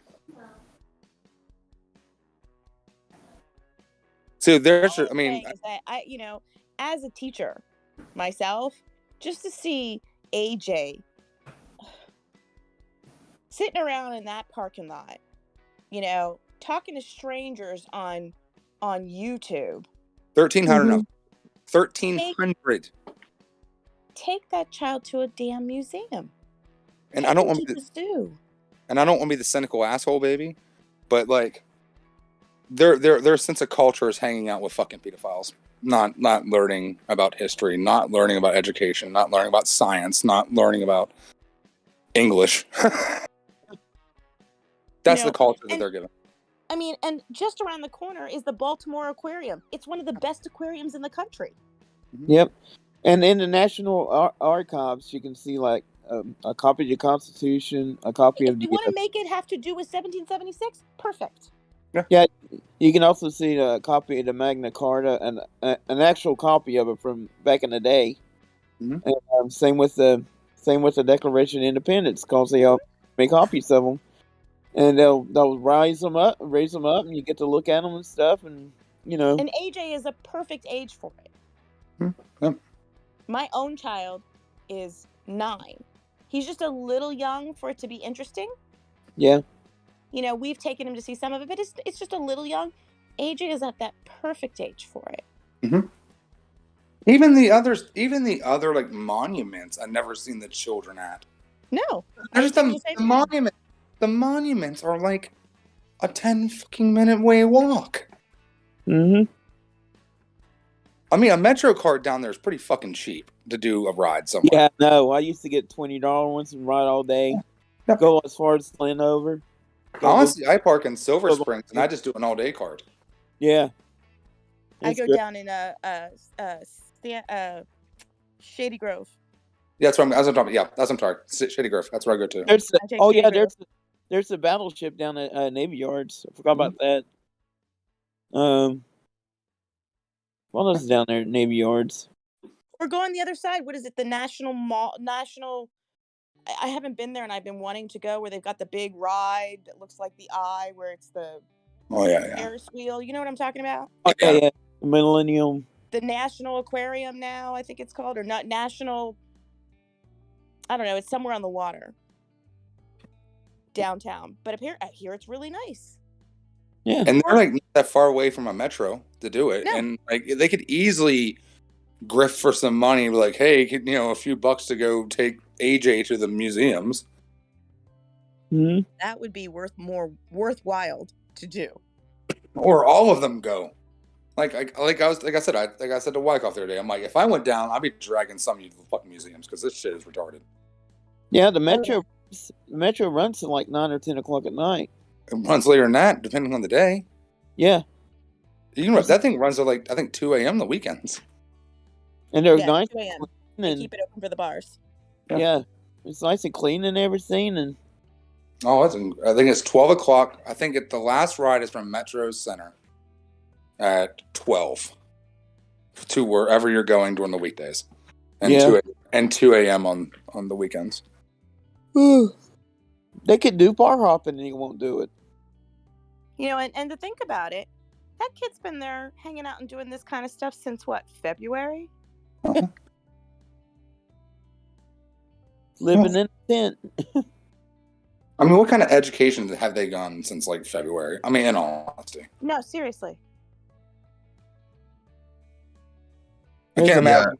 I mean, go ahead. I was just saying. I remember, being aware of TPC starting through following similar adjacent topics, and they started right before Ukraine popped off. Mm-hmm. So any kind of media clout they would have gotten, the thunder was stolen. Oh no, yeah, honestly, yeah, they used the war in Ukraine destroyed them. The war in Ukraine destroyed them that way. Oh, totally destroyed them. Completely destroyed them. And the last nail in the coffin was the Roe versus Wade. Yeah. Yep.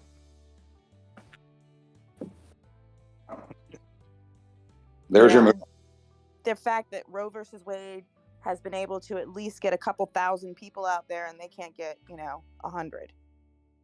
Well, when that was happening, I found an interesting juxtaposition between, Oreo and 76 people and the like saying like, oh man, like look, these lefties, they got ground game, like, they're passionate, and yet we're kind of also saying the same thing in terms of it being a homogenous movement, and so it's weird. I was watching the nightly meeting, I think like 2 or 3 days ago with Santa, when they were trying to brainstorm the protest, the females protest on there. Yeah. And like, what are they doing better that we're not? And he's bringing some ideas up, and I was like, well, it seems like you've been listening to my interviews, Santa, because like you guys should have had this fucking figured out months ago. Oh, months ago. And to believe that, we're just growing this slowly. Just give me 2 weeks. Are you kidding me? Dude, I could go down there in a week and rip that shit together if I fucking actually cared about it. Oh, yeah. Oh, yeah. This is not that fucking difficult. I'm like, the left does it because the movement is not difficult to understand. People easily get back at it. Even with Brian starting the TPC, that was easy to understand what they were doing. Okay, we're against these mandates. Period. And then they went away. It's all this, and then, I mean, I love that black guy they had on there the other day. He was amazing, destroying Simon about fucking CRT, and it was fucking glorious. That was the best. That was so. I was like, you go. And I love the fact that Simon was like, well, I really don't know anything about that. Then he turns around and starts talking about it again. I'm like, well, if you don't know anything about it, shut up. It was glorious. It was fucking amazing. Somebody else, Simon was down there with Alex Glasgow, and it was the Who. They were talking about Who, and Simon has that all. That's Emma Stick. That was Emma Stick. Yeah, he's got that all messed up, and somebody from one of their offices just happened to be down there and was like, that's not really what's happening. And she totally told. Remember that one day? No, that was Emma Stick. That was from our board. Okay. Mm-hmm. They left. They recently left the board over some of the Wizzy stuff. Gotcha. I reached out to them and spoke to them online. Mm. But no, that was Emma Stick from our board that were fucking Alice Glasso about the Who, the World Health Organization. I mean, but he ran with it anyhow. He was like, oh well, I'll go home and check on it. Next day he ran with it. Yep. I mean, it's the same thing when I was on Polish as the other day. Like, I broke down the fucking stats, and that was a fine conversation until I got off there. Yeah, as soon as you got off, they were like, oh, he doesn't know what he's talking about. They totally trashed it. Yep. But they can't do it when you're right there giving them the stats and the facts. Well, they got upset for me pulling out the things called facts on the CDC because they're like, do you know what the definition is? I'm like, okay, let's debate what the definition is. Well, it says this. And I'm like, well, it doesn't say that. And they're like, well, it's like the swine flu. I'm like, no, it's not like swine flu. A hell of a lot more people died from one versus swine flu. Like, swine flu is about 12, almost 13,000 Americans. Yeah. It's like 400,000 cases worldwide or something like that. Mm-hmm. We're not even talking the same fucking level in this. But the whole thing that bugs me about it, it's somebody taking a little tiny bit of information and thinking they understand something. Stick with trucking, dude. Yeah. Stop trying to be a doctor. You know what? If I could probably help, Eric debating philosophy and like sociology and some psychology. But you know what? If I need a fucking mechanic, I just go to Eric to help me fix my fucking car. Like, I can't put a transmission in my fucking car. Me neither. Like, just do that if you're good at it. It seems to be a difference of seeking information to inform versus having a conclusion already and trying to fill that conclusion. Yeah. It's retconning the facts. Do I believe a lot of them down there could probably help fix my car up? Absolutely. I have no doubts in that in mind at all. But don't be running around saying Put on a good barbecue. You're right. Yeah, you're probably really good at cooking a barbecue. But don't Don't run around. pretend like you're a lawyer or a doctor. And probably are good people other in a lot of other arenas of life. I mean, obviously, but honestly, I've always said that like Santa reminds me of that weird next door neighbor that you get along with that'd probably help you fix your fucking tire. Yeah. It's better suited as a church than a political oriented movement. And he doesn't understand how politics works. You know, I kept saying in the chat, I kept asking this question: how long are you going to stay there? Well, until something changes. Nothing changes.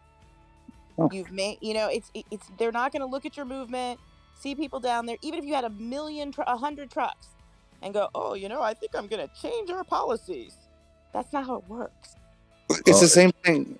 Oh, go ahead. I'm sorry. No, I was just going to say I'm seeing a lot of like a nice cocktail of pride and sunk cost fallacy. Yes. Like I've always said that, like, agreed. Hypothetically, let's just say that Santa and them got what they wanted. You overthrew the government and got rid of all this shit. Okay, well, our Constitution doesn't work anymore at that point. So you're going to need to write a new Constitution. I couldn't trust any of one of them to write a new Constitution for everyone to follow. That's never going to fucking happen. It'll be rules like say the pledge at all times, salute the flag at all times, and say amen and praise Jesus all the time. That's all it'll be. It's just nothing practical, nothing to help make the country work or anything. It's just salute, pray, salute, pray, salute, pray. It's all it's gonna be. I made jokes to him like, what's the minimum amount of flags I need to have in my car to join the movement? And how many times do I have to say the Pledge of Allegiance every day? I still can't believe that X-Ray is like actually argued with WYSIWYG over that. I mean, it's just putting his hand on his heart and shit. And he made a point to like zoom in too. He's like, you would see that he's not holding his hand over heart. Who's the true patriot? People. And you know who else will put their hand over the heart? Yeah. Santa. I think the answer to how many times, I mean, you got to get at least one pledge in a day. One pledge, one prayer, and one ironically misplaced. One Hail Mary. What's the hymn? Amazing Grace. Yes, thank you. One ironic Amazing Grace per morning and evening, so a total of 6. And the Star Spangled Banner also. You have to put that. Yeah, the next one. We'll bump it up to 8. 4 in the morning, 4 in the evening. So is it the full version of the Star Spangled Banner where it talks about slavery, or is it like just the part that we all naturally know at the baseball games? That's the only thing they know. They don't know the rest of it. Cause I tried to get somebody who was it, Jeff. Jeff tried to get to read the second verse. Yeah. And it's like the second verse of Amazing Grace. They don't know it. They just know the first verse, and it's praise God, praise God, praise God. For the rest of it, and it just shows that they lack the knowledge. I don't want to say they're ignorant or stupid, but lack the knowledge. Well, I didn't even realize the history of Amazing Grace until having to hear it 8 fucking. Oh God, yeah. There's times like 2-3 verses in the damn thing. Well, I think Santa's intelligent enough to understand probably things at the Star Spangled Banner. Yeah. But sure as hell the rest of the movement does. I mean, maybe Wizzy does, but I don't believe anyone else does. Yeah. Well, I have to say, if they bring MLK or Rosa Parks up again, I'm going to scream. Oh, they're supposed to go to the Martin Luther King Memorial tomorrow. You sure Oreo will be okay with that? Sure he's not going to get triggered? Oh, well, they need to go. I was going to say that. If they're going to bring up the MLK shit, they definitely need to go to Uncle Ben's Chili Bowl. Yeah. That's where like a lot of the civil rights stuff started in like DC. At Uncle Ben's. And you get some food. I don't know. I think Obama went there. That's probably off limits. You're right. Obama did go there. I mean, I think every president's gone there, actually. No, Trump didn't go. No, No. Trump wouldn't go. Okay. Trump didn't go anywhere. Trump didn't Yeah, Trump he went wouldn't go McDonald's. anywhere. McDonald's. Yeah, Trump- no, Trump didn't go anywhere. Yeah, Trump just likes telling people what to do and just sitting back and taking credit. Yeah, I know Joe's been there before. I mean, it's a civil rights kind of a monument. I mean, that's what I was trying to get Wyckoff and them to go. And I was like, well, it is in a black neighborhood. I'm going to tell you that, Wyckoff. I mean, like you're. Yeah, it's right down there near Duke Ellington High School. Yeah, like it is a black. And he's like, oh, he's like, am I too white for it? I'm like, well, it isn't a black neighborhood, but it's a civil rights staple since you guys want to fight for civil rights. No. But they don't understand the MLK movement. They don't understand it at all. Like if X-Ray says anything about Rosa Parks sitting on the bus, oh my God, they get that so wrong. Yeah, that's a common thread with liking to take one line out of one speech out of context and weaponize it. Yeah. The entire "I Have a Dream" speech. Read the whole speech. Yeah. It's much more than "I Have a Dream." Yeah. Well, it's much more. I mean, they like the I have the line about judge a person by the content of their character line, and it's just so reductive and weaponized. It's infuriating. Disingenuine. It's totally disingenuine. And we were talking about how do you get the movement to stick? Well, Martin Luther King was killed. He was assassinated. And So that's assassinate and Santa? his thing didn't go through until after he was shot and killed. Right, and they don't understand. They're like, look, he had all those. They honestly believe that everything happened after they had all those people on the mall, and it happened the next day. You know who probably did. You know who probably did a better job than Martin Luther King did? The Black Panther. The Black Panther. If people actually knew the Black Panther history, they fed children, they provided healthcare, they provided all kinds of stuff. Yep. The Black Panther Party did more than Martin Luther King could ever did in his entire life. Yes. They had differences. And they were different, but the Black Panthers started out as a group to basically socialize an area that was really undercared for. Yeah. Wasn't Malcolm X part of the Black Panthers? No, he's part of the Muslim nation. Well, no, he was. He believed in radicalization. Up until the end, then he changed his mind after he went to India. Yeah, but he believed in radicalization throughout the majority of his stuff, and then he changed his mind. You're right. But yeah, definitely the Black Panthers. I think that some of them were influenced by him. And then honestly, here's what also influenced the last assault rifle ban: the Black Panther Party, because California. Because a bunch of black people bought fucking assault rifles, and they went wholeheartedly bipartisan overnight assault rifle ban. Yep, Ronnie, and it was Ronnie who did it. Yep. So that was it was 10 years, and it expired when? Like 94? 94. Or 2004? No, it was renewed. It was renewed, I think. It was renewed until 2004, I think. And you know what? I would like to introduce them to other King speeches. They might not be so pleased with those other King speeches. It's more like the Malcolm X speech about we didn't land on Plymouth Rock landed on us kind of thing. It wasn't. And Dr. King, one of his very last speeches, he was very fiery. It's almost as if Malcolm X and Dr. King switched roles. King became more radicalized. He was a socialist. Right. And Malcolm became less radicalized. And the last speech that he said, he talked about the fact that white people were getting government subsidies and black people weren't allowed to get those subsidies. And he was downright anti-white. No, yeah. Oh, yeah. You know which speech I'm talking about, right? In the church? Yeah. He was downright anti. He was fiery to the point. he knew. In my heart of hearts, I feel as though he knew they were going to kill him. What Because is that? he laid it out. What is that black militia group called nowadays that carry around the ARs and stuff? I don't So know. here's where stood the out in front of the Kentucky Derby.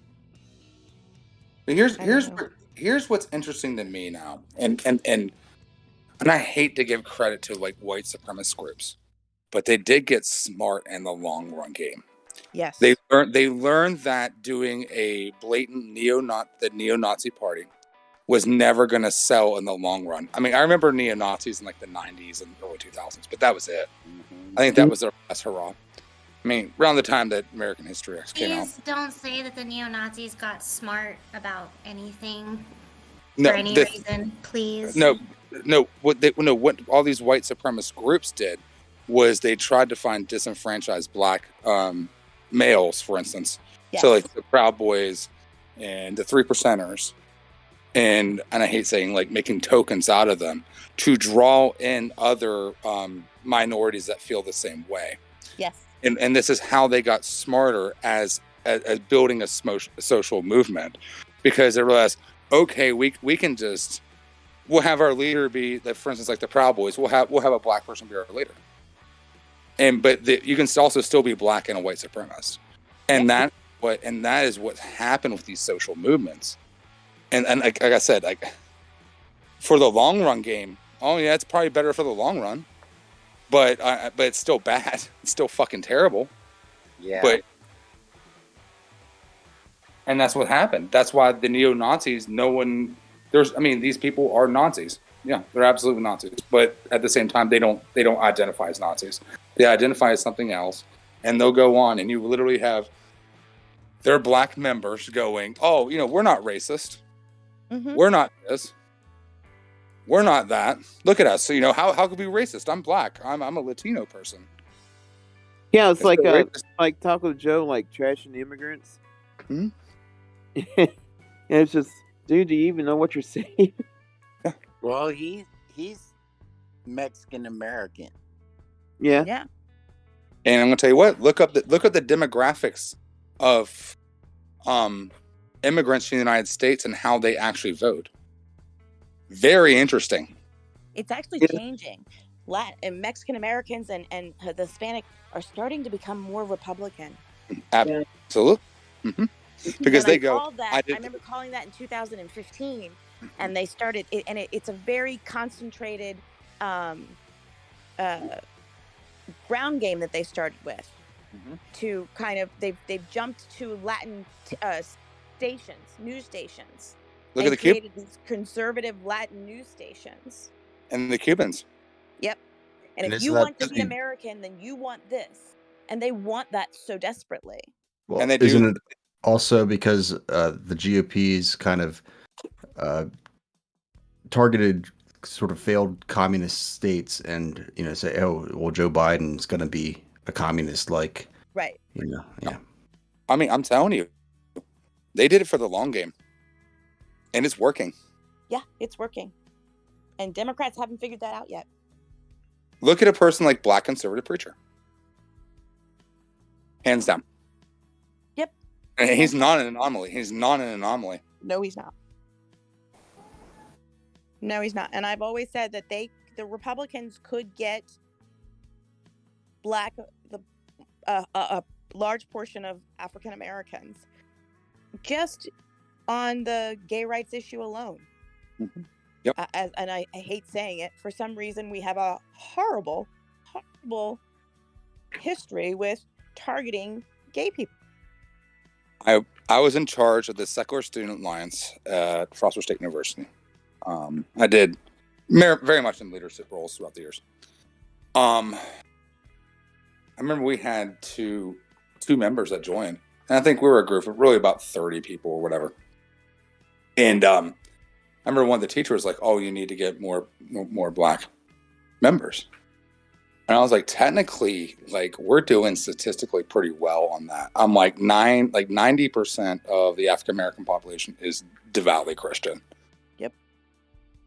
I'm like, that's why that like there's the Black Secular Alliance has its own movement, because of this, because how these political parties and the churches whatever exploit these racial factions of citizens of Americans. I don't like Steve Bannon, but he's right when he says that he's going to get a larger portion of black voters to vote Republican. Oh, he is. Absolutely. And what's frustrating is that Democrats can't see that far ahead or play the long game. Yeah, well, that's how they got Roe versus Wade overturned. Oh yeah, because this was a 30-year endeavor. Because if Biden had the fucking balls, he'd be putting up for impeachment for those fucking judges right now. Yes. For lying under oath. Yes. Oh yeah, especially the black one. What's his name? Clarence Thomas. Well, no, but the two new judges that they had, they asked specifically about Roe v. Wade, and they said that it was precedented. It was already precedented law, and that you don't overturn precedented law. Everyone and that's exactly what they did. paying attention kind of already saw through that even at the time. But here's the Democrats' plan: give us money and we'll figure it out. How about you figure it out? And we'll get money? But they still need a supermajority. There's nothing he can do without that supermajority. There's nothing you can do with the 50-50 with a single Joe There's Manchin. nothing you can do with a 50-50. They need to kick out Joe Manchin. But here's the problem: you kick Joe Manchin out. Guess who owns the House or the Senate? Guess who owns the Senate? Well, it's going to be another fucking, I don't know how many, 6 years of Joe Manchin?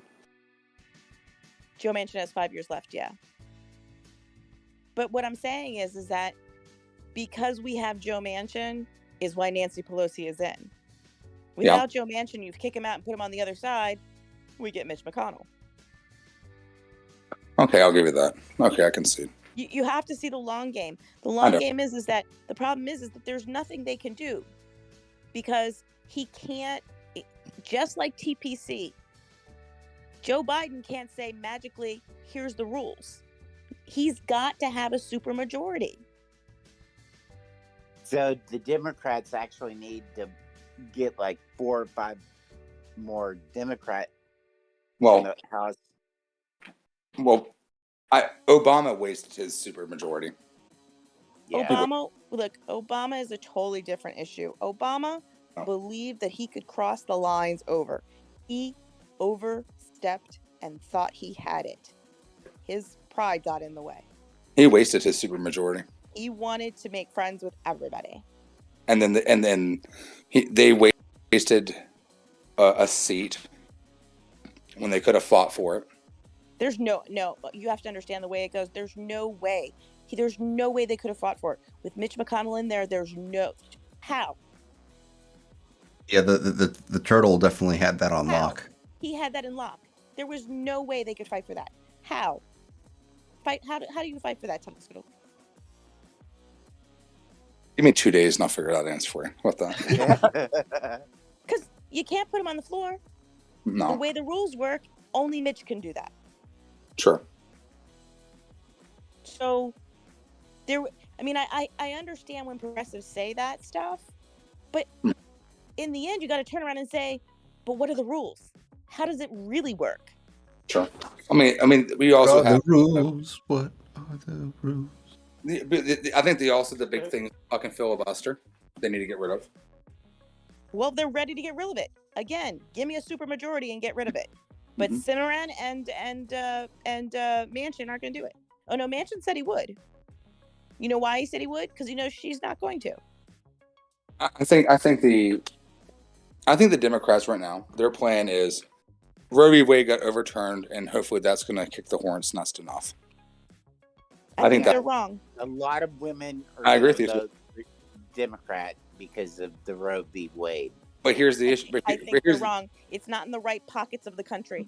No, but here's the thing is, ever since the last fucking election, now all of these states have gerrymandered their states more. Yep. They were limiting fucking polling places. And I actually thought about calling in about this when Sarah was on debating about certain thing. And I was like, you have limited polling places in cities now. I think the Democrats need to come up with a fucking plan. They need to do something, because what they're doing now is ruining generations worth of what generations fought for. And them sitting back going, we don't know what to do is bullshit. And like I said, I wish Biden had the balls to impeach at least Comey and Brett Kavanaugh. I don't think that it would go through. Neither do I. I agree with you, but I'll at least try. But why do you want to give them motivation to come out and vote? Who? Which ones? Republicans. More Republicans. Yeah. Well, I think that's probably their. Actually, I like your rhetorical argument. I'll give you credit on that one. That might be the plan. Honestly, that might be. I'm just thinking. You have to think. I understand the passion. I do. I understand it. I feel the passion. But I just want to say something. As a Black woman, the one thing I can tell you about us, we are the most pragmatic people on this planet. Oh, I'll give you that. Yeah.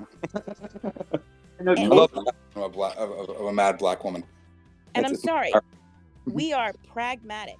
We are so pragmatic that when Obama was running against Hillary, more Black women voted for Hillary because we didn't think Obama could win. Did we want Obama? Yes, but we are a pragmatic motherfuckers. Okay? Yeah. And when it comes down to it, we understand the power, and this is what progressives don't understand. We understand the power of us as a group. That's why they try to break this group up. They have tried to break up the Black female vote, and they can't. And that's what makes our vote powerful. The moment you break that up, you no longer have power. And what the far left doesn't understand is, yes, all of those things that you want are great, but first we've got to get to over the mountain before we start rolling down the hill. But do you see? But seeing, Black Lives Matter movement and the gay pride, the LGBTQ movement are kind of uniting. Yes. I mean, even in the Black Lives Matter, there were gay people walking with them, and vice versa. Black Lives Matter would run with the gay pride. No. I wanna interject. There were Black women marching with them. Yes. Not Black men. Well, I've seen a couple of Black men walk with them too. As a whole, Black men are less likely to be gay friendly. But baby, my rhetorical thing to you is, don't you see that happening in the churches though? No. That's how they're trying to do it.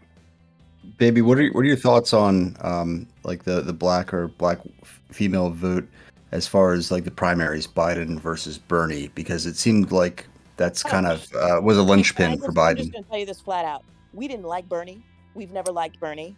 We didn't want Bernie. We weren't going to vote for Bernie. Period. Why? Let me tell you. First of all, Bernie made a couple of mistakes. Super predators. Huh? Yeah, he made a mistake with that one. I'm sorry, I didn't hear what he said because he cut you off. Super predators. Bernie made a mistake with that one. Second, Bernie Sanders tried to place himself as a pivotal person in the civil rights movement. He was not a pivotal person in the civil rights movement, and I will never forgive him for that. He tried to convince young people that he was a pivotal person in the civil rights movement. They were poking out little faces and going, could that be Bernie? Could that be Bernie? Black people were walking around going, they're like Bernie, like, where's Waldo? He wasn't a pivotal force in the civil rights movement. He went to one freaking march. Okay, so with that in mind, as a pragmatic person, why would that one fault matter overall? No, the one fault didn't matter. It was that we liked Hillary better. Okay, I was just wondering. No. And we have always liked Hillary better. And in part, there are good reasons, and you have to understand. Hillary Clinton was fighting for Black rights at the age of 22. At the age of 22, she went into South Carolina and busted housing for Black Americans. She fought to get black people to go to her school. She was in different things. She didn't do Martin Luther King because she was 12. But Hillary Clinton has always fought for black women. And they kept trying to demonize Hillary Clinton, and they weren't going to do it. Black women have loved Hillary Clinton for years and years. And every time Bernie Sanders tried to demonize her, he lost a black woman every minute. Every minute. Now, let me be clear. If Bernie Sanders had won, we would have voted for him because we're pragmatic. Right. It seems like a matter of degrees. I mean, I can't imagine Bernie as being, just putting on a show. Bernie never would have got anything done, though. They would have fought Bernie for everything. Bernie has been in politics for everything. And I like Bernie Sanders, and I liked Bernie Sanders. After this election, I don't like Bernie Sanders. I want nothing to do with Bernie Sanders. And let me tell you, nothing, absolutely nothing to do with Bernie Sanders. And I pray to God he doesn't try to run again. It strikes me as the same kind of wide-eyed idealism and promises that, an Obama would make and not be able to deliver on, but kind of that's how you play the game going into. I'm making a comparison, yeah. And the other reason that we liked Hillary Clinton was because Hillary Clinton knew how to play the game. Hillary Clinton, her ability to understand politics is on par with Mitch McConnell and Nancy Pelosi. Hillary Clinton wouldn't do like Biden. She'd have looked at him and said, I don't care, and done her own thing. She didn't care. And if they think all this stuff about all these things that Hillary Clinton did, look, if she did all those things, great. I want her in because wow. And that's how we looked at it. And every time Bernie Sanders tried to diminish her and tried to place himself in the civil rights movement, he lost us completely. And he could not understand. He just did not understand the black community. He was like a fish out of water every time. And now I'm going to step off my soapbox. Well, this is great for me to learn about more because I'm not black nor a woman. But in your estimation, in the primary, how would the black female vote have broken for Hillary? Are we talking like 70-30? Hillary versus over Bernie. 90. Okay. 10? That's interesting. And I'm not being hypothetical. I'm not overblowing it. 90-10. Yeah, baby, I have heard other women who have spoken and said the exact same things that you have. So, absolutely, have heard this from other black women too. So, yeah, 90-10. There was no love for Bernie Sanders for us. Now there was some black younger women that were, like Bree, whatever her name. God, I can't stand her. But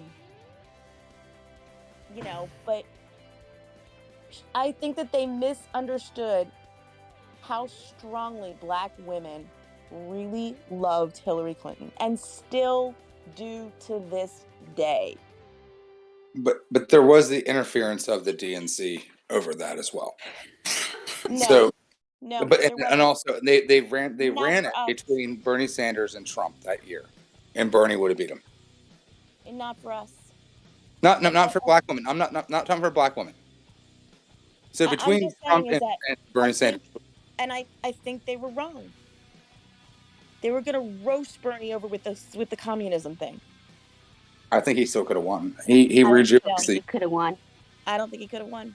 No, I don't think either. Without Nope. the black church going vote, she's right. I don't. Church, he could have won. Nope. What is the point, though, in voting for government in a way that's pragmatic in order to keep the same structure and instead of voting in a different way where somebody might revamp the system. I think that what you said, that's a great question. You understand that how the Republican Party got this Supreme Court did not happen overnight. It is a 30-year stretch that they started this. This was a campaign to get Federalist judges on the court. And it started 30 years ago. The point of voting for people to get in is, first of all, you have to understand each area's Democrat has to be able to not be a national Democrat. They have to be appealing to their state. Example, Manchin is a Democrat. He is appealing to his state. You put a progressive in there and he's not going to win. Just because you have a progressive in and progressives are popular in New York or popular in Chicago or popular, they're not going to win. The little tiny in North Dakota where a Democrat won, they're not going to win that. Democrats happen to be, the biggest problem that Democrats have is that we are a big tent party.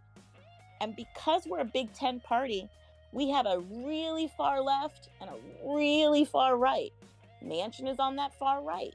He is the only Democrat that would win West Virginia. Without Manchin, we don't have West Virginia. But nothing we do will get him in there. And so the point of it is that you have to look at the numbers. It's all a numbers game. And I love playing with numbers when you look at it. It is completely a numbers game. Everybody, we like this many, or these policies are great, these policies are great. If you don't have the numbers, who cares? But the point is to get the numbers in. So baby, so you look, I know you're a Hillary Clinton supporter. And she did do a lot for the black community and stuff. I'm not disregarding that.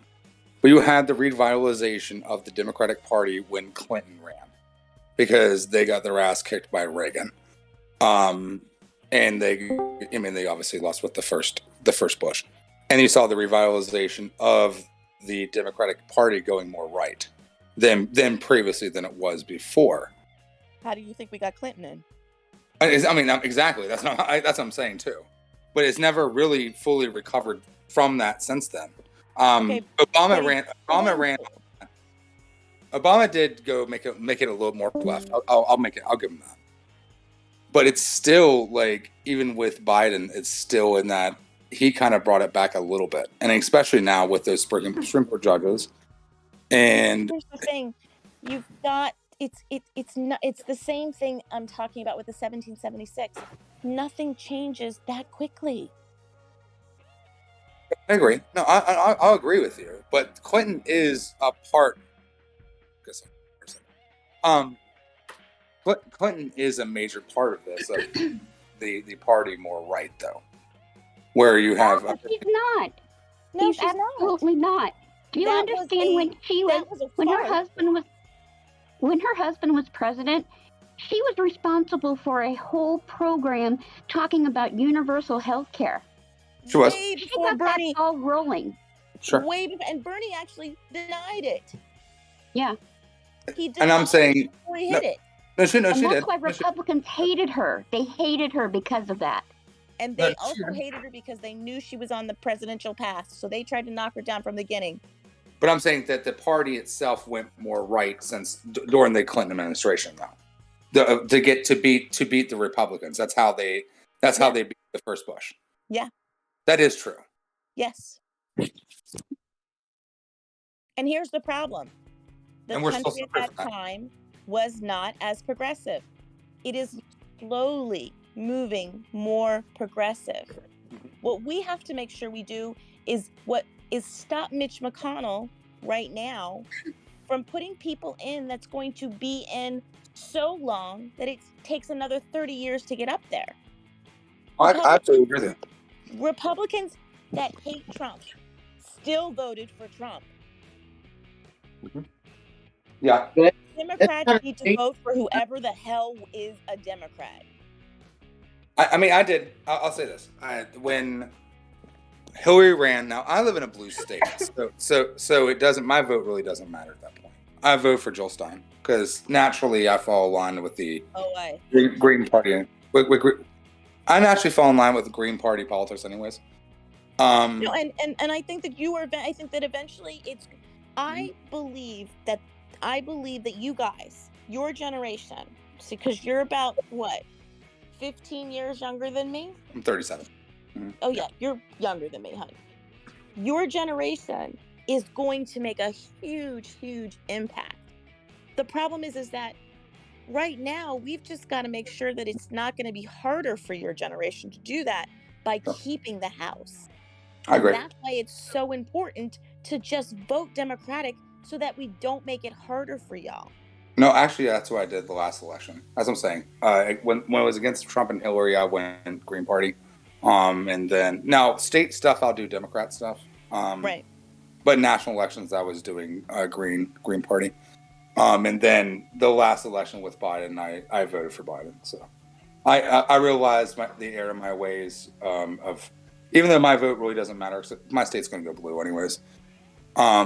I did vote for Biden. I'll give you that. I'm hoping that since the Republicans are fighting amongst each other saying they're cheating in the primaries. Oh, wait, I can't hear you.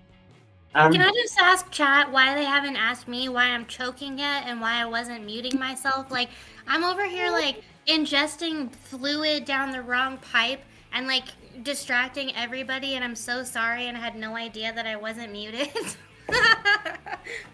I'm so sorry. I opened beers. I'm just listening, but I was, like, choking for a second, and I'm like, oh, I'm fine, no one's listening, and then I look back over on this screen, and I'm not muted, so I'm so sorry. No, we can hear you. You're good. Oops. Thanks, Phil. Thanks for not caring. I'm sorry. We're sorry, hon. No, it's up to Phil. Yeah, not you guys' fault. She's the Just future Phil. mother of my children. I should care. Right. Well, We anyway, won't be able to see our with children, the- but I'll raise them for us, huh, Phil? Yeah. C-section, her mom. She don't want to go through natural. Well, I'm hoping that where the Republicans start like self-destructing, like accusing each other of cheating in the primaries, that will kind of roll over into the November elections, and some of these guys will start running under the Trump banner as an independent and I don't think splitting. so. You don't think so? No, I wish, but I don't think so. Republicans have a way of, when it comes down to the last minute, they're like magnets. They come together. That's what Democrats need to do. And that's what Democrats need to do. Absolutely. My grandfather, I remember when Trump started running, he's a diehard kind of Rhino kind of person. When Trump ran, we go down there and make fun of him because I watched the presidential elections with him. I always make it a point to go see him watch presidential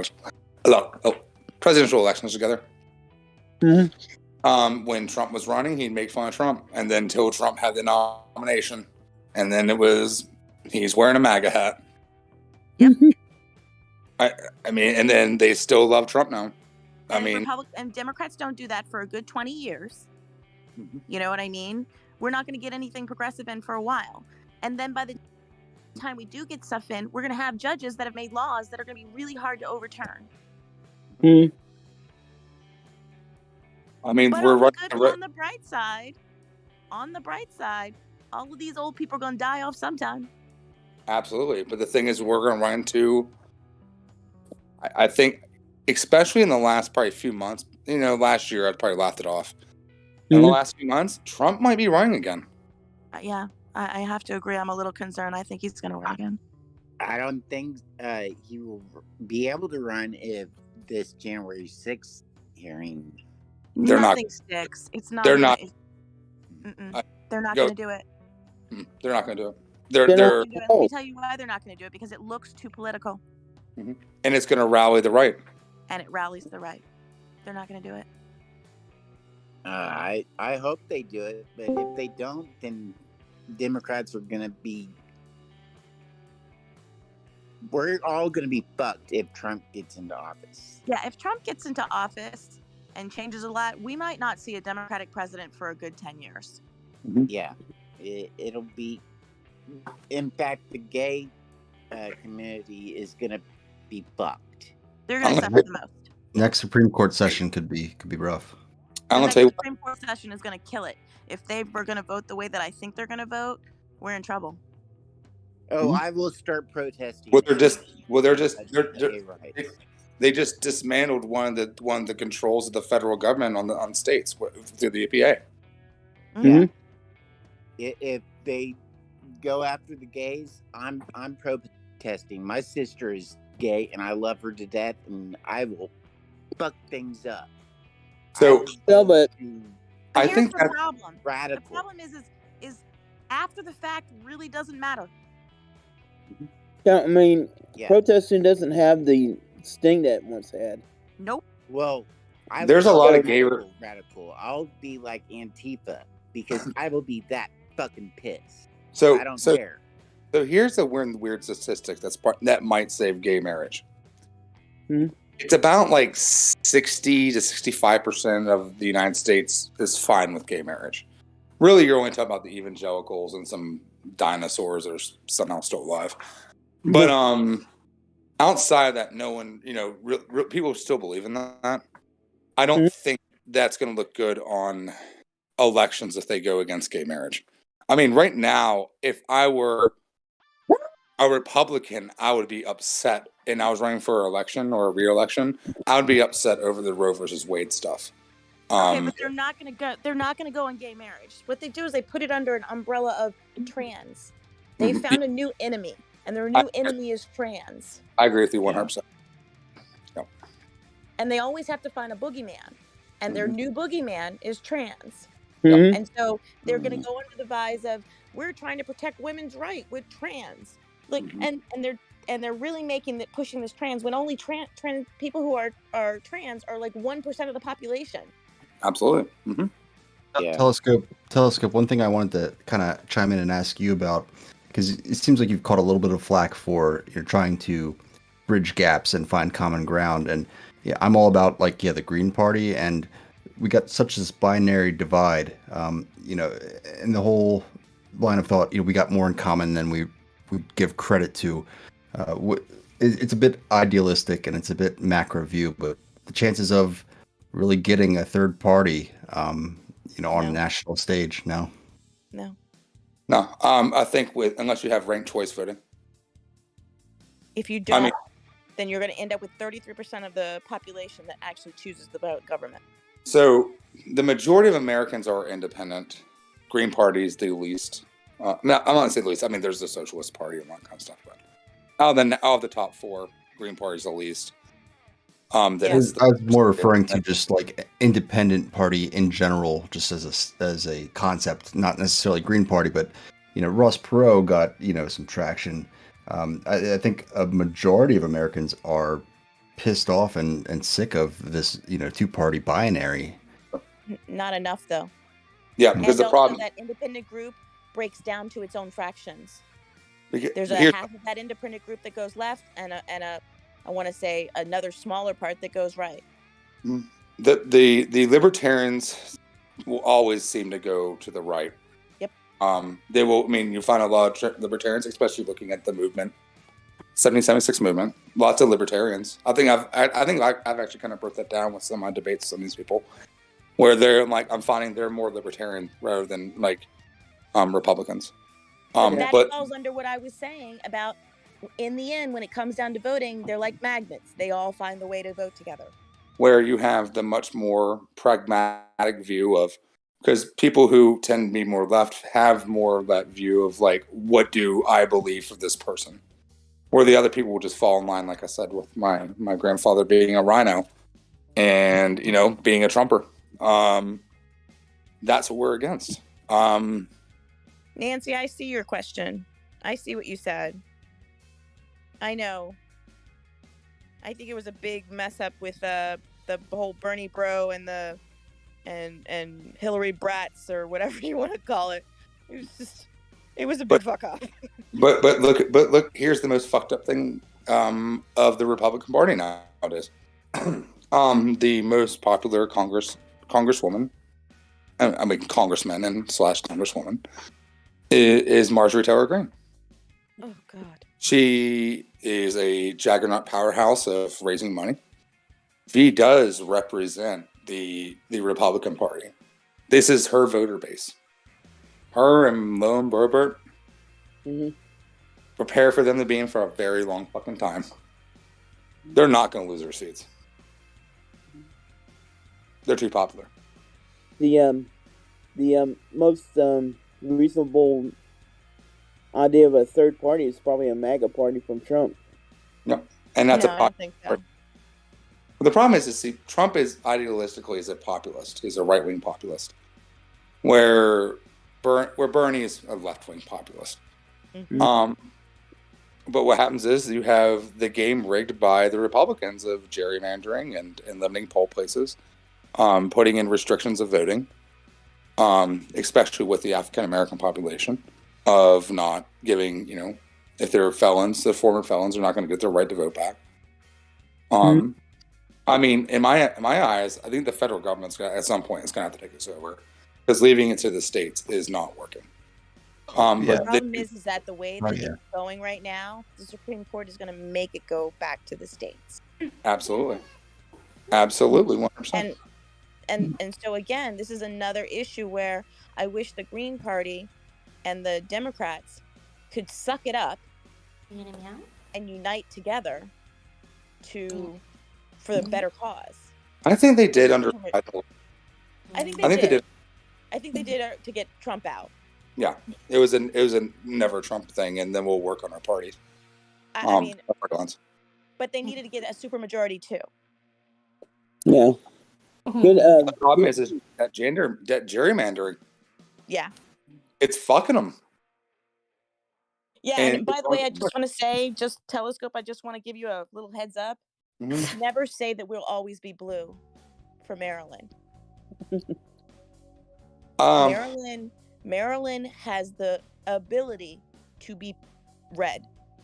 Yeah, but the lower portion of the state, I think, is going to carry it. Now, where I'm at, it's red. And where I'm at's red. Well, where I'm at, it's purple. I'm devout. Where we're at is devoutly red. I mean, honestly, I debate about getting into politics one time, and I was like, you know what I'll do is I was running for a fucking progressive policy under a Republican. Yeah, I'll win. I mean, that's how you do it. Yeah. Just run as progressive as being a Republican. Yeah. Because I go to the bars and everyone agrees with the progressive policies. They just don't like the word communism added to it. They think it's communism. And they don't like the word Democrat. Right. But when you talk to them about policies, they go, yep, absolutely. Oh, I like that. Yeah, I want that. Yeah. Yep. That's why. I wish that we would just get rid of the Electoral College, and I wish that we would get rid of parties, and we would just freaking vote. I'll tell you what. They'll get. Sorry. Colitis, everybody, just shut the fuck up for just 1 second, because we have to acknowledge it by what it's actually called, and that's the Electrical College. Electrical. Thank you. The electrical. Yeah. So we can't be as bad as the other strains where we're just giving out misinformation left and right. We have to pronounce things properly. We have to put all the words or the letters in there. Electrical College. We have to electrocute shit. Okay, everyone? Just write it down. Put a little. Thank you for that moment of brevity. We needed that. Our camera. Like it's like calling ideas ideals. You know. Oh, my favorite is when people need to take you serious, not seriously. I'm like, what the fuck did you just say? You better not. What did you? Anyway, so. I love you guys, but I will not have this going around improperly. You cannot pronounce it badly or incorrectly. It is the Electrical College. And what kind of intensive purposes are you going on about? I don't know. It's just getting really serious. Why can't we just be silly for a second? No, actually, I agree with you because you actually helped me on the next statement. We'll get rid of the electrical college when Texas turns blue. I think so. God, please let it. That is the one. If Texas turned blue, that would just be the saving grace.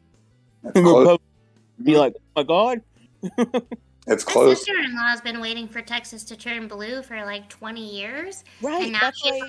gonna And book it. Richardson. She's gonna just come up here and probably live That's with why us. I just don't believe it.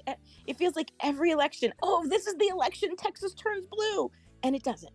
She Oh, was this is really the one, excited for and it doesn't. Beto, and then that didn't happen, and then it just went to shit from there. Like I saw her excited, and then I saw her defeated recently, so it sucks. I don't know. She's like, her youngest won't graduate until I think maybe 28. So she's got like 5 more years, but I think she's planning to come back to Canada afterwards. I don't think she'll stay. Nancy says, I think she's talking to Emerson, but it makes what she said is very critical, because I think that it makes sense what she's saying here. He, which I think she means Trump, won't run again. If that was the plan, he'd never have sold his DC hotel. That was his hangout. He knows that he's never going back there. He hated the district.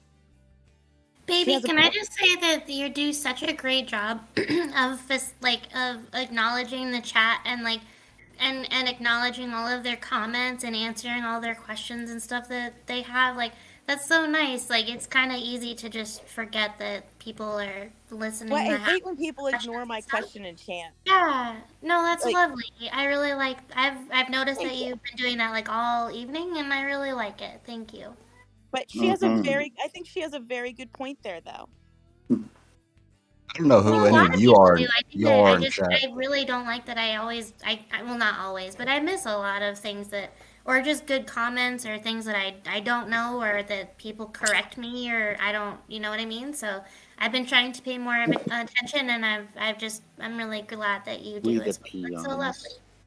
But what do you think about her comment, though? I mean, like Telescope, what do you think about Nancy's comment? And thank you very much. I appreciate that you said that to me. I really do.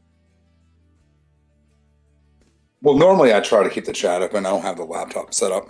So No. I mean about Nancy's comment about he sold his hotel. Oh, I think it's an interesting thing, but he spent a lot of time at Mar-a-Lago too. Which hotel? Sorry. Oh, His it's DC Hotel. Sorry, I can read. Okay, He so sold his DC hotel. And if he thought he was going to run again, why would he sell it? But I thought he needed real the estate, money. the real estate business is fucking booming right now. So Everything's you think he just needed the money? Sure, yeah. Yeah. Why does it matter? He spends his time at Mar-a-Lago anyways. Yeah, I mean, his plane is falling apart midair. So, you know, He only had the hotel for the deals that it could get him and the favors he could get from it. That's the only reason he bought that hotel. He Look hated how the much- White House. Look He how much hated staying there. Look how much money we spent of him going to Mar-a-Lago, and all the nights that those ambassadors and everything stayed down there, and how much money that he still charged the government for. Which I mean, was it like fucking Carter had to sell his peanut farm? Well, I mean, everybody thinks, oh, it's great to stay at the White House. No, they say it's not. That it's drafty, it's old, it's no privacy, it's outdated. Look, there was more photos in the White House when this is something objective I'm looking at. There's more photos in the White House when Obama was in there rather than Trump. Yeah, It's so hated it. interesting. Mm-hmm. They absolutely hated the White House. Hey, what about that the Porter lady that's really good with numbers? Do you think she should run for president? Who? What's her first name? Katie Porter. Yeah, Katie Porter. I haven't looked into her that much. I don't know much She's a about progressive. her. She's a progressive. She's awesome. She's a progressive. She should run for senator first, and then that'd be my guess. She's a progressive. She's great. She's But even got like young look at kids the, too. But even look at was it the Roosevelt She should run China? for Senate. Go ahead. But even like looking at the Roosevelt China, I think it was the Roosevelt China. That like they were serving like McDonald's fucking goddamn Dawson. I'm like, you gotta be fucking kidding me. Did he take that stuff? I wonder if he tried to take anything. I think he did. Really? I think he did. He took some stuff, like some documents he wasn't supposed to, and Yeah, but I mean like China and stuff. yeah, that's and like there was like a story about a bus being taken that wasn't supposed to of Lincoln. Yeah, there is a few things that were taken. It was like right after he lost. There was. Let me look for it because actually I'll post that in the chat if I remember. But yes, I think he did. Wow. Just amazing. It's like he's the most trailer park fucking president ever. Oh my God, he surely was. He really was. I mean, somebody who has that much money can be so gauche. It's just, Well, it's used car salesman money. It's not like. I mean, they based Biff of what's it? Back to the Future Part 2. Yeah. Based off of him. Donald Trump. Yeah.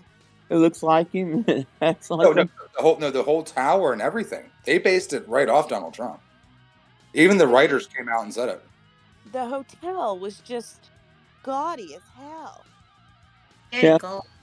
It was a lot. Fake gold. All that gold. I mean, ugh. I'm sorry. And she actually, Melania, actually comes from the same village, or the village over from where my husband's family is from. Oh, wow. Yeah. So she comes, my husband is Slovenian, and so she's from there. And that, I think, is why my mother-in-law loves her, absolutely loves her. But back in Slovenia, she is not loved at all. I'll tell you a fucked up story. This is an interesting one. So when I ran the secular student alliance, I knew this guy I've known for years. We call him like Budding Rabbi. That's his nickname. An incredibly intelligent guy. He's kind of like the dungeon master and D&D kind of personality, if you can imagine that. Okay. And he was telling me a story. So his parents were in the military, and I think they were living in Sweden. He is the same age as Kim Jong-un. And Kim Jong-un was sent to went to school there, didn't he? Yeah, he was in Kim Jong-un's class. Oh, and shit. That's where the North Korean, that's where we think his children went to school now. Mm-hmm. Yeah, And that's why we don't know what they look like on purpose. Yeah. He was in Kim Jong-un's class. Weird. That's nuts. Yeah, he sends them to schools outside of the country.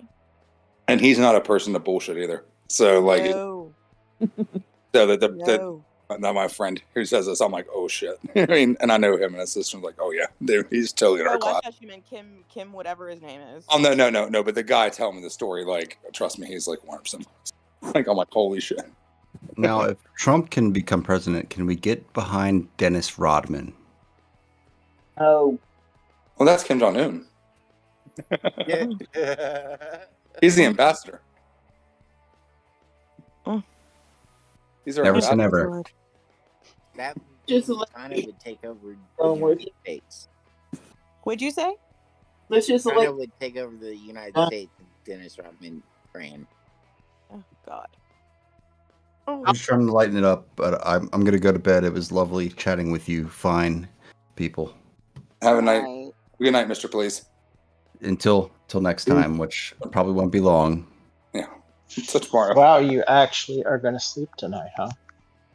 Oh wait, that person's not. Who's that? Dobby. You sound familiar, Dobby. Yeah. Oh, is this not Gary?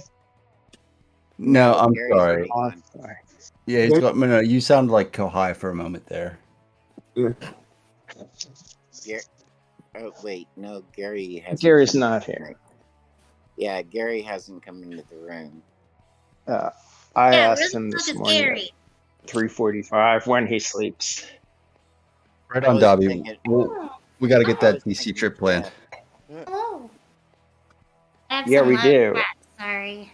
4, 5, 6, 7, 8, 9.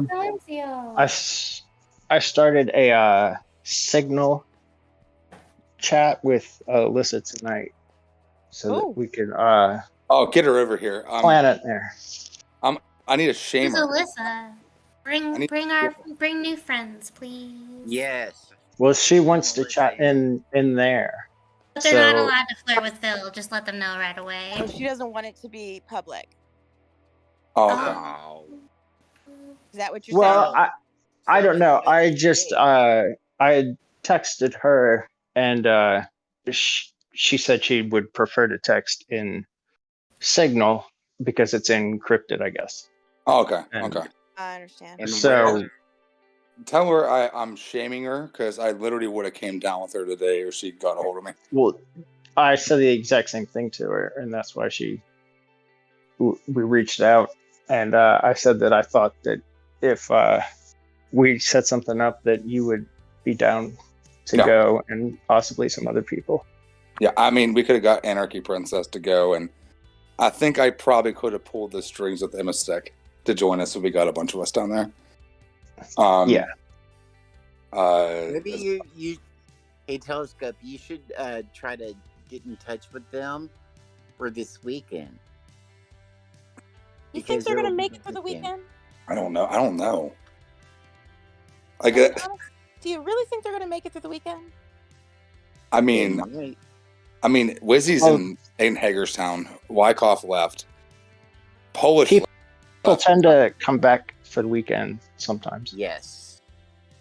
That might be the only thing that gets them through. Shit, the weekend's here? No. I'm just wondering if they'll make it through the weekend. I think they might go home in a day or two. Sorry, I was just trying to annoy Mark. Because even Oreo has been doing his trips back to Bunker Hill. I noticed that. I noticed that he's not down in DC. Yeah, because of That was because of his car.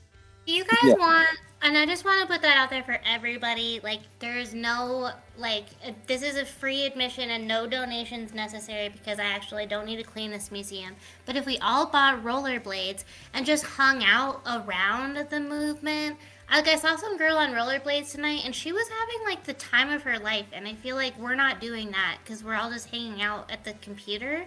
But we could easily get rollerblades and then protest properly. I would rent a scooter, but I don't want to end up in the hospital on rollerblades. I think it's cute that you think you're going to get this 52-year-old woman on rollerblades. I think it's cute that you're pretending that you're a 52-year-old woman who has, like, babies and children and shit. Like, what are you lying about? You are not that old. Yeah, I am. I'm 50. No. What about we all get scooters? I'm down for You can have a scooter. I personally feel like I want those rollerblades and those tight-ass shorts. Like, that's kind of how I want to do my hot girl summer. But we can all, tie do our a own rope. version of hot girl summer. But we should You definitely could tie a rope to the scooter and ski God, behind I it. forgot about that. I forgot about being young and not caring if I fucked up my shins. And since we don't have flags or anything, we can get rainbow flags and just write I got a BTS. rainbow. My rainbow I'll get flag. a rainbow flag and I will sew it to my ass. It'll be on my cute little ass pants. My rainbow flag is the American flag, but as a rainbow flag. Now that will trigger the fuck out of them. What kind of, like, so that all the stars will be different color rainbows and stuff, or like, and then the rest of the flag will be like the LGBTQ stripes. or whatever? The stripes are rainbow. Oh, I like It is the Okay. most Yeah. beautiful rainbow flag. And then my daughter is LGBT, and so she has her flag. Right, you mentioned that you pretend to have a daughter who went to school. Yeah, right. 21 years old.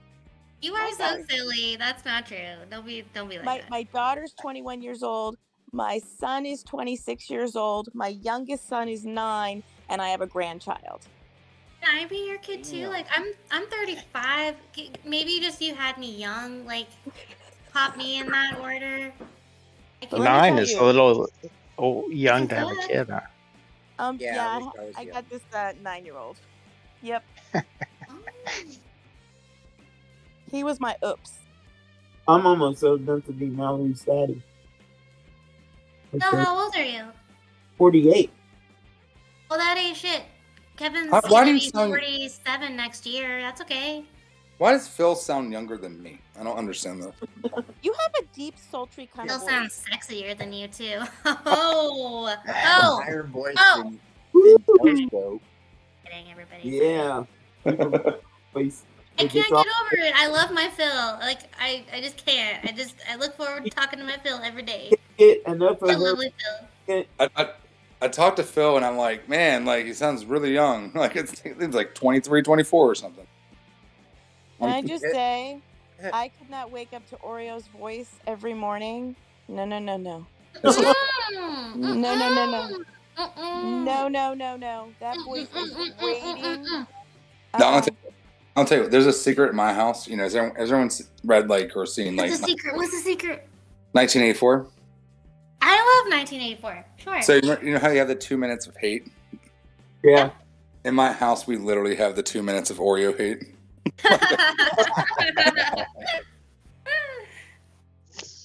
That's pretty funny. At the screen.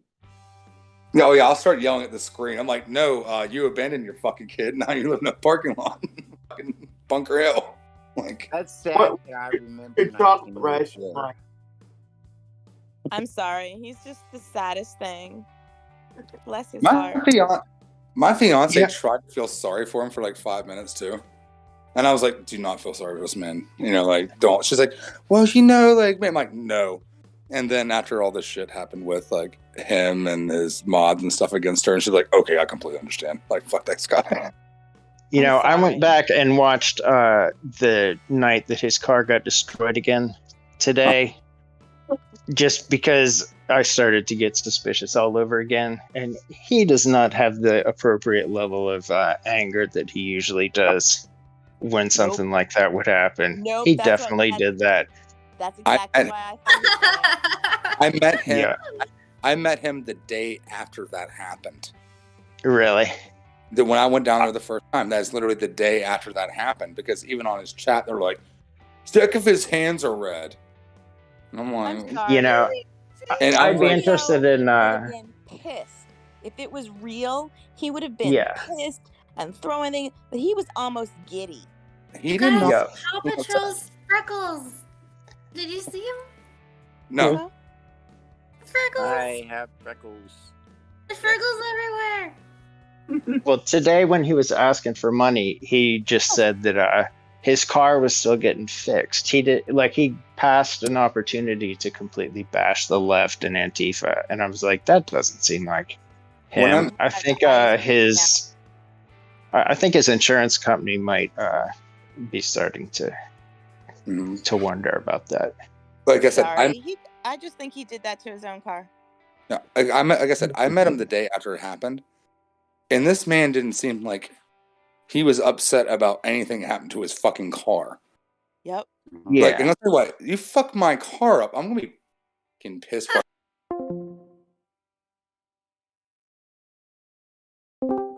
I'm fucked. I'm pissed off. Don't talk to me. I'm like, just leave me the fuck alone. Like, not like, hey, Ron, what's going on? Like an average fucking Oreo day. I don't know. And he's not that pragmatic because he cries about fucking pride flags. So I mean, right? Yeah.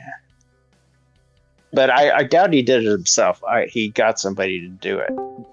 But I bet if I don't know who was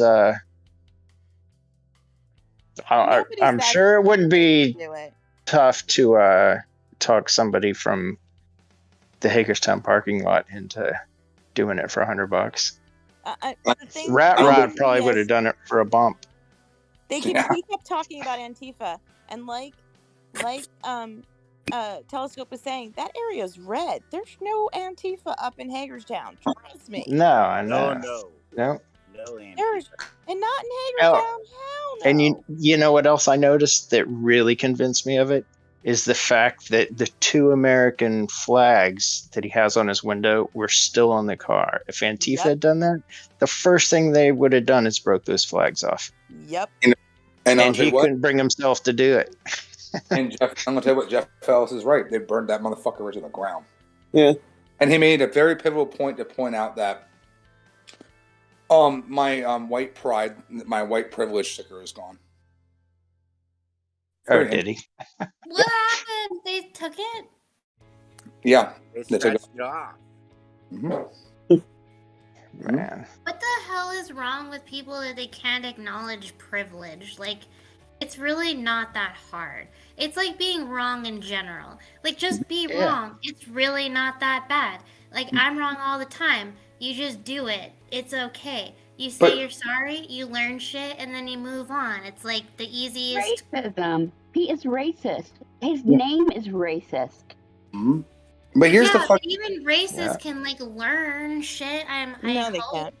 Yeah, No. so like it's not like they're just right offable. He takes pride in being ignorant. Jeff's come around a little bit when it comes to that. So You're telling me his name's racist? I thought it was about like he liked to be double stuffed. I mean, fuck. I thought that they would.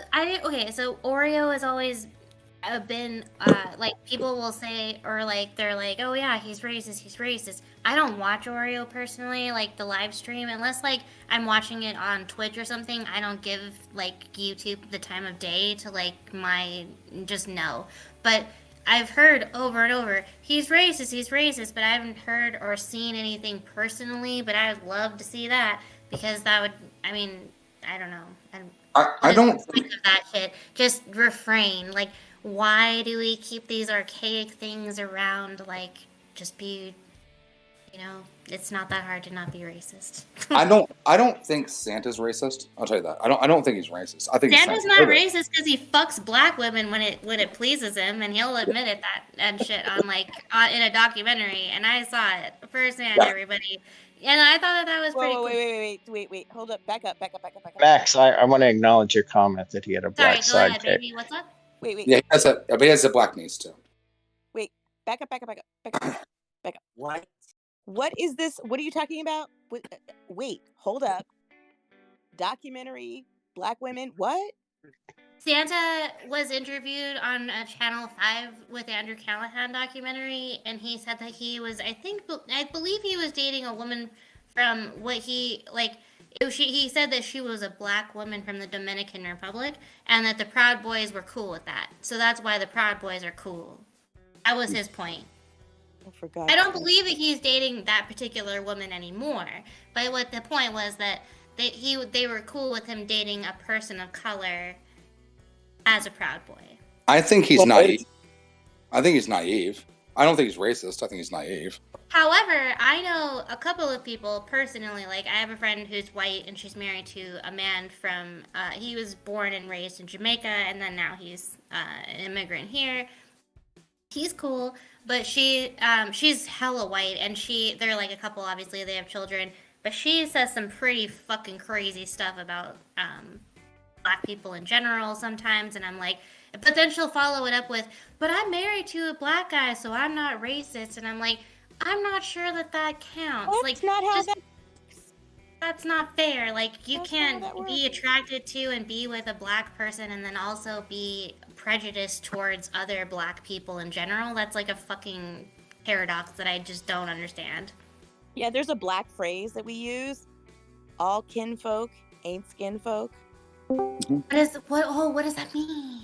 That's like Wizzy defending those two rednecks on January 7th by saying, I don't think two racists would have a beautiful black granddaughter.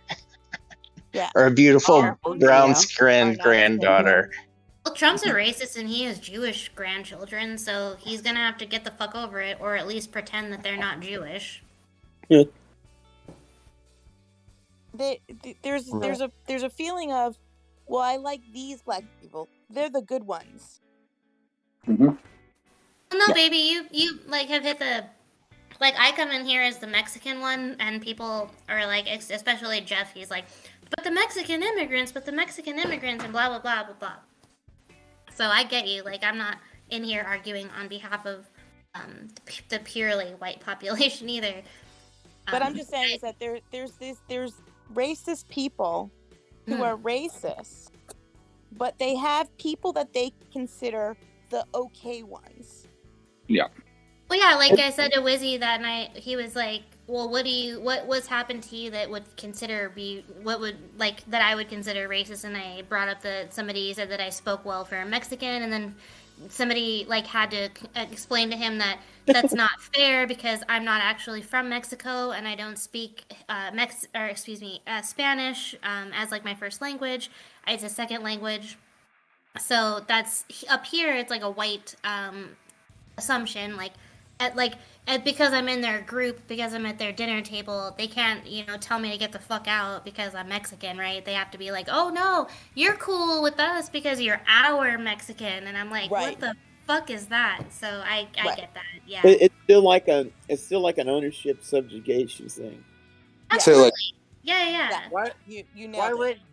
Why would someone or some people do that though? I mean, but then Lizzie was like, it's a compliment. He made me feel like an asshole. He was like, you should just take it as a compliment. It was a compliment because you know them. And I'm like, I know her personally. I don't know her that well. And I don't know her well enough for her to fucking say that to my face, right? In Los Angeles, people are not explicitly racist like that to your face. Like, it's just not possible because the white population is lesser than the POC population, right? So they kind of have to mind their shit. But up here, they can just kind of say whatever they want to your face, and you just have to be like, okay, and then stuff more broccoli into your mouth so you don't get arrested.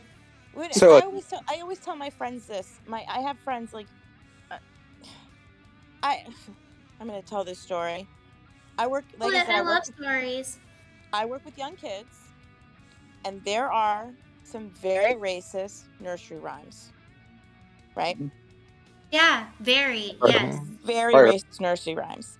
Heard all of them. Yeah, there are some very racist nursery rhymes, and the people I work with are predominantly white, and this white lady has black children, and she was irate over the nursery rhyme, Mr. Alligator Can't Catch Me, swinging to the monkeys over the tree. It is a very racist song. Oh my God. My Mormon grandmother, she was like, let's learn to bake today. And I was like, sure, that's awesome. And what are we going to learn to make? She said, we're going to learn to make the N-word toes, which are cookies with like a Hershey's Kiss in the center. Yeah, and I'm like, what the fuck is happening? I'm like 11 years old. I'm obviously not white. What? So my grandmother had a really big issue with my dad marrying my mom because she's Mexican, and so my dad was kind of like, fuck you, I'm gonna go and marry this Mexican woman and we're gonna have beautiful babies and I don't want to deal with you anymore. But eventually they healed their estrangement, and then we would spend like summers there and winters and stuff. And the kind of racial indoctrination, like I was telling Kohai in a chat, like my Mormon family would keep me inside so I wouldn't be able to go out inside and play with my cousins in the sunshine, lest I become more tan. Right, and then if I had to go to church with them on Sunday, they would have to explain like where they got this tan little girl from.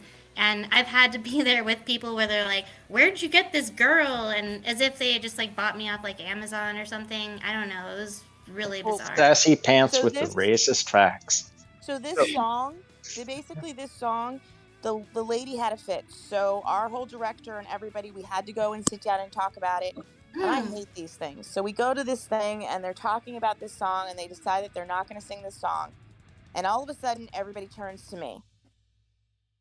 And they want to know why I have sang the song for the last 3 years.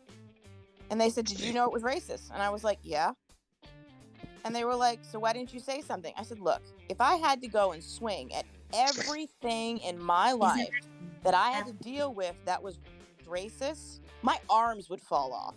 Well, it's a really hard life. Like, I mean, it's not that racism isn't, like, that's kind of why I get frustrated with people when they're like, racism's not real. Like, it's not the way it should be. But I'm like, well, it is the way that it is, unfortunately. So we have to kind of deal with that as it is. And when people don't... When they kind of when they want to like take away or strip the experience from the person of color, where they're like, well, I haven't experienced that, so you should just get the fuck over it, or those types of arguments, I just get really upset, and then I start crying, and then I'm just like, I'm over it. I don't even know what to say. If somebody's gonna be that hateful, where they're gonna be like, sorry, I don't think that your particular experience matters to me because it's not something that I can I guess. What is it like? Like maybe even just imagine. It's like, okay, well, cool. I don't know. It's a lot. Look, the people that are racist, the white people in the Proud Boy groups that are racist, it's almost as if, this is gonna sound awful, but it's almost as if they like having somebody and almost consider it like having, a card to be able to say, see, I'm not racist. There's my one black friend. I'm not racist. I'm not racist. He's my one black friend. So well, it's exactly like my friend who has like a husband and stuff. She's like, I'm not racist because of this. And I'm like, but buddy, like you absolutely are racist. And even the stuff that she says to him sometimes, I'm like, why would you say that to like, but some people are not thinking about, I think that the only way, or maybe a way that I think that different racial relationships work personally is when the white one is like, you have clearly experienced some shit that I have not, so let me learn from you, as opposed to let me make you feel like a complete douchebag for trying to relate your experience to me, right? I don't see those working as well as like I don't know, my boyfriend's really white, so he's had a pretty good learning curve with what is and what isn't offensive to me. Like last Halloween, his friends dressed up like Mexicans for Halloween. They dressed up like people with like a mariachi band, okay? Like with the full sugar skull makeup, which doesn't make sense for the mariachi band in general. Just like culturally speaking, those things don't actually go together all the time or even at all. And I'm just like, and I have to kind of just sit there like, oh, great Halloween costume. I can't actually say out loud, hey, that shit's really offensive to me. It's kind of like where you were saying, if we called out everything all the time, it would be really offensive. But I did eventually explain to Kevin, I was like, hey, your friend's wearing sombreros and shit like that. It's kind of messed up because they know that I'm Mexican and they just do this in front of me and they don't care, which is, so they have a friend who's also indigenous, which we hang out with, but they are very respectful of her indigenous culture, but not my Mexican culture. So I'm also like, what is it about mine that isn't as important as hers? Is it because she's white and Métis that's why it's more like relatable as opposed to like my Mexican heritage? It's like all kinds of fucked up. I don't know. The chat just gave us some information. So Sassy Pants, the Oreo name came from the first black guy named Jason back in California. So explain, that's where he got the name Oreo from? What a piece of shit. Oh my God. If you could explain that in the chat, that would be really great, because I've always wondered where he got the name Oreo from. And then behind the mirror says, Oreo says, quote, I'm not racist. I have a black friend I say racist stuff to all the time. Oh yeah, I remember when he said that. I say racist stuff to all the time. And that's the thing. Oreo is the epitome of what I'm talking about, having a black friend. Because whenever Oreo is around a black person, he wants to point that out. He wants to point out the black creatures. He's like, where's your hat? Where's this? Where's that? He treats him as an item, not as a friend. Well, it's his token and almost like his property, like as if he's like, this is my, like, why? So what's interesting about that is like, it's a twofold thing. It's like, not only is he racist for saying, oh, here's my token black friend, but he's also pointing out the fact that he's extremely white, has no black friends, and needs to point out that he has one at least. One right? black so friend, there's like, right. exactly. So it like goes, it's really, it's a very complex thing. I appreciate everyone in the chat who's very, very white, who's like listening to all of this and not being super offended or upset. Right. I personally don't mean anybody. to. Please tell me I'm sorry. Yeah, Can I ask I'm what only makes calling your people white no, for funny, but I know that that's rude, and I know that yeah. So just thank you for what makes your boyfriend very white?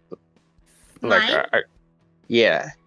He's well, Like is he's it blonde. the way he He's dresses or blue-eyed. talks or He's like just in Canadian. He doesn't have his family has never, at least as far as it's gone back, populated with Black or Latino people. So they've mostly just been marrying or intermarrying among white. So you mean like literally he's very Caucasian. Yeah, my husband is the same. Okay. He's, like you said, from Slovenia, so there's nothing there. He's There isn't yeah. another population to date. It's kind of just like for instance, my boyfriend was married twice. First to a French woman, and then the second to another white lady here. But I'm the first like person of color that he's ever really dated seriously. I mean, he's dated a couple of Black women and like another an East Indian woman. I think in high school. So it's not like he's like not. He's not unaware of I the thought issues that maybe come it was like he listened to Vanilla Ice and George Strait or something like that. Well, yeah, Ice Ice You Baby, just mean he's like obviously, literally we wake white. up every morning and we listen to that. Yeah, the black. So like, I'll let you go, Phil. I have a story. But my too. boyfriend's Métis, which I don't know if you guys know what that means, but it means so Métis people are indigenous people that were intermarrying with Scottish people. And also French men. So when they came over to be like fur trappers, and in the Hudson Bay Company fur trapping time period, like that whole like I don't know, must have been from 1750 to about 1850. There were interracial marriages because white dudes would come over and they wouldn't bring their whole family, so they'd be like, hey, I need to do something on you, Mrs. So you come over here and be my girl. I need to do and something. they'd have some it wasn't actually like a government officiated or even a church officiated marriage, but they still eventually had like tons of babies and stuff. So it became like an ethnic group on its own within the Canadian sphere. So he originates from that, where like I think his great grandparents were interracially married, but like that doesn't necessarily mean that anywhere along the lines they did anything like that. It's mostly just like wait, and that's also not their like maybe it's not even like if you don't really move around here, you don't really experience multi ethnicity. Like most Canadians are of European descent, unfortunately, so they have that overwhelming like population on people where they can be like blah blah blah blah, our rights matter more than yours, and unfortunately as a majority they often win. Like the indigenous population, even though like they are significantly over like they overwhelmingly demonstrate the ratios of or the percentages of people that are in prison or that are homeless or that are like street people that like are like turning tricks and stuff, like sex workers and that sort of thing. But they're only 3% of our entire population. So like we've almost forced that entire ethnic group like out to do fucked up stuff because we have like Canada's kind of racist against them in that way. Well, I've run into the stay in your own lane thing when I dated some black girls. Phil, you dated other girls other than me? Yeah, it all counts. Oh my god. Well, it's kind of weird because it's never good enough for the white girls because I didn't have enough money. It's never good enough for the black girls because they thought I was going to bring out a clan hood at some time and start saying the N-word. It's the truth. Gonna bring out the clan hood. Oh my god, I've never like. It's really the truth. Cause their parents will like totally trip out. Cause the point was like, "What are you doing?" Well, no, I had a conversation with Kevin where he was like, "Do you think that people actually don't think that I'm a race betrayer when we go out to like dinner and stuff?" And it's a really shitty thing, but they might. I don't know. Like, I mean, me and Kevin together, definitely I don't look like him, so they're gonna be like, where'd you get that one? And I don't want them to think he's a race betrayer. Like, what the fuck is that? Like, like this. I just want to get a kiss and stuff and go to the movies and stuff. I don't You wanted a what? wanted a kiss and go out to the movies and Bill. stuff. Bill. Yeah, I mean, Telescope, what were you gonna say? So I was gonna say, like, the piggyback whatever I was saying off of is like one of my former best friends that I had for 20 years.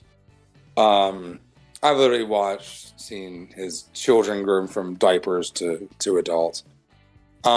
His family came in illegally to the United States. His grandparents did. He joined the military and. May I ask her where? He's Latino.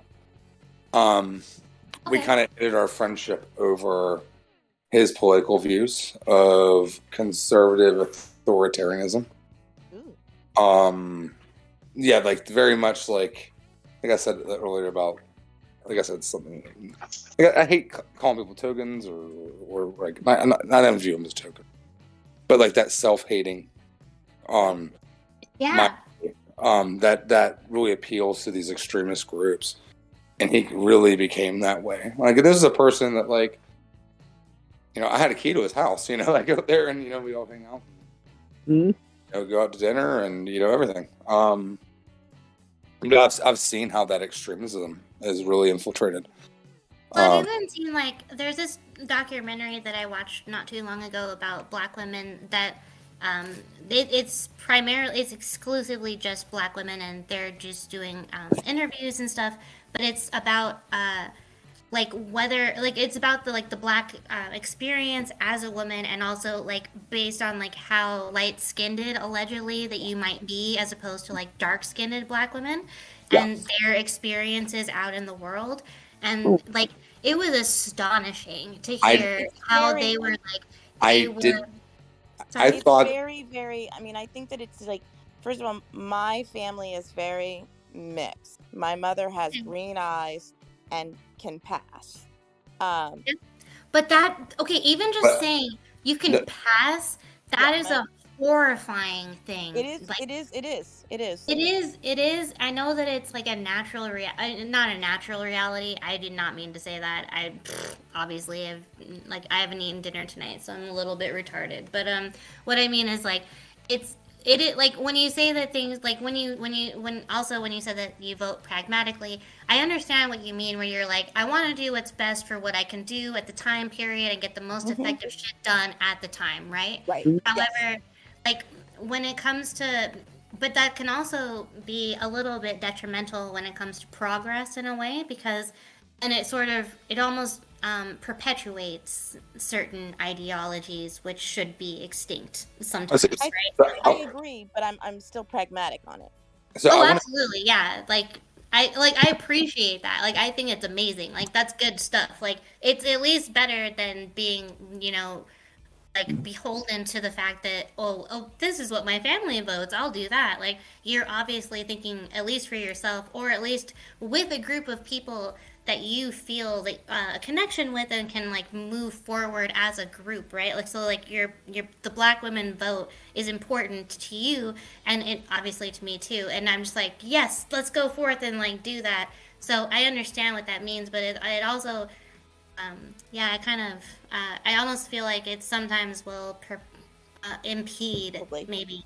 I think it does, but I think that right now, for us, and I don't want to say that we're monolithic, so I'm not trying to put us all in a group, but as a whole, we see our power in ourselves as a group. And for me personally, I'm darker. My mother can pass. My mother as a child could pass. Now she's older, she can't as much, but she did, and she has green eyes. And my grandmother and I are darker. My grandfather and my father aren't.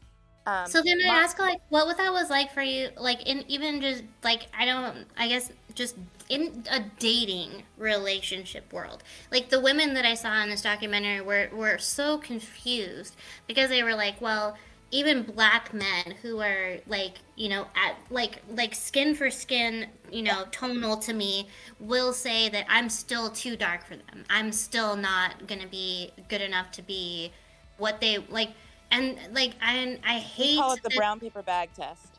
It's like colonialism has got to the point, like, or it's like infiltrated the brains of even ethnicity, like of Well, when you're My talking, mom doesn't pass. My mom passes the brown paper bag test. I am the brown paper bag. I am that color, that and kills me. Like it really does. Like I don't know. but I talk to Sarah oddly about this all the enough, time, and I'm though, like, we seriously need to fucking fix this because it's like I'm the it's one that's just the ridiculous. darkest in my family. Mhm. Oddly enough, I was the one that was prized the most because I was the only one that was. Was it sort of because you became like maybe exotic because of it, or maybe like No, you were? I grew up in Baltimore. There were a lot of black people in Baltimore. It was, but I was I don't know what it was. I was very petite, very little, and I was the one that was different than my sister, my mother, and my father. All three of them are fairly light skinned, and I'm not. And so, I understood that, but I never had that much of a problem because I'm really on the cusp of it a little bit. And it's so sad to say, and it's awful to even think of, but darker women have such a hard time. And it's Yeah, just, dude. it's awful. It's It really is. it's so hard for them, and I think that even in the black community, it's just, ugh. It is so hard. I mean, I'm hopeful that the tide is changing and Mhm. that that's no longer becoming a thing. But for a while there, it really was a thing. And if my whole family had to pass, I'd be the one that they'd leave behind well, because It's like I would. Oh, I'm sorry. The self-hate is like ingrained in society because black people are portrayed as crooks, as thieves, as this, that, and the other, right? And even back before that, because of slavery and everything. So when you're darker, you're closer to not being the ideal person. You know what I mean?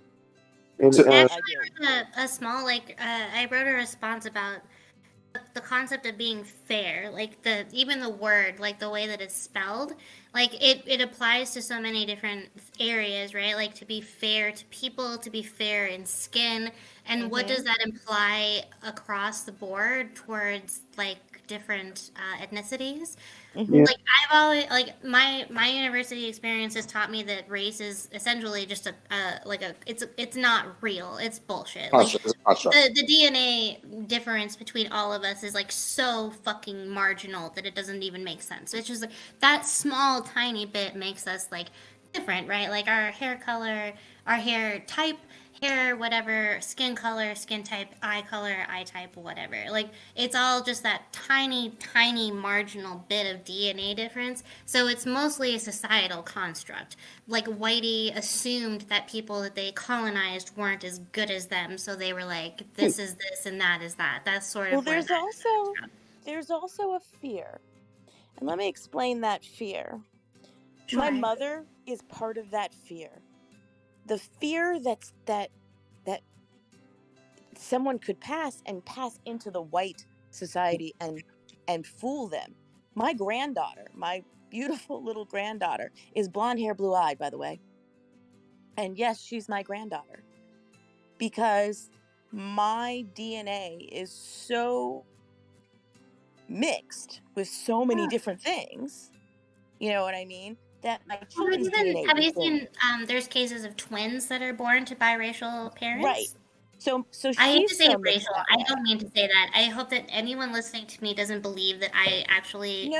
I'm just saying. Yeah, I just want to like full disclaimer, like my small print, like I don't actually believe these concepts, but they will have like a set of twins that are blonde, blue eyed, and then the other one will be like will take after their